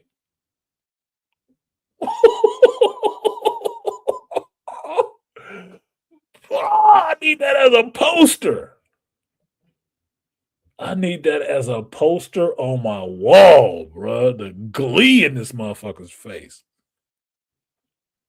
Got that motherfucker Magneto looking like Blight from Batman Beyond. Like, oh my God. What up, Charles? The Faulkness in the building.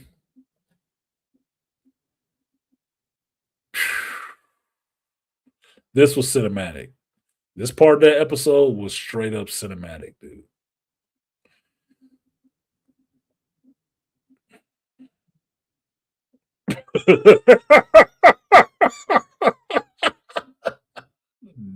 Dark shit, bro. Aquateki, dark. Woo! Woo! Oh my God. Illuminated that boy's insides. Good Lord. Good Lord, it was a good episode. Remember it. Jesus. Now, you said talked about that boy's mother, Beast. That's what got me. This is where I thought the turn was going to happen to. I said, is this how they work in the Onslaught? This is where I thought the turn would happen because Xavier got out of character, bro. He got completely out of character. He started talking shit. Laying on his stomach in the sand after seeing what Apocalypse was doing, he started talking to Apocalypse and he was going for that boy nuts. He was talking shit. And I'm like, that's not bro, that's not Xavier. He had lost his fucking hold on reality. He had lost his hold on reality. He is going in on this motherfucker. I'm like, oh shit. Is this where we're gonna see the turn? I was anxious. I thought, oh, he about to turn.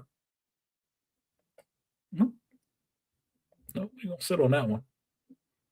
We're gonna sit on that. Go sit on that. We ain't gonna stomp that out just yet, man. We gonna wait on that one.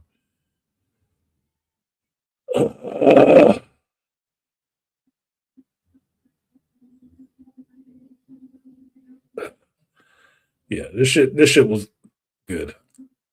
This last episode was good. It's definitely trauma inducing. Definitely trauma inducing. Definitely trauma inducing, bro. Only a coward feels mighty when stepping on ants. Woo! Shit.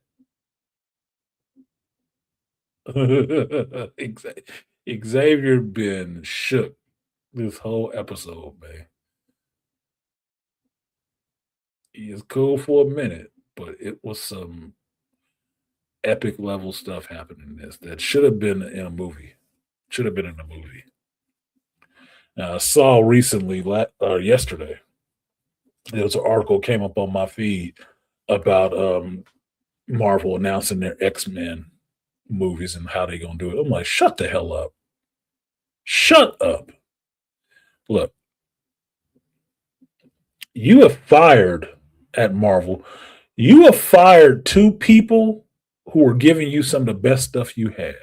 Bo DeMayo and Jonathan Majors. Jonathan Majors made Kang worth even talking about. His performance made Kang worth even talking about. Because Kang is boring otherwise. He just has technology powers. That's it. Time travel and technology. And when you get down to it, he stole the time travel technology from Dr. Doom's old shit. So basically, it's only tech. He's kind of boring outside of the fact of time travel being fun. Jonathan Majors made the character interesting, worth looking at, seeing on the screen. Bo DeMayo gave you X-Men better than they have been in the 20 years that they was at Fox. In an animated show. He made your animated material better than it was in the original. And you fired him too. You know who ain't been fired? Bitch that did She-Hulk. The person who said they wrote fucking Captain America Brave New World. Some of these other people giving you some shitty ass Marvel properties have not been fired yet. They still there working. Y'all fired the wrong people. You really fired the wrong people. Everybody knows Onslaught's been coming. Soon as Magneto ripped Wolverine's adamantium out on screen, you knew Onslaught was coming. And if you've read that Onslaught story or even the Fatal Attraction story, you know where it starts. It starts when Xavier ripped his mind out. When he went in there after he ripped the adamantium out of Wolverine, Xavier went into his mind. That's when it happens. That's when that darkness gets in Xavier. That's exactly the point that it happens. You've had to read the comics to see that shit, but that's when it happened. So as soon as he did that, like, here comes Onslaught. It is. But in this show, it could be this. It could be this moment. In this show, it could be this moment. Because you did have Xavier and Magneto's minds linked. You did. So, no, Disney does not keep on winning. They keep losing. They're racing to the bottom like we in fucking Fight Club. Like they're in a race to have nothing.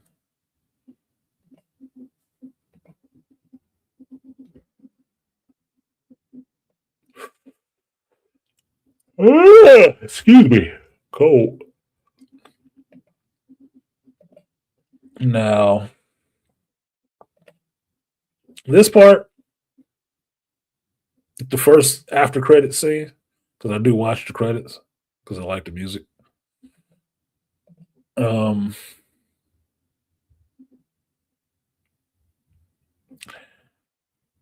it's not specific. These aren't bone claws. This is metal. So it's not specific about what time frame this is happening in. Looks like bone. He's hunched over, so maybe it is after he has his bone claws. The team he's looking at, I'm thinking, would be Team X with Maverick and Sabretooth. If they want to go into that again, because they already did that in the original series. They already did it with Snowboard and Shauna. They've already done that part. If they want to do it again, they can. But that's what I'm thinking the team he's talking about, getting the band back together. I don't know why he'd work with Sabretooth again in this shit, but it's connected to him too. I got myself a crew. Like, who?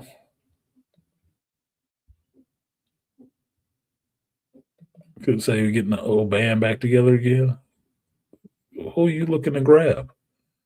I don't see him working with Sabretooth, but he would have to if that's what he's doing. Okay, whatever, bro. Whatever, bro. But I can say season 2, these last 2 episodes have been really good. Really good. And it has more far-reaching consequences than the first 2 episodes. Well, especially the second episode. Second episode was fun for me, but it doesn't seem like it has any far-reaching consequences. And that was some shit written by somebody else. That's how I know. So, other than that, what is it, 12? I'll talk my ass off, but that's it.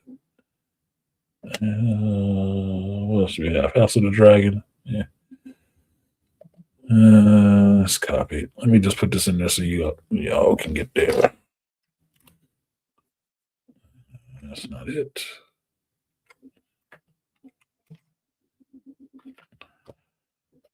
That was actually a talk. That was more like a reaction. So there's a link in the chat. If y'all want to come up and talk about any of this shit, if you've watched any of it, hopefully. I don't know why we always behind on shit like this. But the last 2 episodes were actually great. They're almost halfway done with this season already, which is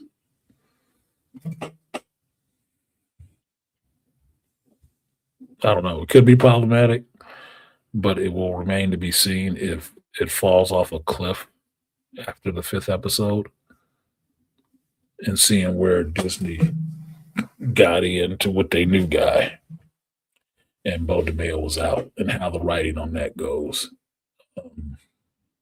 I'm expecting it to fall off a cliff. Like I've said, I've written off the 3rd season that it should not be good at all. But because they were wanting to strip somebody's credit off of this, I guess they were seeing that they had a hit on their hands, but they was getting rid of him because it's oddly specific to me that they would want to take the credit from someone. Is that was the threat that they were giving him, that they were going to take the credit for him off of it, take his name off of what he created. And I'm like, that's oddly specific. You don't see that happening too often. Like people get fired. Yeah, they get fired. It's not that big of a deal. But that was something specific they were going after. After the success of the 1st season. Oddly specific to me. Oddly specific. Which makes it out of the ordinary and weird. Why would they want to do that?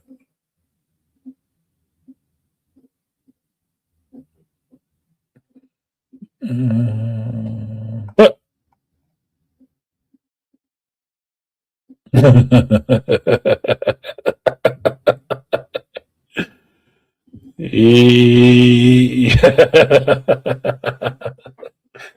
I just popped back to YouTube and saw AM's video dropped 5 hours ago. Said they raised a whole generation of weak men. Generation of weak men. Oh, I'm definitely watching that one. Yes, they did. They did. That should. Yeah. Let me just go ahead. Yeah. Let's just put that over here. Okay. Now we won't lose it.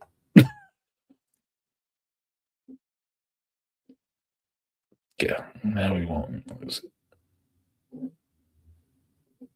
Okay. All right. On to current news. Did anybody go see Moana?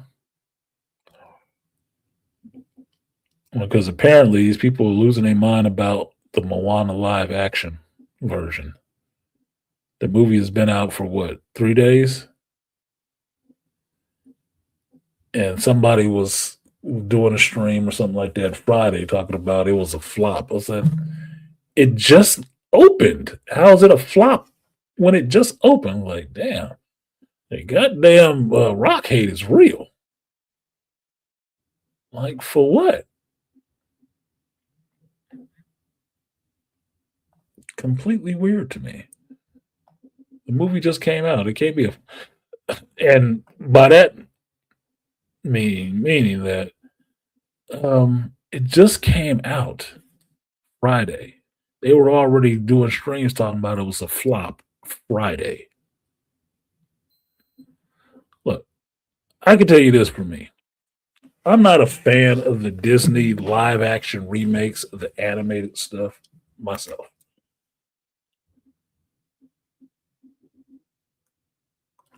I haven't watched them.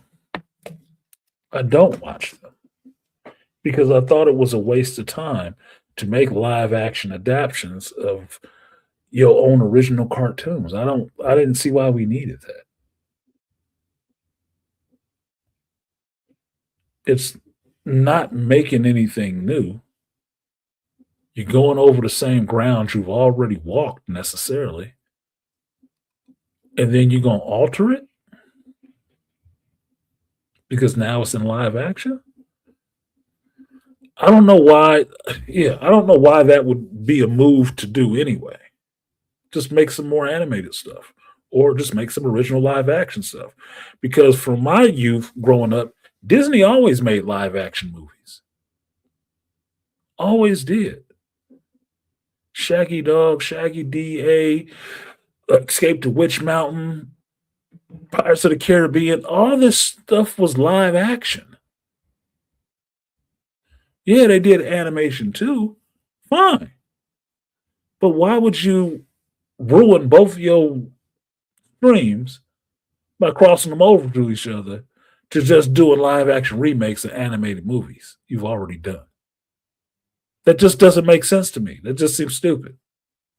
So I've watched none of these live action remakes at all. I didn't think Will Smith looked right being a genie. I'm fine with Robin Williams playing the genie, and I didn't need another one. I didn't watch the live action Jungle Book. I know the technology was groundbreaking. I didn't give a shit. I've already seen the Jungle Book. I definitely wasn't watching The Little Black Mermaid. I was like, that's ridiculous because mermaids ain't black. They're underwater. They're going to be pale as fuck. Common sense wise. They're not up in the sun. It's not going to work that way. I didn't think that was necessary to race swap her anyway. Even if you were going to do a live action, why'd you race swap her? They ain't got any white girls who can sing? Get the fuck out of here. You could have had Adele being Ursula. We know she can sing. I haven't watched any of that shit. I'm not a fan of it. Not. So, in terms of a live action Moana, I know Moana because my kids watched it. Later in life, watched it. Okay, it's not that big of a deal. I've seen pieces of it. It's not that big of a deal to me. Just me being an old person in the room for that one. But seeing what I have seen of it, and The Rock playing that character and the girl playing that character, pretty much a lock, as far as I'm concerned. What's the problem? What is the goddamn problem?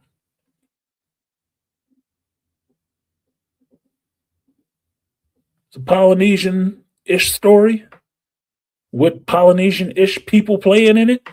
I don't see what the damn problem is. You can't claim that they fucking race swapping anybody. So what are y'all upset about?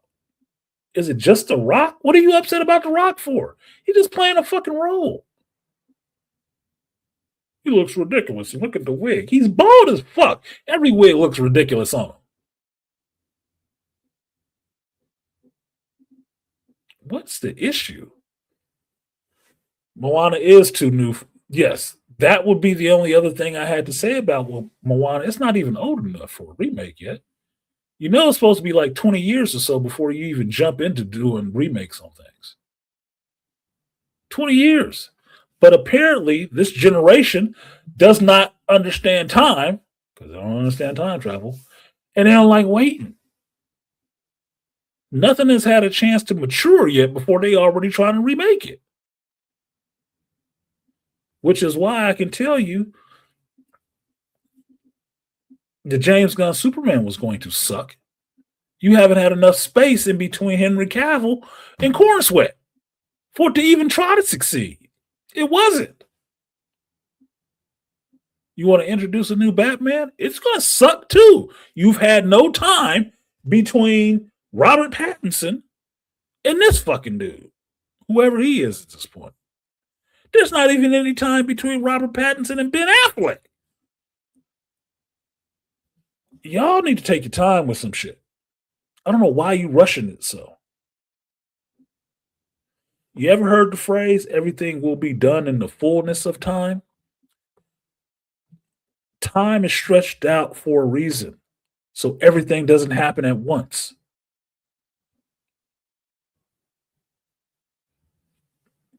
Time can give you distance as well. You need time in between there so you know what the fuck is going on. Otherwise, everything just happens all on top of each other, and it makes no damn sense. Moana was too new.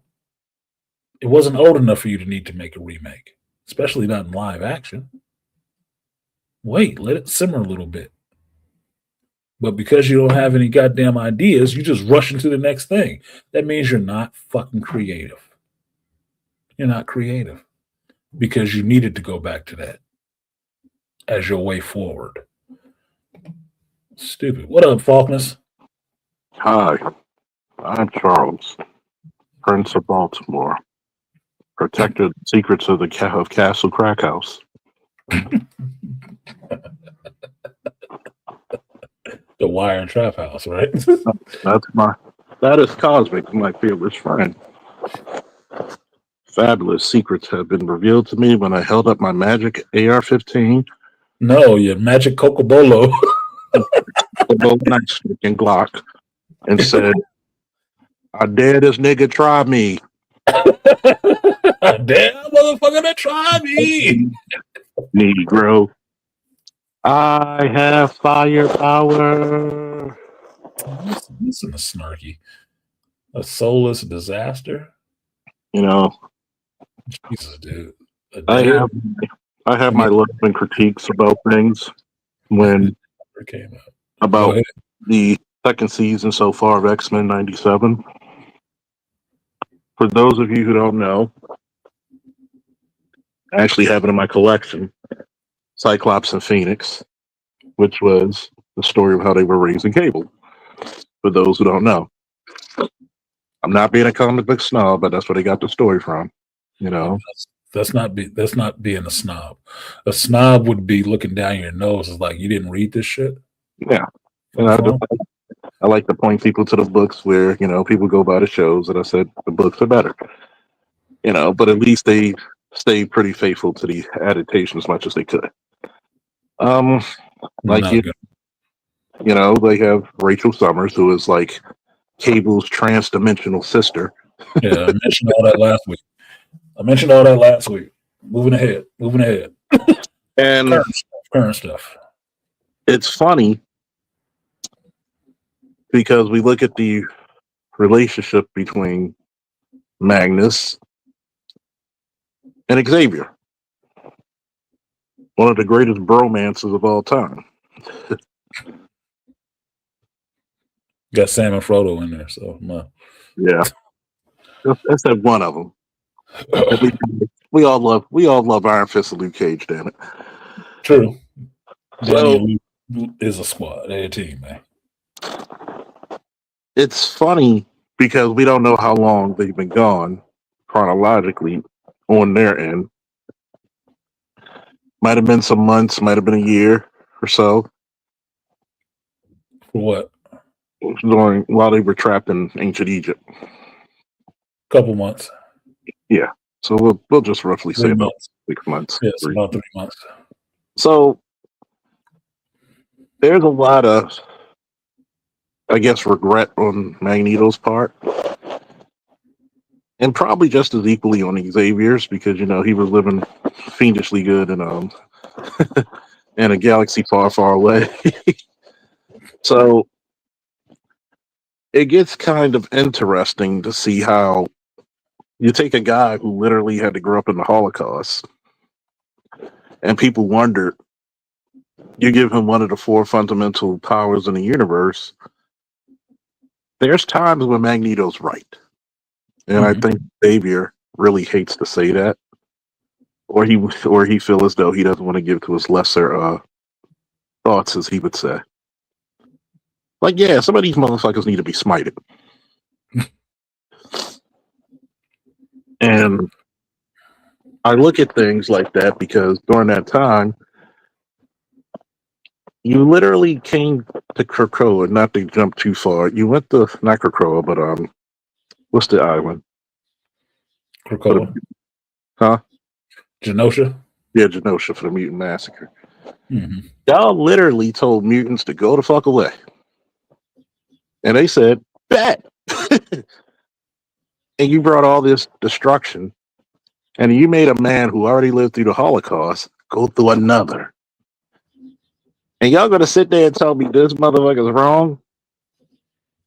And then you wonder why he took the Earth off his polarity and said, y'all eat this. y'all motherfuckers eat this. You literally eat this. But then let's go to this season. Of course, he's softer, trying to convince, Mr. Nur not to become Apocalypse. Please don't do that. Well, here's the thing about Magneto's not really pragmatist, because let's just say what it is. He is a terrorist, but sometimes he's a terrorist. Sometimes he's just leave us the fuck alone. Yeah, that's all he is. Because for me, terrorism is you actually go out and commit acts against people. Yeah, like that shit in One Battle After Another. You just going out and doing shit to people. Yeah. They did nothing to you. Don't know what the fuck is going on. That's terrorism. They're just open market. Other times, he's just, look, I made this thing up here for us. Leave us be. We'll leave you be. Mm-hmm. And people come fucking with him. You get what you get after that. He was not terrorizing you. He made some distance. We got a spot. Leave us be. You come to our spot, we're gonna fuck you up. They come to his spot. So kill a bunch of them, and you mad he come back angry. You did it to yourself. It's kind of funny because I was looking Straight at up confession. What you say, AB? Straight up confession. Magneto has always been my favorite villain of all time. You got to look at it, because I know this white guy, he was doing a review, and he's like, I'm so happy Magneto died because of all this. We forget that he did all this stuff. I said, let's go back to why he did all this stuff. He's supposed to just let that massacre in Genosha go, and then you captured him. I don't know about anybody, but blood is on the dance floor after that moment. So Even Michael Jackson knew blood is on the dance floor, bro. What was on the dance floor after that one, boy? And I think it's really, really hard for a certain Age group. not just age group, but a certain type of people that kind of lack melanin to get that. Mm-hmm. Because a lot of what I hear from black content creators compared to white ones, I hear almost two stark contrasts. Because one, imagine being a 400 or 500 years of being Magneto.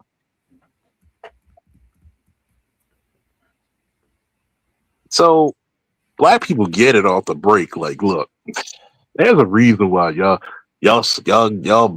went out of your way to manufacture institutions and industries to keep us down, because we would do better. Mm-hmm. You measure yourself on if I'm still better than the highest Negro mentally. So we get it. So he's like, well, Magneto did all these crimes. He did this. He ripped out Wolverine's adamantium. Well, Wolverine did kind of stab him in the fucking back. I mean, he did. He didn't kind of. He stabbed him in the back. You realize that, right? And then you realize, like, nigga, do you know what the master of magnetism means, nigga? You stab. You see, we ain't doing no back and forth. Fuck this, And then you look at this and you're saying, if you would have gave Magneto, which you said you were going to respect, the sovereignty of Genosha, and then I don't know, I forget the chick with the glasses from the UN. I forget her name. Val Cooper. Yeah, Val Cooper. That bitch. You literally take his daughter and put her on your fucking Black Ops team. And I'm like, X-Force is not the Black Ops team. X Factor is not the Black Ops team. X Factor is the government-sponsored team. Yeah. They were in the original series of X-Men, too. They were in the original 90s version, too. X-Force is the Black Ops team by Cable, because that's the difference between the two of them. One team is a military unit. One team is a police force. The military does not handle things the same way as the police. They do not. Cable is a soldier. He ain't Mr. Soft Talk. Even though that X-Force intro was fire, though. It was. So Cable having the team, which is the problem, is that the problem that most some X-Men will have with Cable is Cable's methods are more extreme, because Cable believes in taking these motherfuckers out. Which that's why you have people. And you don't mind if I talk about tactics real quick. The first tactic you have is mere presence. Meaning, because the sight of you and how you look and how you present, people aren't going to fuck with you. Then you have diplomacy. Diplomacy fails, you're going to have to take action. And what happens after action, may God have mercy at your soul. And I told people, well, you shouldn't kill because, there's always a better way. No. I've told people, well, you're a soldier, you're a police officer. I said, most of those professions have in common. Sometimes, in order to save life, you may be called upon to take one. And some people do forfeit their lives to live, their right to live. And we need to, and that's the reason why I love the dichotomy between X-Men, X-Factor, and X-Force. Because you see how these entities work so separately and differently. And then you got people like we mentioned Magneto in the middle. Where is he truly wrong? No. Because if you go into the forest and you throw rocks at a goddamn mountain lion and that motherfucker pounces on you, was he wrong? No. Leave him the fuck alone. That's how people get attacked by hippos. Yeah, stay out of their territory. Mauled by tigers. You know, it's like it's like you see some of these videos, women yelling at men and all this other stuff, and she just hits them. And next thing you know, oh, that's a female. That's dude. Why are you arguing with something bigger, stronger that could hurt you? And it's like, Oh, that's good. yeah, it's like, you know, why would I want to mess with a guy who controls magnetism, and I'm going to send the military after him, and all their equipment is made of metal? Let's just leave this motherfucker alone. People don't learn. So I'm taking it that neither one of you has saw this episode of X-Men 97. Did you guys watch that? Or The latest one, yes. Okay. Because I have a question. I think Beastly is still in here. I was looking for this just on a side note. side, nope. Oh, it's going to say it right in here. But it goes to the Rivals thing, which I heard somebody say something else inaccurate. You know how much I love that shit. Beastly, who the fuck is this? Who is this, Beast? Who is that? Ooh, I know who that is. Man, some beasts in the chat. Go back and talk to your homeboys on this Rivals camp who don't know who the fuck this is. This is a unlockable costume for Wolverine on Rivals right now. This new patch, right, or this new update, and somebody called this something else. Like I forgot what they called it, but it was completely wrong. I'm like, motherfucker, you don't read comics. No, he doesn't. That's the Avatar. That's the Death Horseman, Wolverine. That's the Horseman of Death, Wolverine, that you have in a costume. I was like, I'm getting that costume. That is not Egyptian Wolverine. What? No, That is the Horseman of Death, you dumb fuck.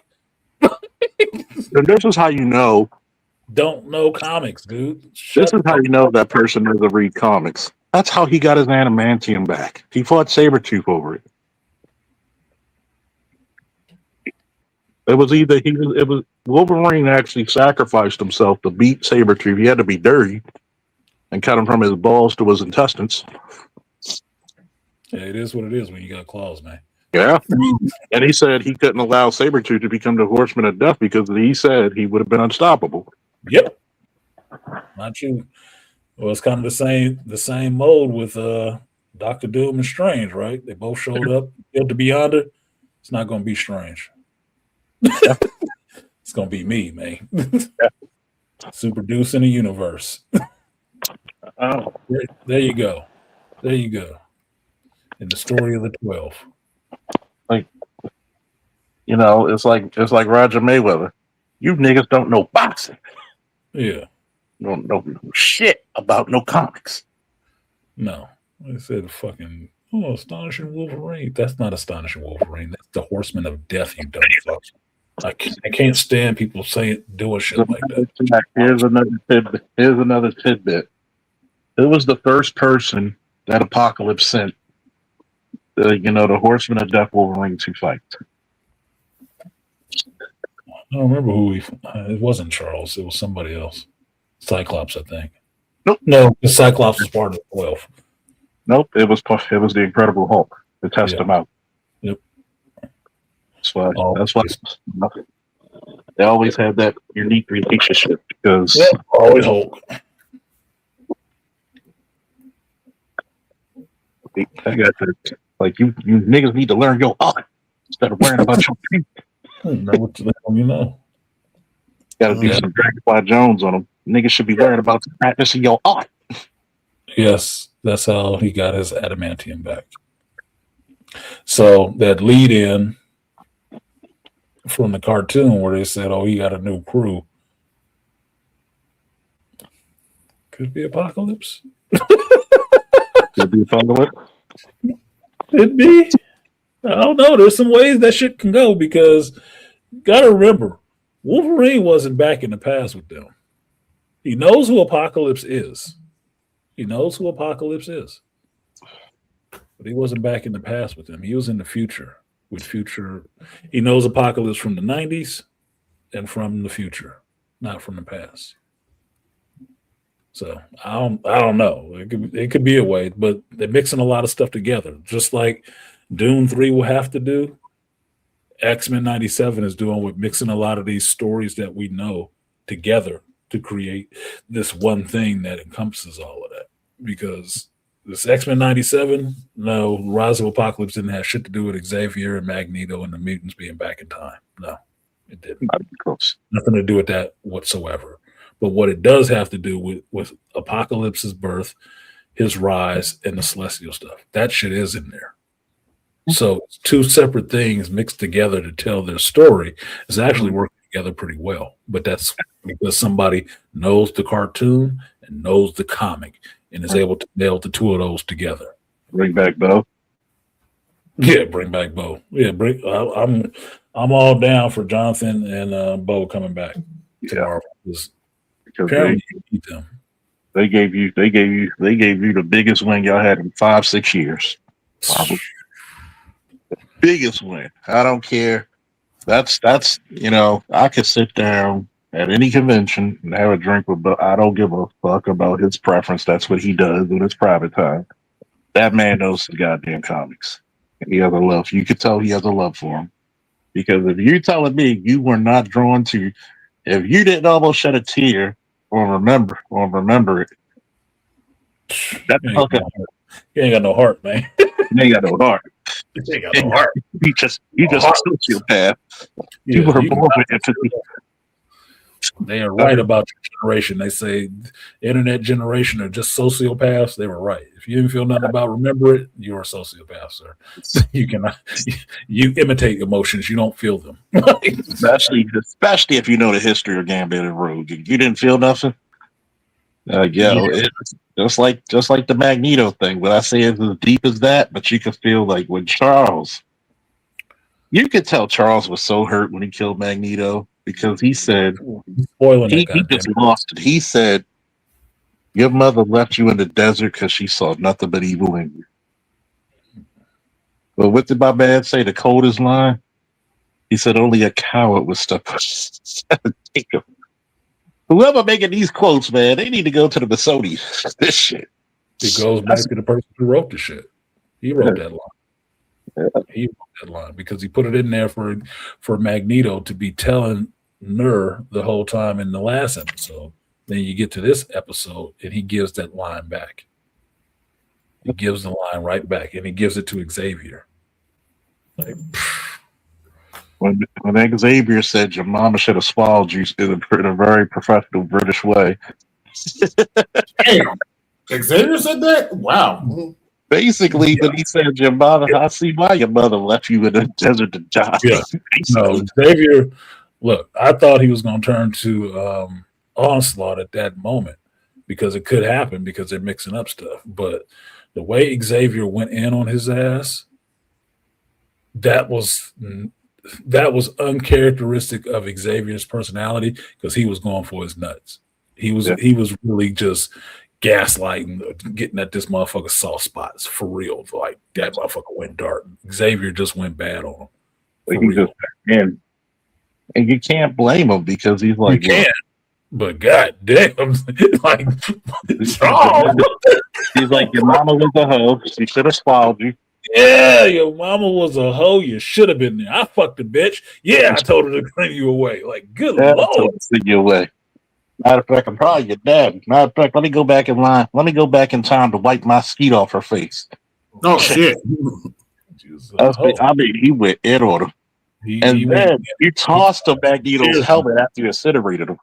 Stop telling the ending, goddammit. Some people ain't seen the shit. Blood Boiling had not seen the shit. God damn it! You never. Hey, Blood Boiling. Turn the volume down. Keep watching. Yeah, never spoil the endings.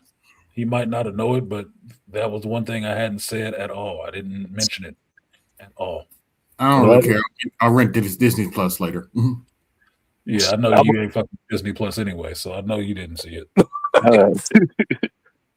You know, AB is one of them smooth operators. AB is the guy who invented, Netflix and chill and Disney Plus this dick. You know, Irony mateys. AB doesn't fucks with the Disney Plus. He goes to the high seas. All of it is available on the high seas. The sea giveth. They call him Blackbeard. Black AB. Black AB of the media. Who lives in Annapolis? Who lives in Annapolis next to the sea? A B B. Oh my gosh, that's funny. Oh goodness. Look, it's Pirate AB and Pirate Hama. Oh man, those motherfuckers, boys. They got the goddamn Jolly Roger. Right? Flying the Jolly Roger. Let me get my iPad and my Jolly Roger out. Fuck y'all. My first meet. Oh man. Yeah. You know, y'all gotta forgive me, but what about mutant powers is sarcasm and quick wit. Oh shit. Mm-hmm. The only person that should have been in Rise of Apocalypse was Ramatut. Yeah, that was the only one. Yeah. But it would have been more centralized to a story. The whole point of Rise of Apocalypse is it's centered on Nur. The whole story is about Nur. That's it. It's an origin story for who becomes Apocalypse. So how do you do an origin story in a team show? It's X-Men 97. It's about them. It's not about him. So you have to mix it up a little bit. This is where I don't have a problem with them mixing it, because the person mixing it did a very good job of it. Very good job of it. You took the main beats from the original story, you put that in there, and it holds true. You gave me more stuff in it that was real interesting, like the conversation with Apocalypse or Nur and Rogue. Fuck, dude, that never happened before. That is fascinating. The whole conversation with Magneto trying to teach Nur. I'm like, what are you doing, bro? Like, no. But it had you on the edge of your seat. But I was willing to hear it. And then Magneto and Xavier having an argument about that shit. Like, what the fuck are you doing, bro? Like, no, I'm trying to get him onto your dream. I'm not trying to get him on my dream. I'm trying to get him onto your dream, Charles. You should be down for this. I'm like, hey, you kind of got a point, though. You kind of got a point. I see your point too. Like, I don't know. This is a good debate. It felt like good drama. If I was a mutant, which powers would I want? I want to fly. I would think telepathy or being a psychic, but the psychics I made up for my comic book universe work differently than psychics in this universe, right? I wouldn't want psychic powers because you don't want to hear what everybody's thinking all the time. It gets into what I was saying about the Kwisatz Haderach, which is being able to hear, or the Abominations being able to hear all them voices all the time. You don't want that. You really don't want that. It's the same thing as a psychic. If you don't have mental blocks in place, you hear everybody all the time. You never have a moment's peace. No. But flight, absolutely. Absolutely. Flight without avian wings. I want to be able to fly like Superman, meaning that, or invincible, meaning that you can always push off of gravity. So you can fly anywhere. In space, in atmosphere, outside of atmosphere, you can always do it. That is the base level ultimate superpower for most people. Doesn't need to be strong. I just need to be able to fly, because then I can get anywhere I want to as quick as I wanted to. And I don't need the teleporting ability of Nightcrawler or Manifold, which, you can teleport anywhere or across great distances, universes and shit like that. I just need to be able to get there under my own power, because I like the journey. I like to see the stuff on the way to get in there, not just instantaneously. Now I'm here and I don't even know what the journey was. No. So that's me. I don't know about Charles. He already kind of strong. I don't know if he want more strength, but I don't know. He likes Viltrumites. You want Sage of the X-Men's powers just to know everything? She's like a human computer. That's it. Fun would that be? Now you know everything. What do you do with it? What do you do with it? I like Sage and Extreme X-Men, but Sage is somewhat limited because she knows she has all this mental ability. What does she use it for? What does she do with it? She ain't helping nobody. As opposed to Sage, I would go with Synergy from Wildstorm Commons from Stormwatch. I think that was her name, Synergy.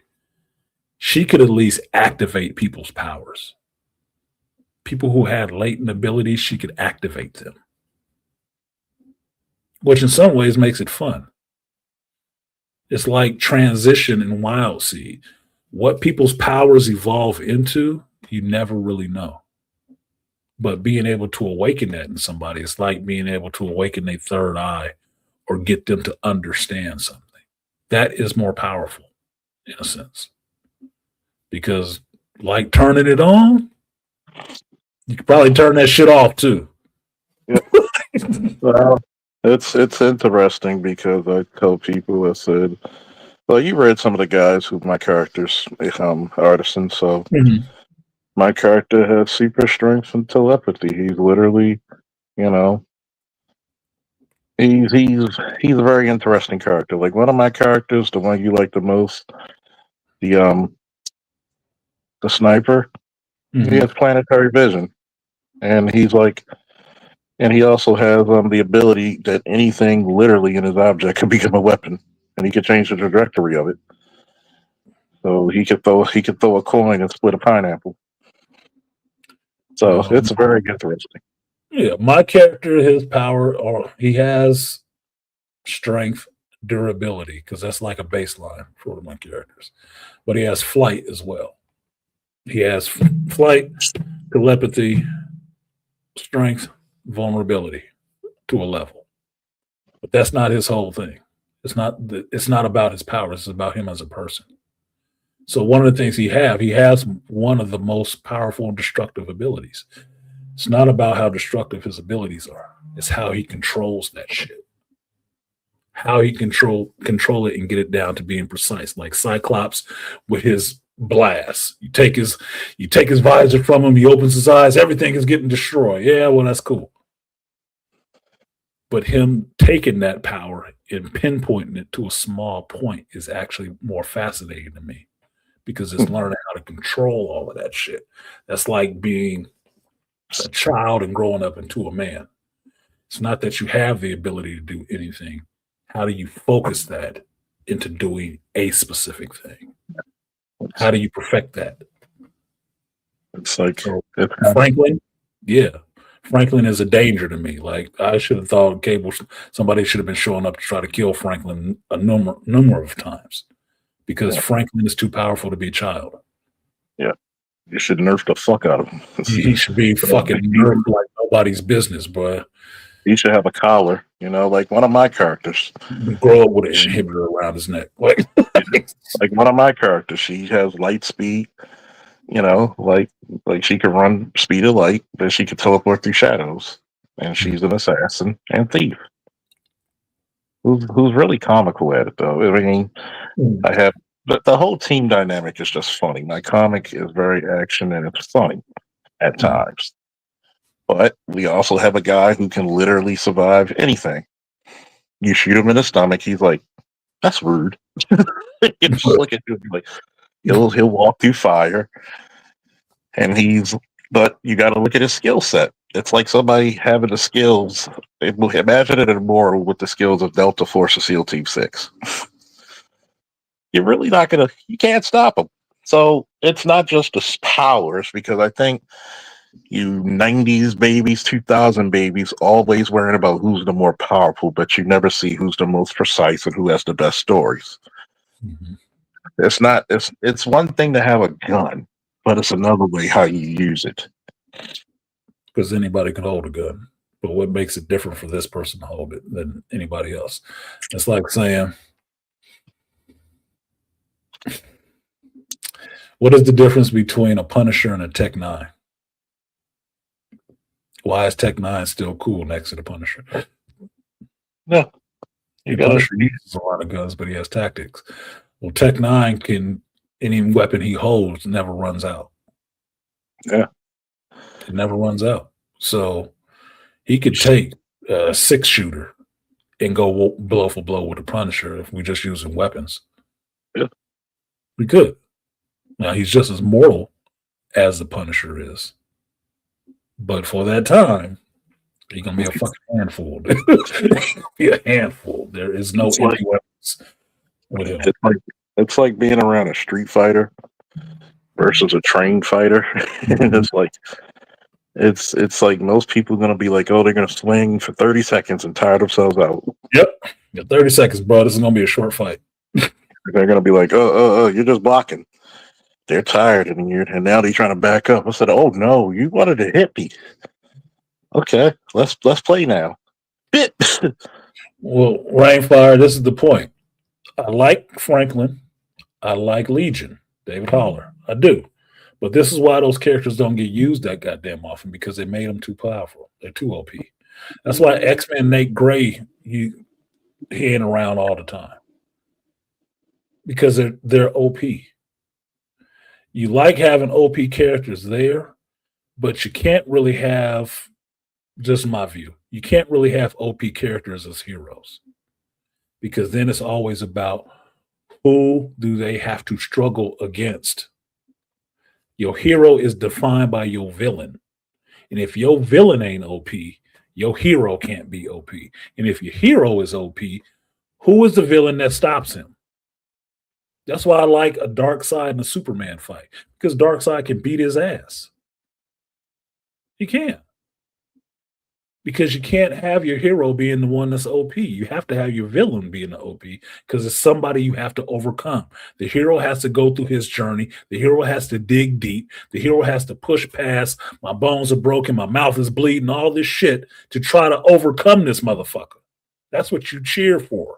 You don't cheer for an overpowered hero who just beats the hell out of everybody. Who gives a fuck? It's not interesting. You're going to have to do something else, because we ain't talking about X-Men 97 because Charles and all the rest of them got the better of Apocalypse. That's not even interesting. But what you are talking about was, damn, Apocalypse was wrecking their ass. Exactly. Because you want to see the hero overcome something like that. And if it's not there for them to overcome, it's not fucking interesting. It's not even real. You can live your own life and realize that you weren't the baddest motherfucker everywhere you went. You had to overcome something, or you would have never got better. It's not reality. That's why it doesn't work even in the fantasy part, because whatever. Can take it, can leave it. But that trauma-inducing shit, seeing motherfuckers lose and lose big, you're like, oh shit, how are they going to come back from this? Exactly. How are they going to overcome? That's what draws you into the story. That's what makes you talk about that shit later. I was just thinking of having Tech-9's and Y-Sun's powers with Bullseye's skills for superpower wish list. You're going to be invulnerable, and your weapons never run out, and your accuracy is off the charts. We got to remember, Bullseye don't have powers. They thought about that maybe he was latent something, but Bullseye don't have powers. He just had skills. And skills to a certain level can be a power if you're good enough. Captain America doesn't necessarily have powers. He heals. But all of Captain America's stuff is just what the human body does already. It automatically heals. It automatically gets rid of fatigue and toxins and stuff. This shit is just amped up to underneath superhuman levels, and he knows how to fight because he's learned. That's it. Other than that, he's not superhuman. He doesn't have a power other than anything anybody else can have. Because you ask yourself, what's the difference between a Batman and a Captain America? And would you want to see them have a fight together? Yeah. Batman is not superhuman. He's strong. But him and Captain probably have a good fucking fight. Because they're going to go blow for blow, hole for hole. What you know versus what you know. And Batman will switch it up in the middle of that shit. Like, oh, this motherfucker know this Kenpo shit. Well, I'm going to straight judo. Straight judo. And Cap gonna be right there with him. It's like, oh well, I just gotta give you the hands then. I'll show you how I did to old Nancy, old short mustache. Oh, we get Nightcrawler in 10-5. So I don't know. It makes it more interesting to me. But that's why I like those characters. I do like Franklin and Legion, but they're so OP that you have to tell some different stories for them to make them interesting. And most of Legion's story is about his mental issues because that's the only way that you found to nerf him. It's multiple personality. I mean, that's how Doctor Strange was in the 70s. He was OP as fuck. And that's why they had to nerf him. Superman was OP at 1.2, and they had to nerf his ass down a bit. What do you think in '86 when he did the New Earth? Like, he was not as powerful as he was. People forget how powerful Superman was back. Oh, Superman's OP. I said, you got characters more OP than him. You do. I mean, look, Marvel specifically doesn't know how to write OP characters. I like Blue Marvel. Yeah. Right? Adam Bashir is a really good character. He was written really well. His power set is OP. Him as a person, though, is not. And it's not because he's fucking crazy. He just has issues dealing with the shit that he's dealing with around him. That's it. He's old enough to remember real racism. Yeah, Sentry is OP. But the nerf they gave him is, well, if he gets too much, then this other side of him takes over. So you just made him crazy again. You're just back to making him crazy. Scarlet Witch is OP, but her downside is, well, she'll just kind of go crazy and, she can snap everybody away. They always go to the same thing. I've seen this 3 times. You got to get more interesting. Superman is OP at a point, but what do they do to make Superman interesting? Take away his fucking powers. Hey, here's this kryptonite shit. That's it. It's like, oh, fucking hell, dude. Tony Stark, what did they do to nerf him? If he starts getting a little bit like he too big in his britches, they take his fucking money. They give him a 5th. Give him a 5th, take his money. He lost everything because he got drunk one time. That's what they think the character's actual power or his weakness actually is. Yeah. No. It's more about the person than the powers. Well, to piggyback off you said, I think Marvel don't know how to break black characters, period, but still. No, they know how to make them. They don't know how to do them any justice not for any long stretch of time. And that's when you get into the inherent, the embedded kind of racism in some of the comic book stuff. And let's not call it racism. Let's call it just bigotry. Because in some ways, that's why I don't like it, but I let the white geeks have a little say-so and what they dislike and don't like about race swaps and the rest of that shit. Because it is mostly their kind of fantasy genre. Yeah, we all consume it, but you think about the people who made these characters, it wasn't a bunch of black folks, nigga. It wasn't. It's a bunch of white dudes, usually Jewish white dudes. They put themselves in a powerful position because at least if you understand the history of Jewish people, that's what their 0 point that they want to always point to is coming out of that. That's it. That's their origin story for them. Even though it's not, that's their most recent origin story. So that's what they're always coming out of. So they're always trying to make themselves seem powerful. Just is. The characters they created looked like them and were powerful, like they weren't. Because that's what all the fantasy is. So wish fulfillment, in some sense. Yeah, it's a wish fulfillment, a power fantasy. It is. So don't think your black characters are ever going to be written really well if you can't even fucking write them. And that's if you won't even write them. If you won't even read ones that are written really well by the black folks. Don't be surprised. Don't be sitting up here on the internet bitching about it. Do it. It's on you. You mean I got to work? Yes. You got to work. You got to go through your own journeys, and you got to take your journeys and feed them into your damn stories, so you can quit running around calling everybody else's original works racist. It's not racist.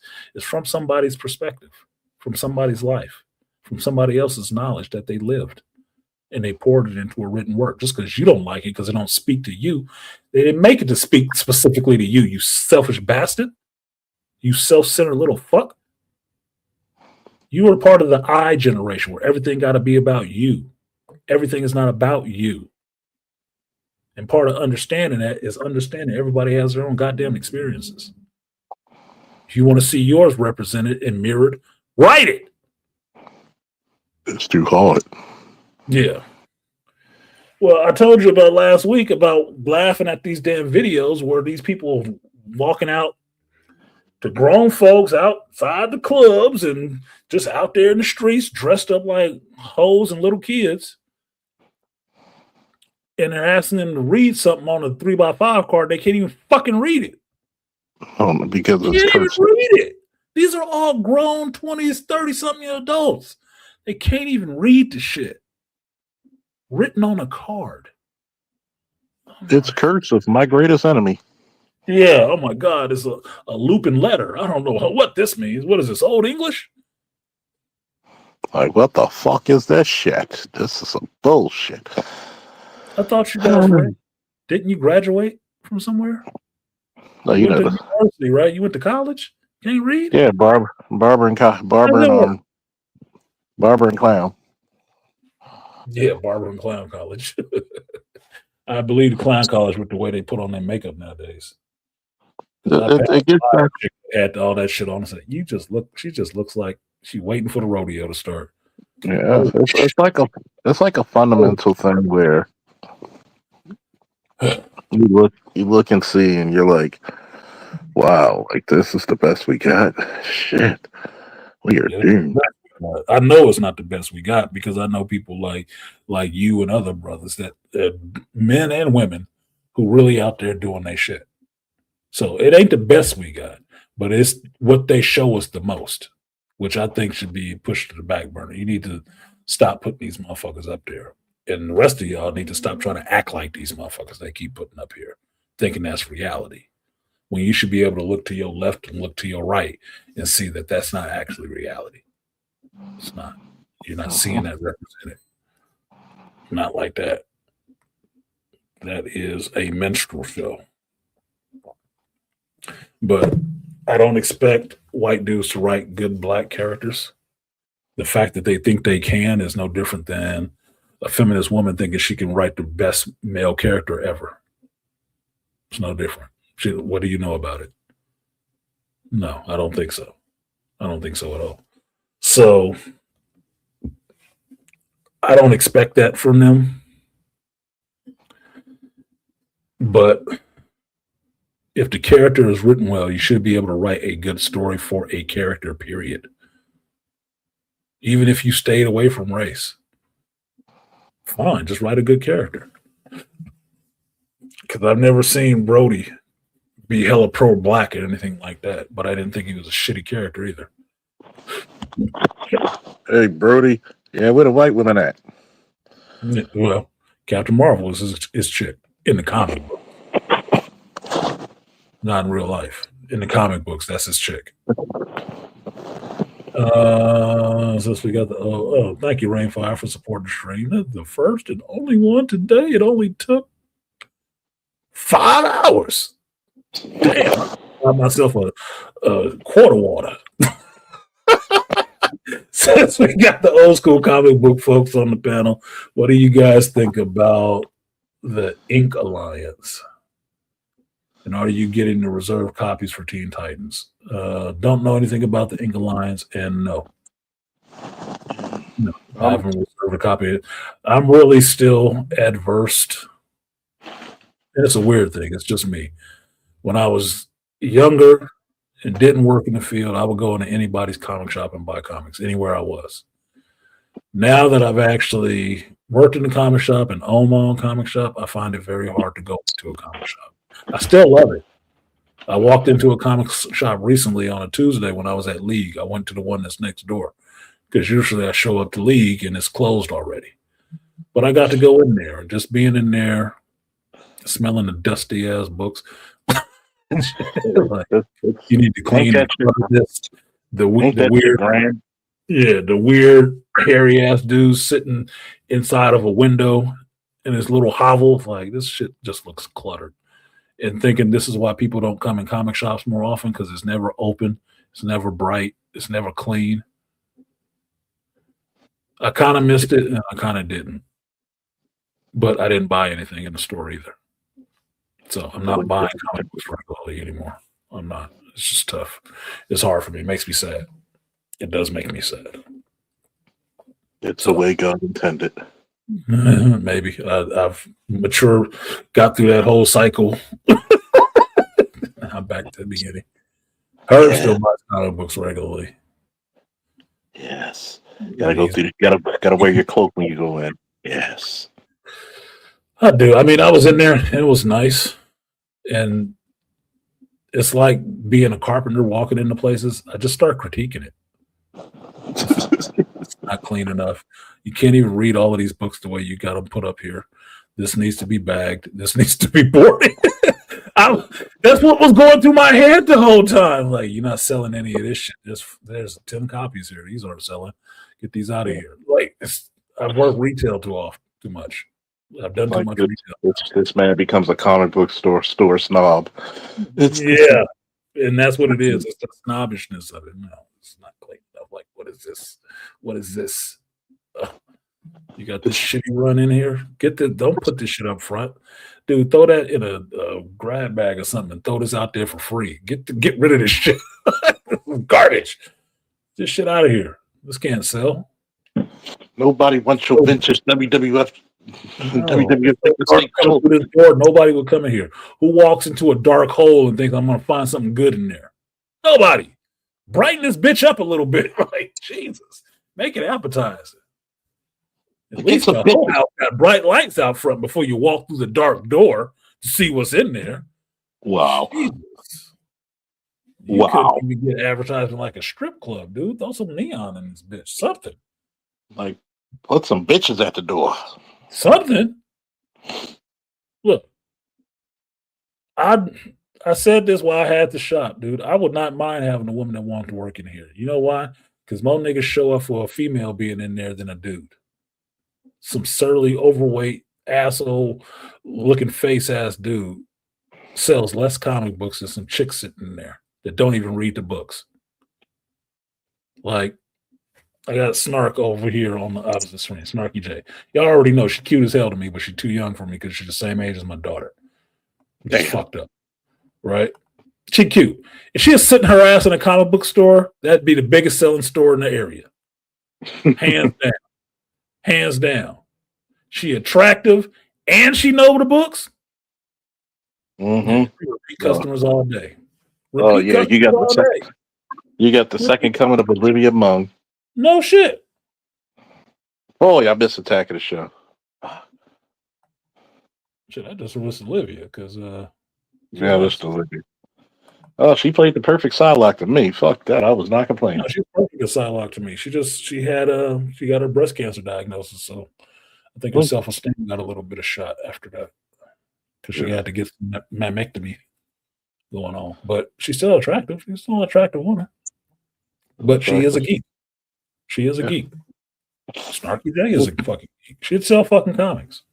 She would sell comics. That's in the store. Motherfuckers would be showing up in there hanging around all fucking day. It'd get annoying to her. Yeah, it would like drooling over Zendaya. Well, Zendaya's a dude. Because you got to tell the motherfuckers after the point, it's like, y'all gonna buy something or get the fuck out of here. Like, stop drooling over me. Yeah, this is not a hangout. Well, any chick who has a really good relationship with their dad, they tend to be dudes. So they tend to be cool as fuck. They tend to be cool as fuck. They don't necessarily end up being their dads, but there is a tendency that you could make her into more acting like a dude and not acting like a female.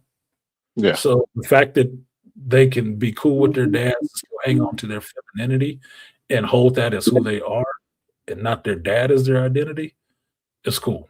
My daughter is feminine as fuck. The picture she sent me of her and her boyfriend Connor going to somebody else's wedding, it was attractive as shit. It was a pretty ass picture. All I did was put a heart on that bitch. I was like, oh, look at this shit. That's my baby girl. Right? It's a pretty picture. But she is happy being a female. She doesn't think she needs to be a man. I'm sure she could say some shit out of her mouth that sound like a dude. But she's not. She's a female. She knows that. And she's proud of it. Stop being weird is what you have to tell them. Stop being weird. Yeah. Stop being weird. You can't, though. Weirdness is a part of people.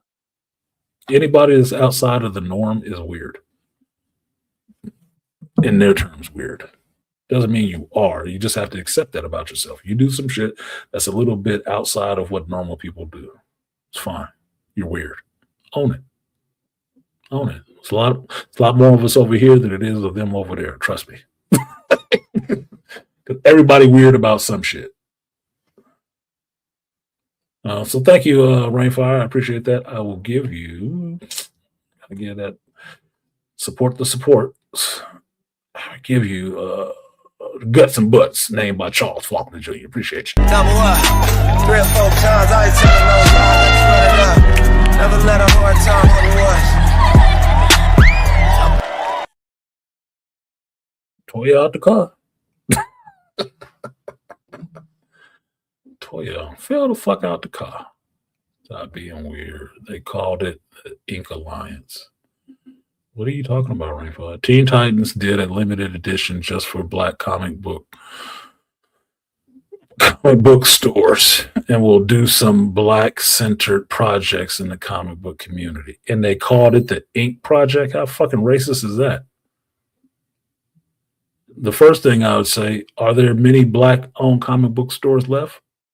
Because there ain't that many. There weren't that many to begin with. It was only 2 in the Bay Area. And I was one of them. Calling it the Ink Project. You know, when Black folks name stuff for Black people, they never use anything that's related to the Black color. You ever notice that? They usually can be more creative than that. Milestone Comics is not Milestone Comics because it makes any relationship to the color Black in its name. That's always shit that white folks give you. The Black Lantern, Hal Jordan. Why can't he just be the Lantern? He's a Green Lantern, Hal Jordan. Or excuse me, John Stewart, my bad. You don't need to do stuff like that. When it's of you, for you, you don't usually name it Black first. Because at least in this country, you know, Black is a caste, social, economic term.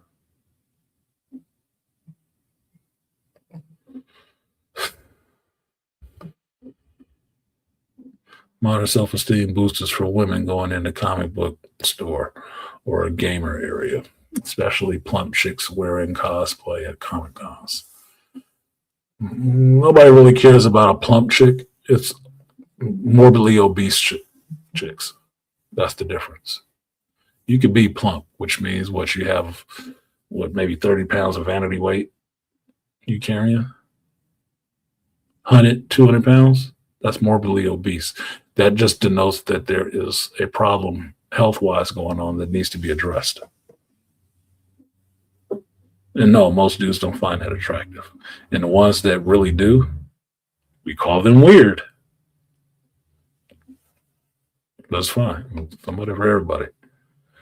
Nope, I've checked hardly any Black comic book shops. Yeah, there isn't.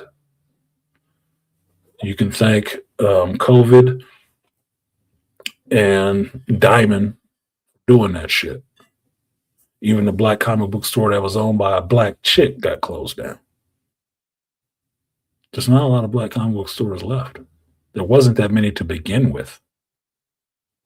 Just like it wasn't that many Black comic book creators before to begin with. Because remember, Milestone got bought out by the people who was trying to ruin them. And they was in charge, they published it. And all they did was reskin it and put it back out there.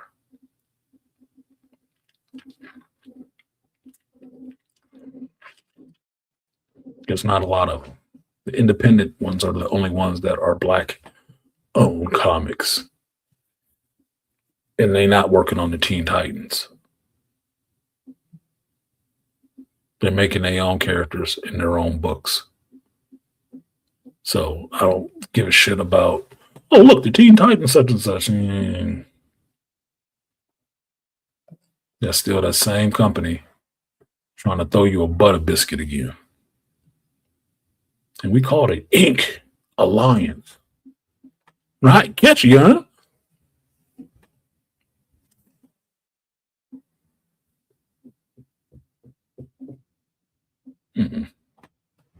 No, not interested. Good try, though. I'm sure the Wokies will love it, though. Those religions, parishioners will show up for that shit.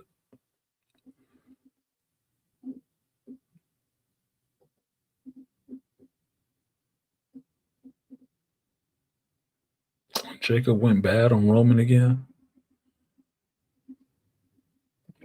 No, putting Static on Teen Titans is not moving the needle. No, it's not doing anything for Static. It's doing more for Teen Titans than it is for Static. Because Static is the money draw to Milestone characters. He needs his own thing. He doesn't need to be on the Titans. Why are you putting him on the Titans? Because you're saying the Teen Titans are failing. You're using this black character to bolster your bullshit. That is not representation. That is lip service wokeness. I'm good.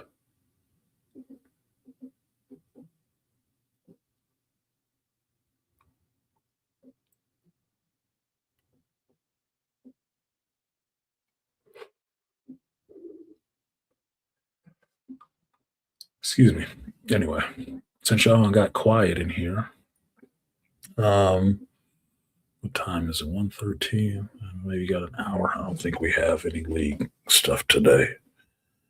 I hadn't heard anything about it because we got a meeting for Vegas next week.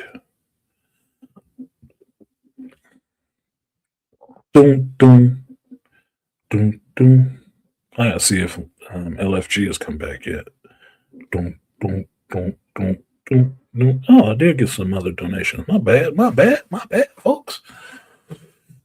I've been quiet in recent months, recent weeks, so I hadn't looked at this shit. Oh shit! I'll people some apologies. Some praise. Shout out to the Aqua Techie. No message, just support. Appreciate you, Tucker. I will give you not the kissy faces. It's not like that, bro. I like that, but I'm not French. All right, praying hands. Appreciate Aqua Techie. I will give you the guts and butts. Number one, 3 or 4 times I ain't telling no lies, running up. Never let a hard time on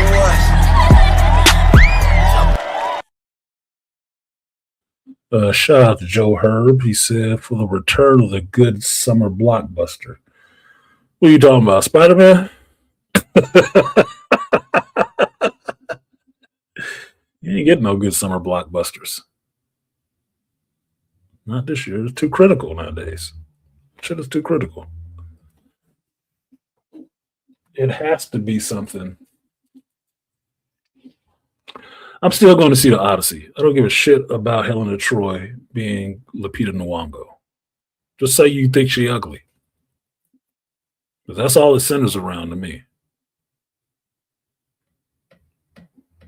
I can get to the part about you don't like the whole thing with race swaps. I'm not a fan of the race swap either. But I also wasn't a fan of Elizabeth Taylor being Cleopatra. None of these Caucasian ass women playing anybody from Egypt. Because they're not.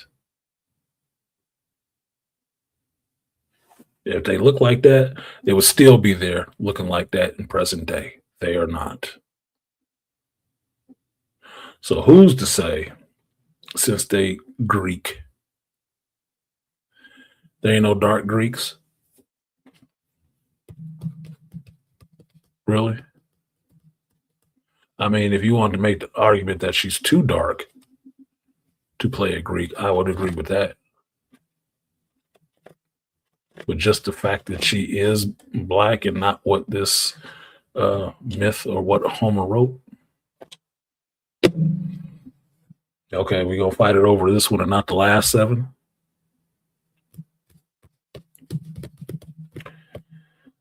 Okay, so I'll still go see the Odyssey. I think it'll make a lot of money unless they can pull this, circus up in front of it quick enough, because it wasn't getting any smoke until this shit came out. So maybe it'll be enough to push people away. Maybe it'll just push the people who pay attention to the folks that's on the internet on what to watch and what not to watch. Maybe it'll just push them away. And then they'll wait around until the shit comes out on streaming service, and then they'll watch it then. And you'll see that big old spike. So they'll do the coward thing, which is they won't go to the theater to see it. So they can give you that makeshift solidarity. But in private, like a voting booth, they'll actually watch it and secretly like it and stand up there and smile with your ass the whole time. The only other one is Brave New World.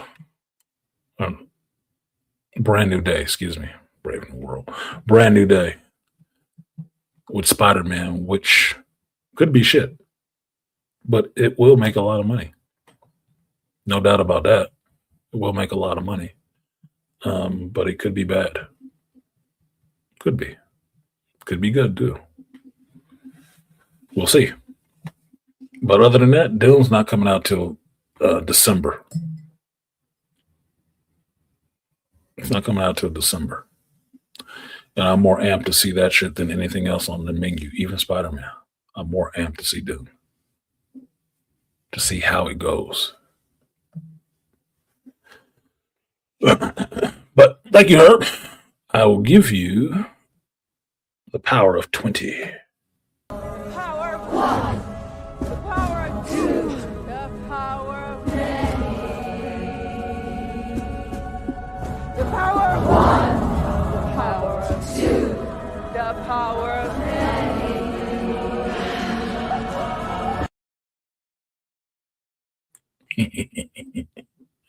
I do love that shit. Because it's so stupid.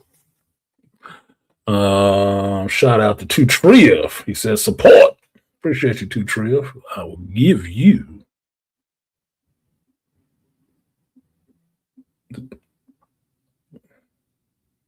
I just drew a whole blank on my own shit. The 3B salute. Bro, I need some better coffee.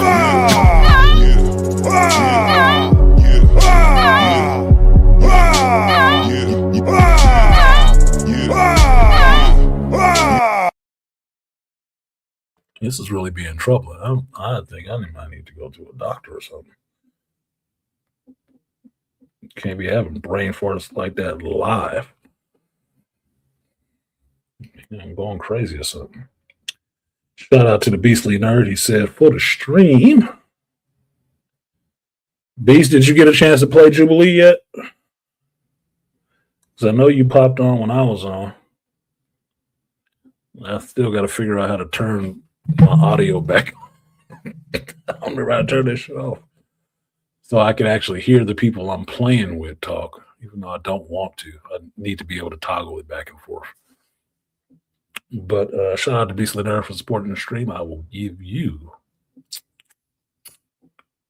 guts and butts. Appreciate you. Number 1, 3 or 4 times, I ain't telling no lies, running up. Never let a hard time on the was.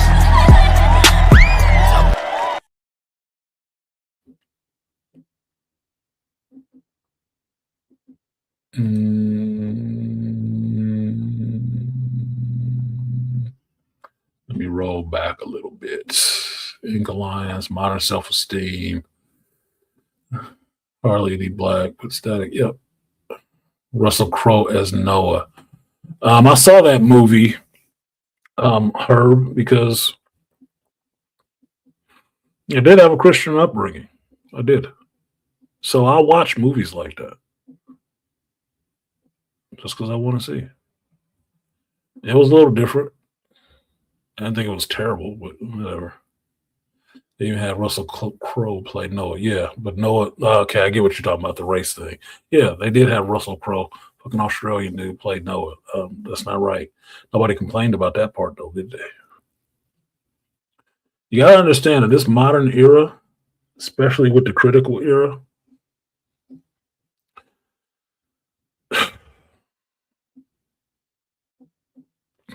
there's two things happening at the same time.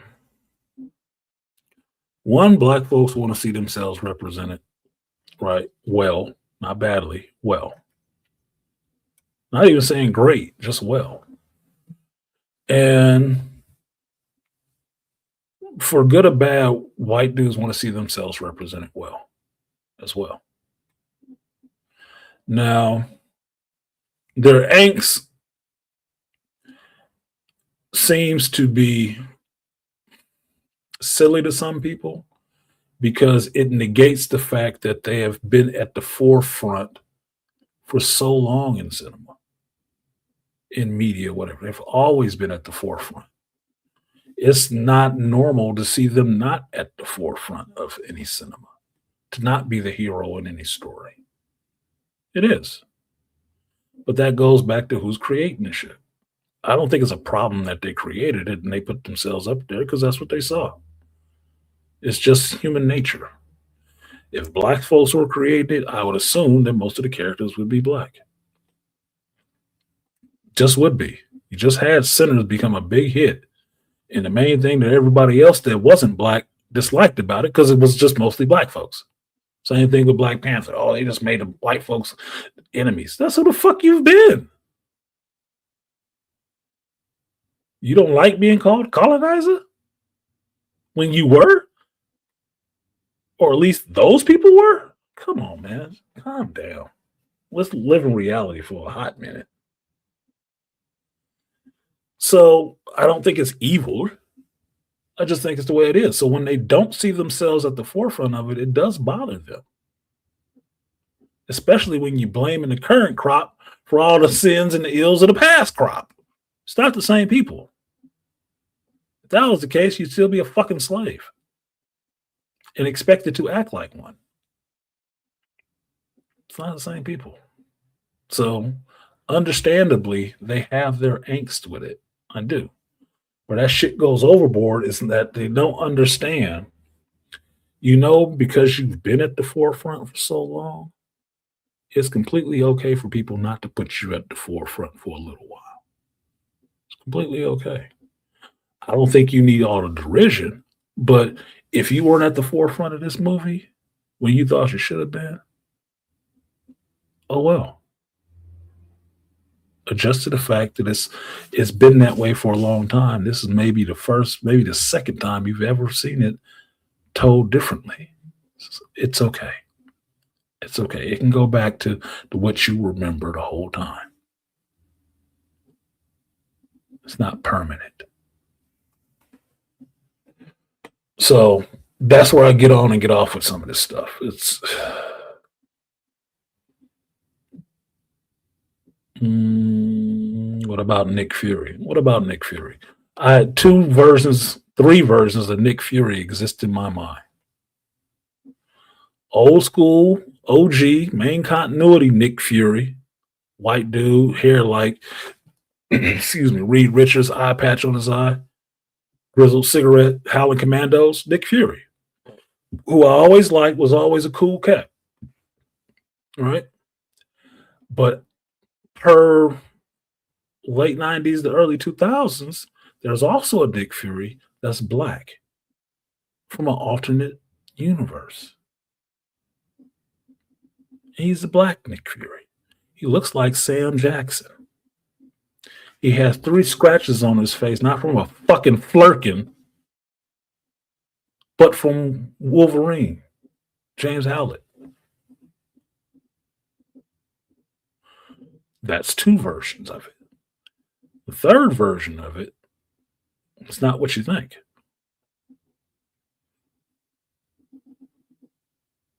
It's the Sci-Fi Channel version with David Hasselhoff wearing leather and chomping on cigarettes, trying to be the version from the comic books, which was the OG Nick Fury.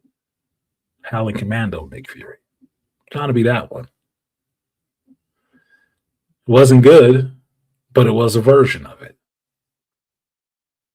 The Sam Jackson one in the MCU, that could be the fourth version, but it's only a play on the one from the alternate universe Nick Fury, the black one. It was already drawn up as him from Inception. So he's just playing that version. Fine, it can all happen. I don't consider that one a race swap because the origin point was in an alternate universe anyway. The only problem for people is when they went to making the MCU, they used all the alternate universe shit. That's it. They didn't go back to the OG 616. They didn't. That's the only problem. But other than that, there's two versions of Nick Fury. Yeah. The Unseen, the white one, and Nick at Night. Not to mention the fifth version where they made him, Nick at Night, have a son in the regular continuity, which is fucking stupid.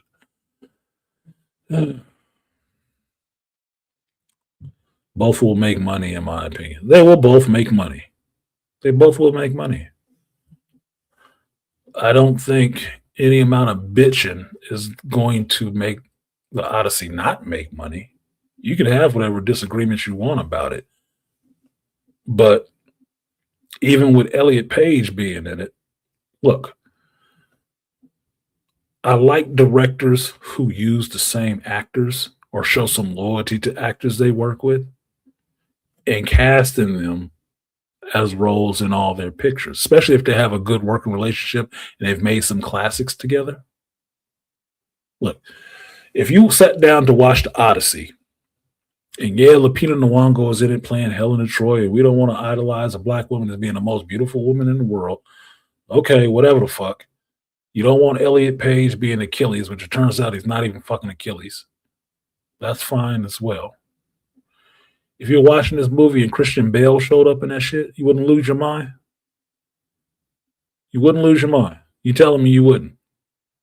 You wouldn't be like, oh shit, it's Chris and Chris again. You wouldn't lose your mind? The fact that Christian Bale isn't in this movie is kind of a disappointment. Because Christopher Nolan has made classics working with Christian Bale. He's also made classics working with Michael Caine. Where they at? Where's Hugh Jackman? He got some new crop of people that's working with him, and he got some old crop of people. And because of that, Elliot Page gets a pass to be in this damn movie because Ellen Page was in Inception, a classic movie that Christopher Nolan directed. And he always uses some of the same people if he can. He will recast them as something else. Okay. That's how we got Elliot in it. Playing Achilles? I don't think so. I got to finish this damn story. And when I listened to a book yesterday, I was torn between just trying to tear through the Odyssey by listening to it or Children of Doom. Children of the Doom went out because I really do want to finish reading through the Odyssey, and I only got a week left. So when they say in the movie this character's name and who it is, I'll know if it's Achilles or not. Because you know me, I don't like spoilers. So I'm not listening to everybody talking about every spoily character shit. I'm not listening to that. Selective ignorance. I want to be ignorant of some things going into the movie. and I'm ignorant of the speculation, not the source material.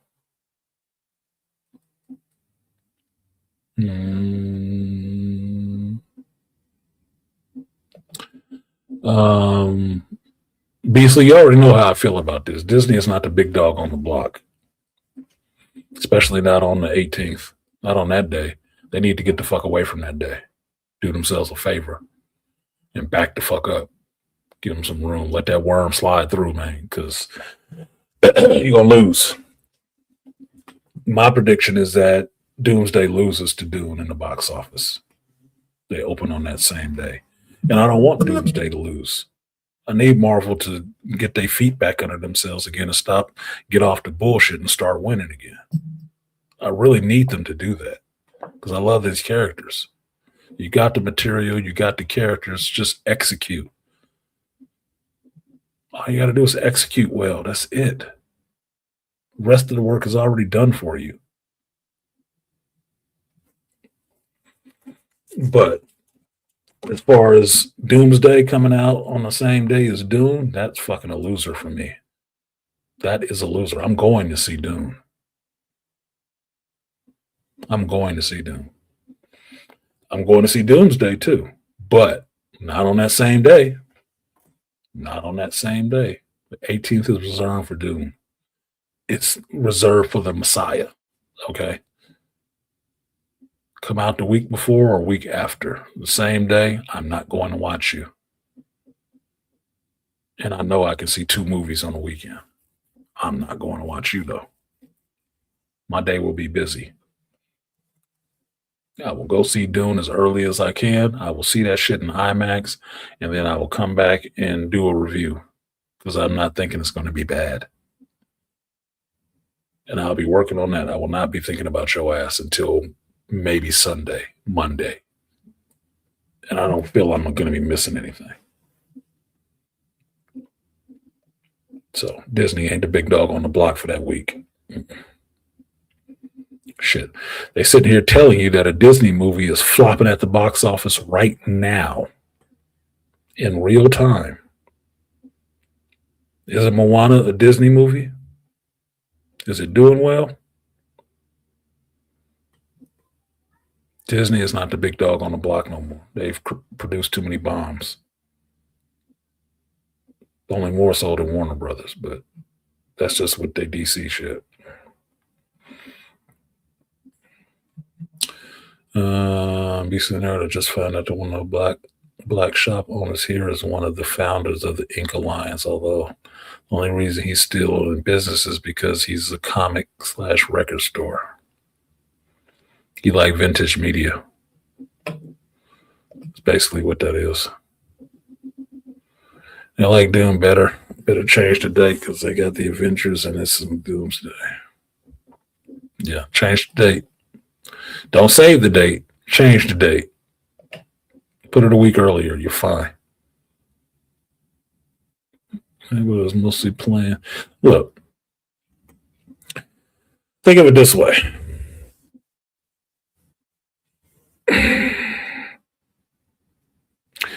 Why did James Gunn not drop, Supergirl on the same week as Brand New Day? Why did he not drop that on the same day? You think it's Warner Brothers dragging their nuts? Or is it on the strength of the filmmaker and the film itself? DC ain't got it like that. That's why they didn't drop their shit on the same day as Brand New Day, because they would have got blown the fuck out.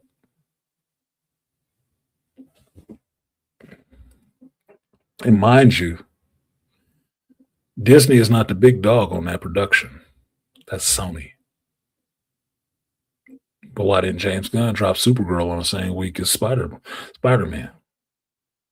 Because he fucking knows better. Because he fucking knows better. Do you think the Russo brothers are better directors than Denis Villeneuve?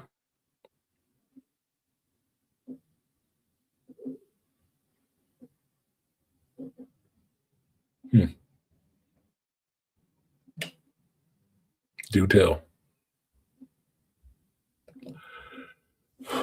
Yeah, I'm supposed to be playing the other X-Men. Learn. There's more team up abilities to learn. That's the most fun part now. Somebody said it on Cloud Rio stream that this is like they were watching the release, the dev video. I watched it. I watched the dev video myself, and then I saw Cloud did a review of the dev video. So I watched his stream of him watching the dev video. And one of the people in his chat said, well, it's like Marvel Rivals 2.0. And I was like, yeah, with all these updates to all of these characters, outside of throwing the one new one in the mix, it is like 2.0. In my mind, that's what it is. It's 2.0. You just changed the whole game. You just changed the whole game. So there is more stuff to learn now, as opposed to one or two things, one character or whatever. And I think that's why when I was playing it on Friday, I didn't see a lot of people playing Jubilee, because there was more other shit to learn about your own characters. Like, yeah, I ain't got no time to be fucking with her, man. I got to go back and see how this team was working with my Daredevil. That got me to playing Blade more often. That's all it did. It got me to playing Blade more often. I would switch off between Jubilee and Blade in the same game, seeing how this bonus works, how the team up ability works, and kind of liking to switch between them or turn it off. Yeah, that was actually fun. Now they fixed my targeting thing. Some inner UI shit, it'd be better. Only people that should be mad about Odyssey is the Greeks. Just like some white millennials were upset because they discovered there was an all-black Wizard of Oz, called it racist. The Wiz is not racist. It's just a black version. Would Sony be considered the new top dog? Sony is the top dog. Sony been in the news all week. Why? Because they made a move on your ass and said, this is what we doing. And they didn't ask you about it. They told you what they was doing about it. And people didn't like it. And everybody was talking shit. And what did Sony do? I think they backtracked a little bit. They took a step back. But they ain't backed all the way up. They ain't pulled that dick out yet, have they? Nah, they just backed up a little bit. Give you a little less balls, more shaft. The rest of the stuff was done. It's just done. No, that shit just gone, motherfucker. I ain't paying you no money back. Fuck you. Yeah, the devs are calling it Marvel Rivals 2.0 when you do the in-game tutorial. Yeah, it's 2.0. Straight up 2.0.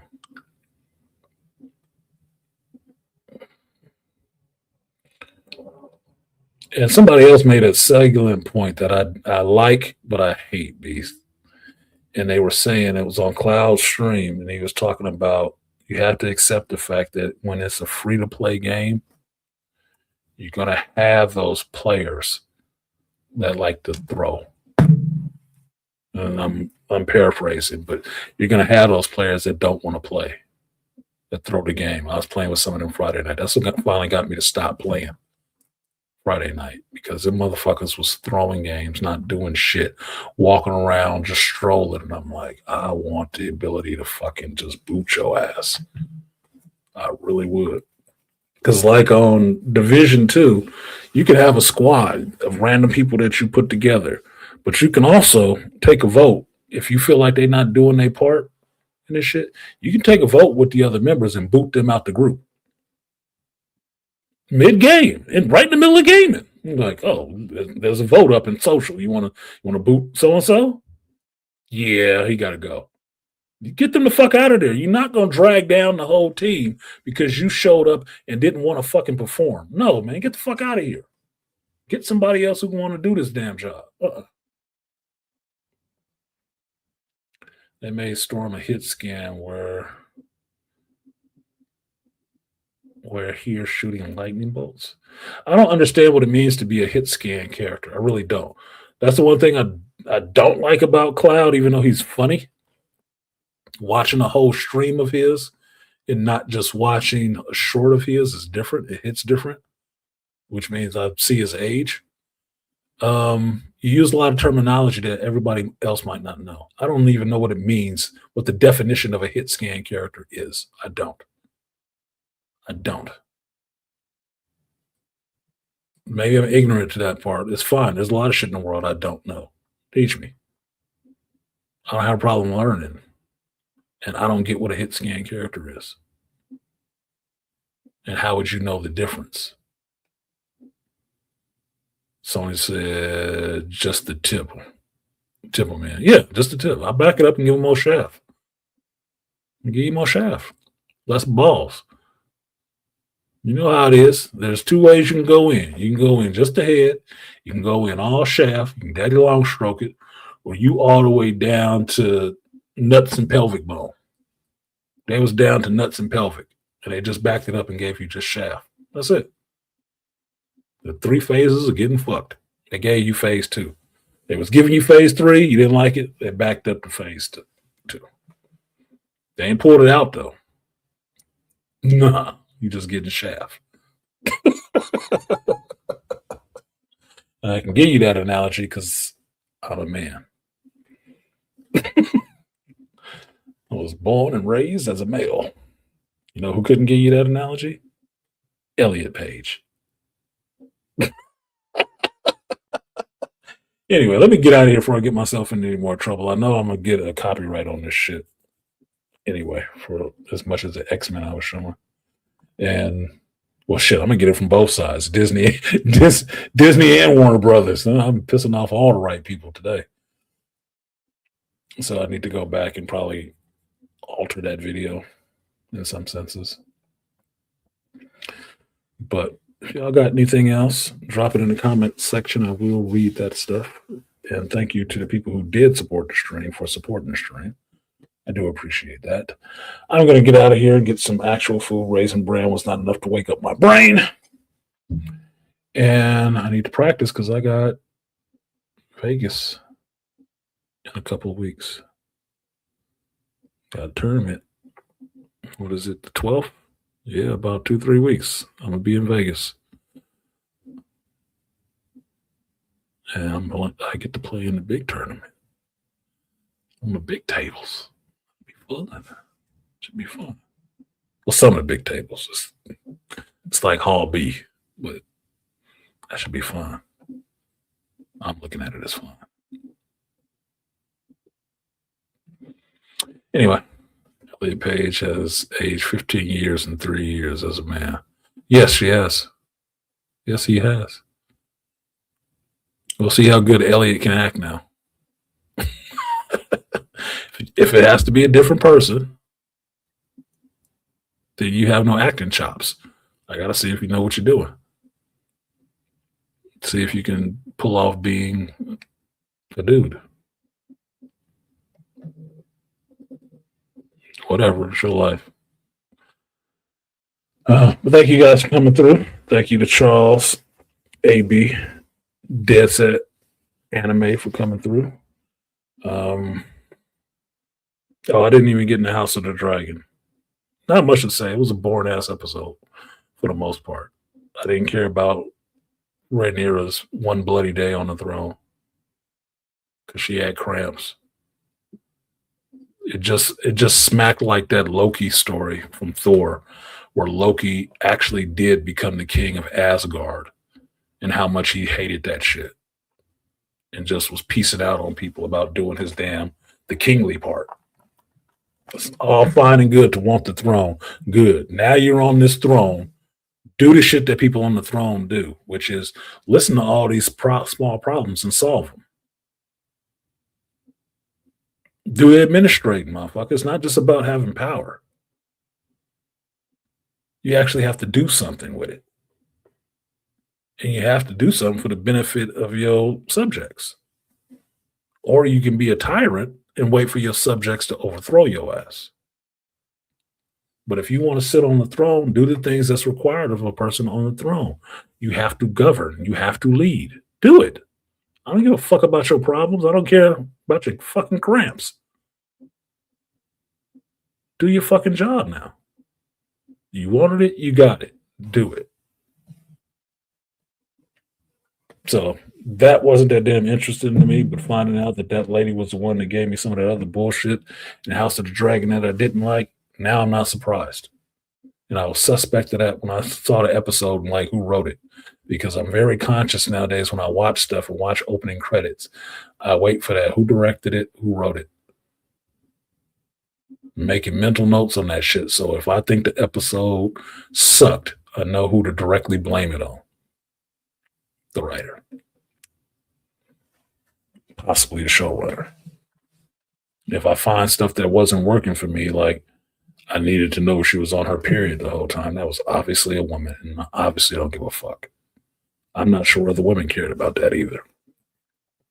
But for them, that just made the situation that much worse because she was on her period. It was her time of the month, and she was cramping. That's not a fucking struggle, bro. It's like having a flatulence problem right now. But that's your major struggle that just makes it the cherry on top to a rough day at work.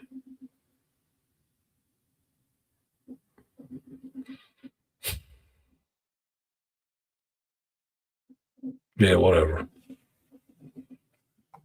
Whatever. Epic. Epic, epic.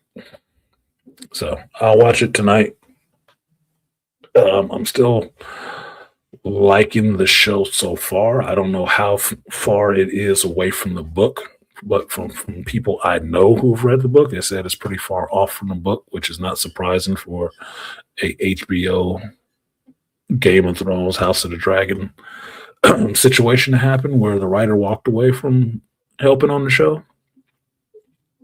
Not surprising that they went off book because they still need to do this show.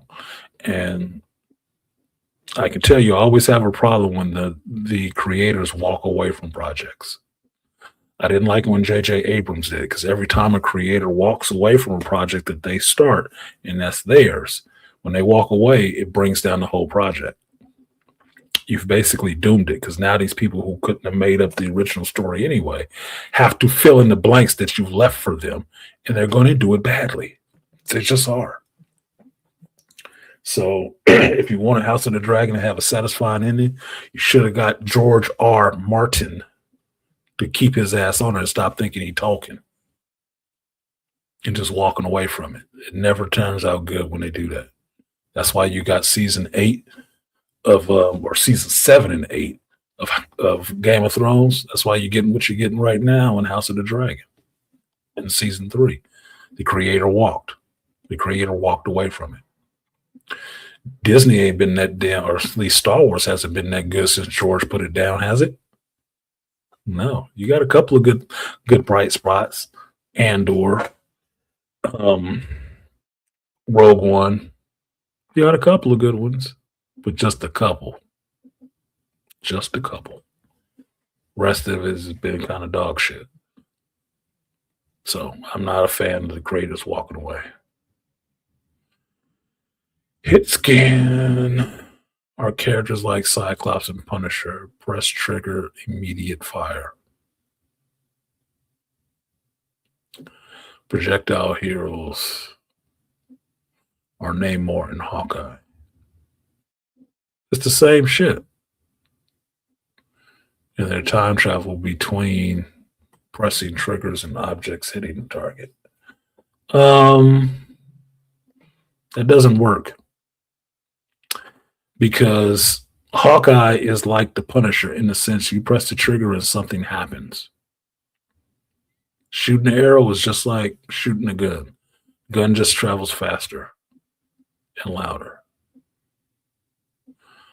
Hawkeye has to spend a little bit more time aiming because it's not rapid, endless fire, but you're doing the same thing as the Punisher. You're pointing, you're shooting. Point and shoot. You don't have to stay there and wait for it to hit before you can move on to the next target. Because if anything, I would say there's a difference between a Punisher and an Ultron shooting his beam. His beam is continuous from his arm, but it's slow. So in the time that Ultron could hit the Punisher with a shot, the Punisher would have already killed him because he can put more shots on target quicker than him. Namor doesn't even shoot directly most of the time. He has the squids that shoot for him, which means the people are taking damage without you having to look at them to take it. So that makes Namor the same as Moon Knight in that same way. I threw this thing down, I ran off and did something else. And this thing is still hitting you the whole time as soon as you're in range. Cyclops he has a continuous beam. It's just a continuous beam, one shot, one continuous beam. Not like the Punisher, which can put more shots on him, because I can take out Cyclops with the Punisher. I can take out any of the rest of these characters with the Punisher just for that one reason. It's direct damage, rapid direct damage. I can overwhelm you. I can suppress you with this damage. Hawkeye can't suppress you with his arrow, but I can use Hawkeye too. But it means I have to go on the prowl more like Black Widow than just being up front in the melee and using the amount of rounds I could pump into your ass to back people up. They are not suppression characters. Hawkeye is not a suppression character. To me, the Punisher is a suppression character. He will get people to get their goddamn heads down. If for nothing else, from hearing judge, jury, executioner, you ain't even got to fire them people running already. They already know what that means. They already know. They moving. So that still doesn't give me a clear definition of what hit scan is. I guess this is where I have to go to the fucking AI. But I appreciate you trying to explain it to me, because I don't know. I just don't know. I really don't understand what that means in this gaming sense. And I would like to, just because when you don't understand what words mean, you're missing something in the conversation when they're used. Like I talked about Wild Seed and transition and stuff like that. If you've never read the book Wild Seed, you don't know what the fuck transition means, because it doesn't mean sex change. It doesn't.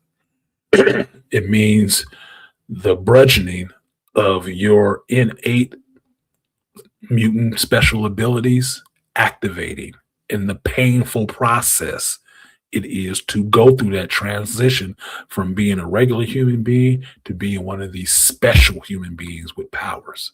You never know what's going to come out the other side. You can go crazy. You can scratch your eyes out. You can blow your own head off. You don't know what's going to happen. So it is a trauma to go through that process. If you make it through that process, you come out really special with some really awesome abilities. But we don't know what the ability is going to be, and it's a drama to go through it. If you didn't read Wild Seed, you wouldn't understand that term. That's how words work. You had to understand the word to understand what it means, outside of just what you pick up from inference in the sentence or the phrase that it's in. You have to actually know what the words mean, because words mean something.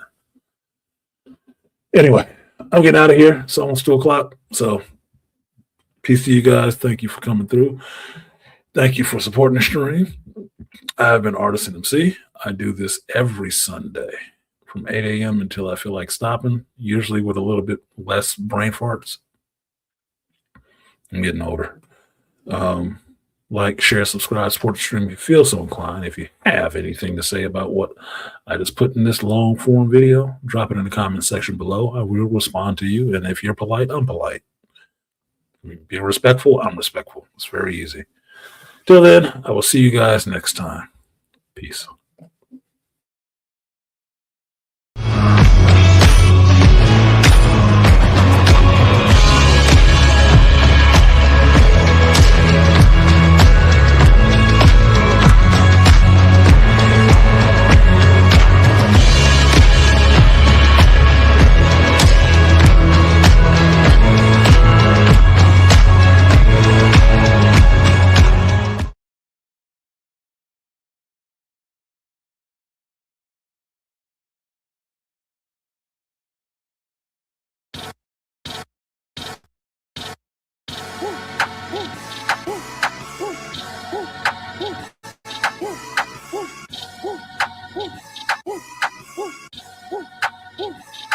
Running to the checker flag, running through the red light. 12 get me gun and won't pull over till I'm dead right. Riding till the sunrise, can't about no bedtime. Ain't gon' get no bitch and ride with me, let their head fly. Better know from West Side 11 or the best style, all the way to Crenshaw. I'm out of mind, nigga. Better know big shit, popping in no little shit, dropping bags. It's a lot to you, to me a little bit. Let them down, Chevy 40 cal in my lap.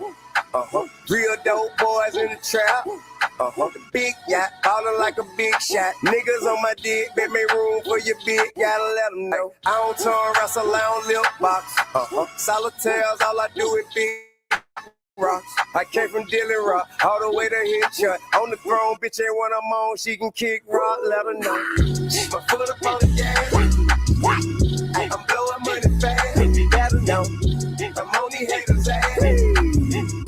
I know these niggas mad, better let them know. Big dog, how we get it bread, I ain't never scared. Big flex on a nigga head, what I'm standing on. Business, big chick, we done did that. Pushing weird back, better give me respect. That's some out the dealership, racing to the paint shop. You gon' need a Brinks truck if I do a bank drop. Driving with my drink up, never let a drip drop. Tune up at your bitch house, that's my only pit stop. F1 Luda 200 on the speedometer. Car came with a stripper pole, miners of the photographers. Hoes, Luda back now, aunties doing cartwheels. I've been slinging chickens out of LAX and Hartsfield. Gold, music, movies, TV, triple threat.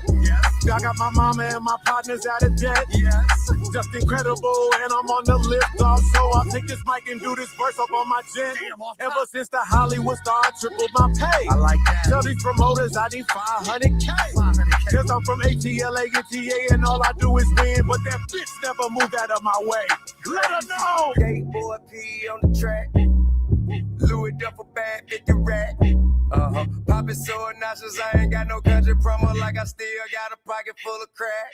All they do is fight for number 2, cause I'm the one. Still make it play with the one. All we know is success, hit her with some rich sex. Good luck in your bitch back, she forever mine till I let her go. Better know, let her know. Better know, let her know.